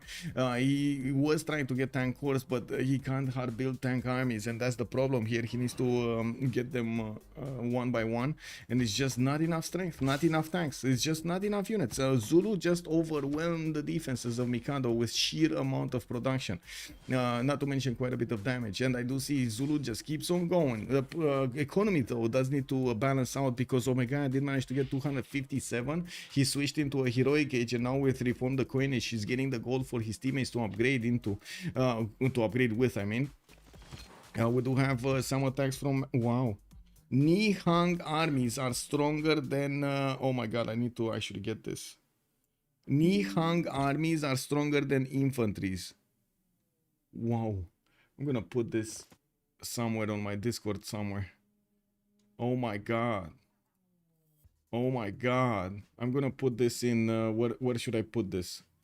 Civilization 6, I guess. Yeah. Nihang armies, bro. Did Japan go normal? Give me a second. Era score, Mikado went heroic age. He's also 2 arms with Heartbeats of Steam and Reform the Coinage. He just doesn't have any more traders. And the majority of his traders, well, I guess he does have traders, but they're internal. KW. 1, 2, 3, 4. He does have, but they're internal.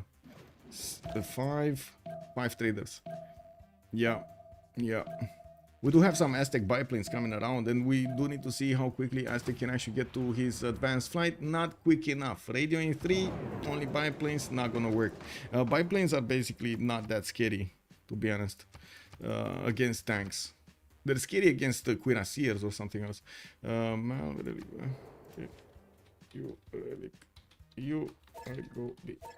there we go. 2 minutes, and we're coming back after.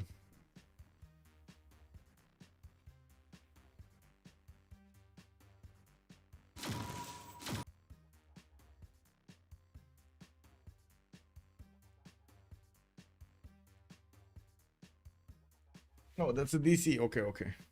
That's a DC. Is that a DC or different? Oh, Steam is down. Oh, it's Tuesday. We're gonna need to relobby to fix Steam issues. We're probably gonna need to reconnect. Malm just rejoined also. It was funny until I saw 90 plus strength Nihang attack someone who got decent timing musket. Yeah, it used to be a lot dangerous, right? The Nihangs were extremely good when they first came out. It will be like 15-20 minutes. Okay, so it looks like we might have a pause of 15-20 minutes to get this going. And we're gonna need to relobby anyway. But we need to first wait for Steam to go through its cycle of updates and then see what's going on. In the meantime, you wanna see some Satisfactory? You wanna see how the base evolved? I'm giving you a bit of a sneak peek into what we did over there, me and Cisco and 3 others, Battle Cruiser and Busy Snail and so. Show me the base? Okay. Let me start it up.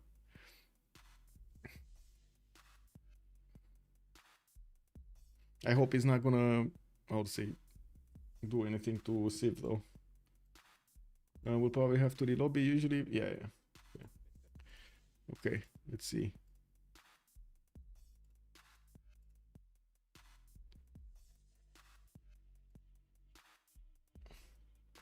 Let me open up the screen so you can see. There we go.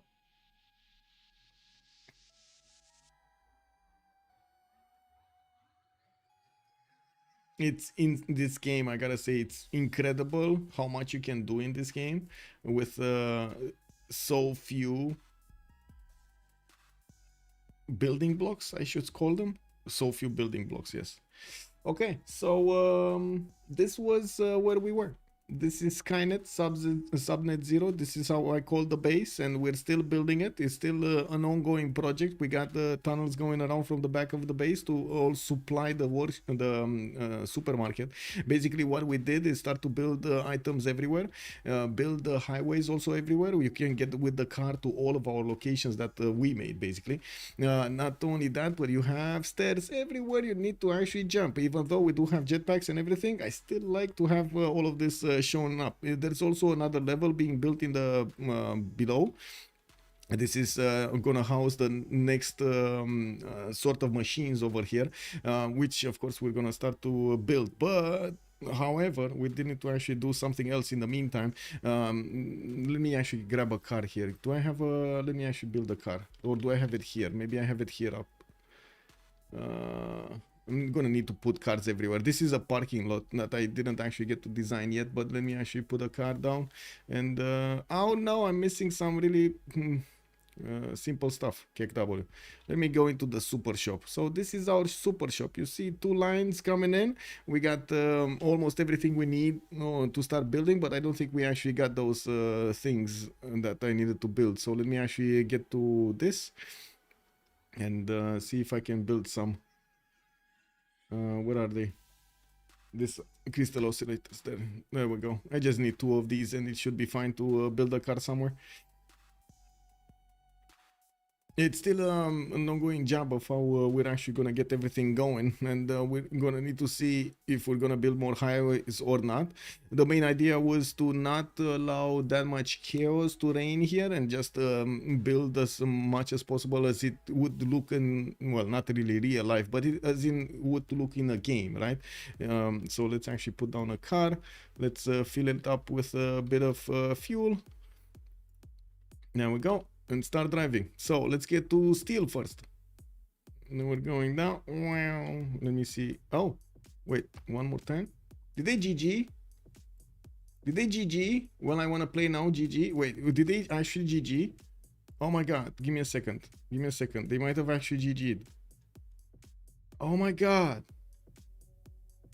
No, no, they didn't. I don't see them on different channels. Let me actually see if they're in the game.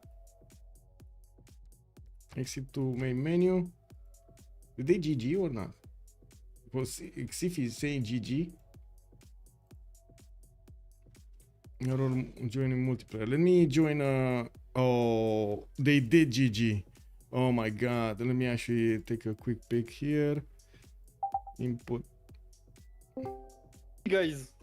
GG. GG? When Aztec plus 10. Yeah, but it's like a 1 hour break and we have something to do tomorrow and everything. It's okay. Yeah, Steam And breaking. it's like, it's not like we have a huge chance to win. Like, it's not. We can if we play perfectly, maybe, but. Man. It's so cringe, by the way. I mean, it was a BQ bit shaky, but I think now we're pretty confident that we're winning. Yeah, I agree. But like BQ coming down with Dark Age +6 cursors into when I'm trying to fry this Aztec. I had +15 with Crusader +20 on Aztec. And I then think if BQ runs into me earlier, you can full kill me for sure. No, but I'm rolling Aztec. If BQ is not there. I didn't think about Unza. That's the problem. Oh, the okay, escape yeah. kill, I guess. Yeah, you're dead as always.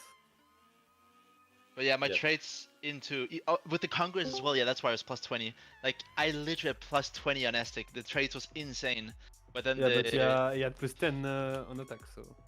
No, I mean I don't know if he could slam into me, but I was 2-tapping his pikes with my lance was double flanking as well, and it's on flop lane, right? So it's literally just, like the was the BQ cursors was like frying my units as well, right? Pikeman didn't have a chance there. Yeah, true. Like I have fine. plus 20 on Aztec, but BQ has like plus like 15 on me or something as well, right? Because they don't bonus him. And he I has... have like plus 11, I think. But yeah, I go on you for. I do Dark Age specific for that. Did you get But Yeah, flashes yeah. on James Wan? From you.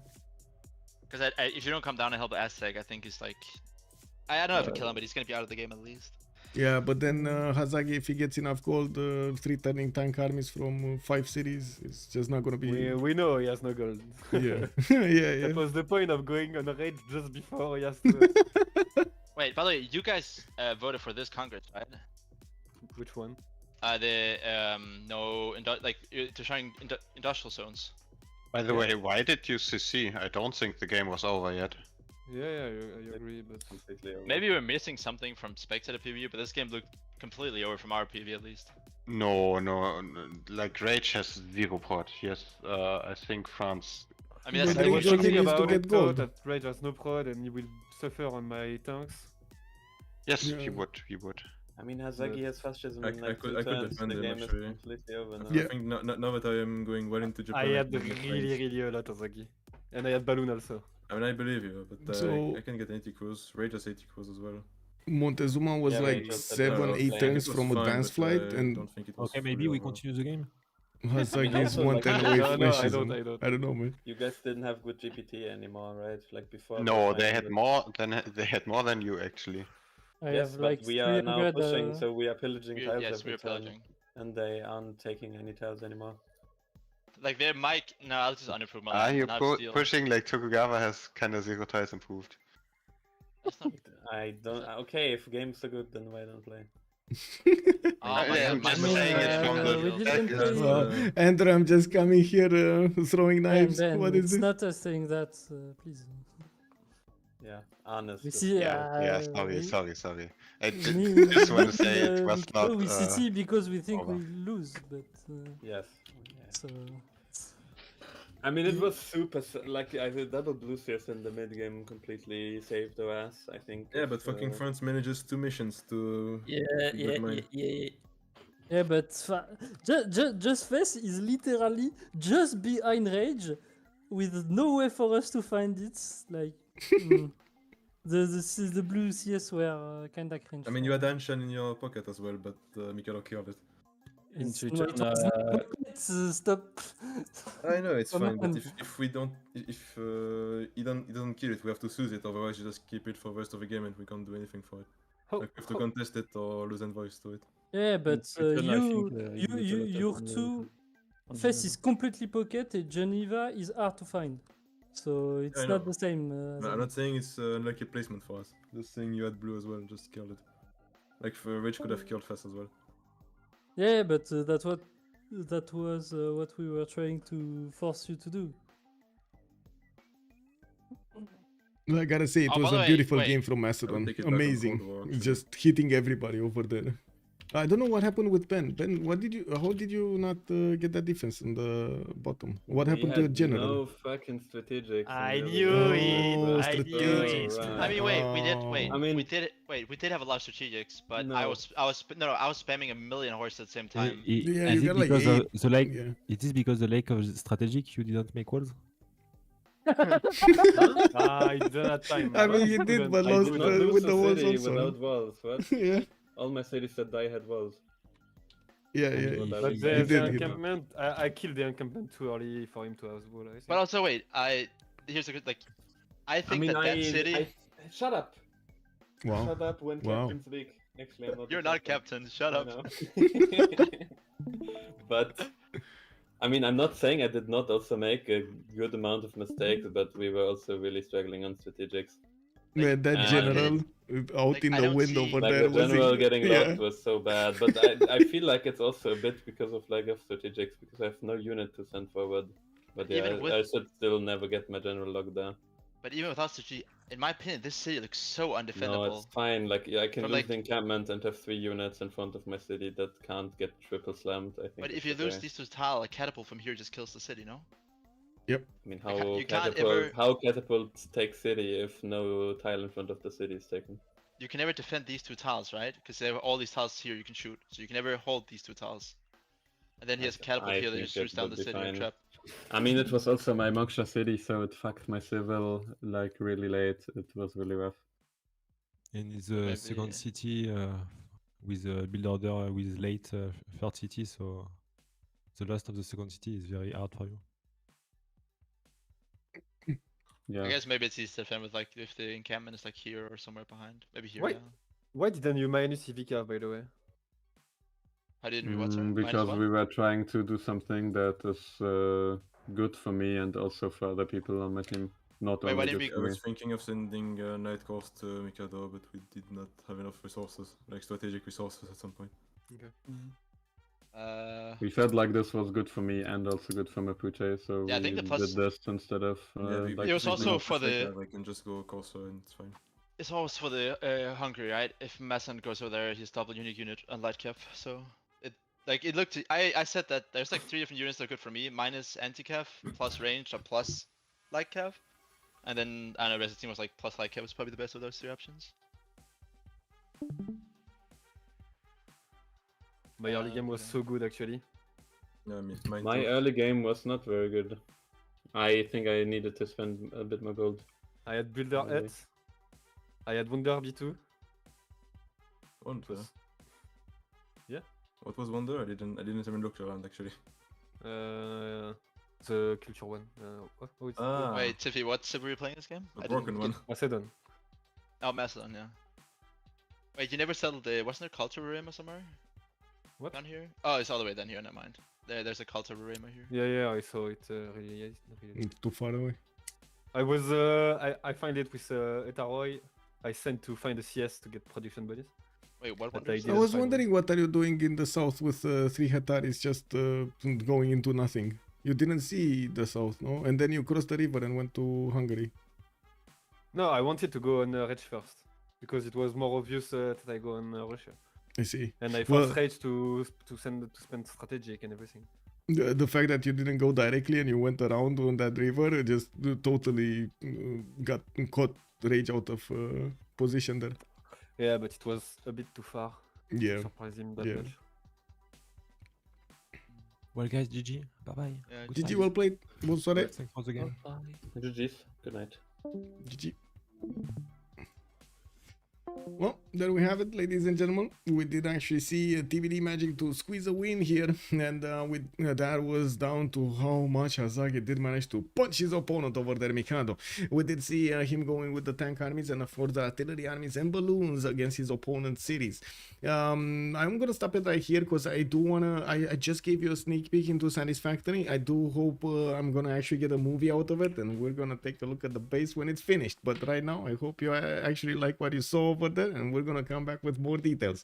Thank you so much for everything. Much appreciated for the gifts, much appreciated for the subs, and of course for the follows on the stream. I do hope you enjoy your time with me tonight, and we're gonna see each other in the next one. On my Discord, you're gonna see all my schedule displayed. I do try to update it as quick as I get the information. We do know a few games on the weekend, but I'm gonna actually wait until tomorrow to put them down on the schedule. I'm also looking for another stream tomorrow. We're going to see what kind of games are, and of course in the meantime, stay safe, and of course have some fun with some Civ6 action. Bye.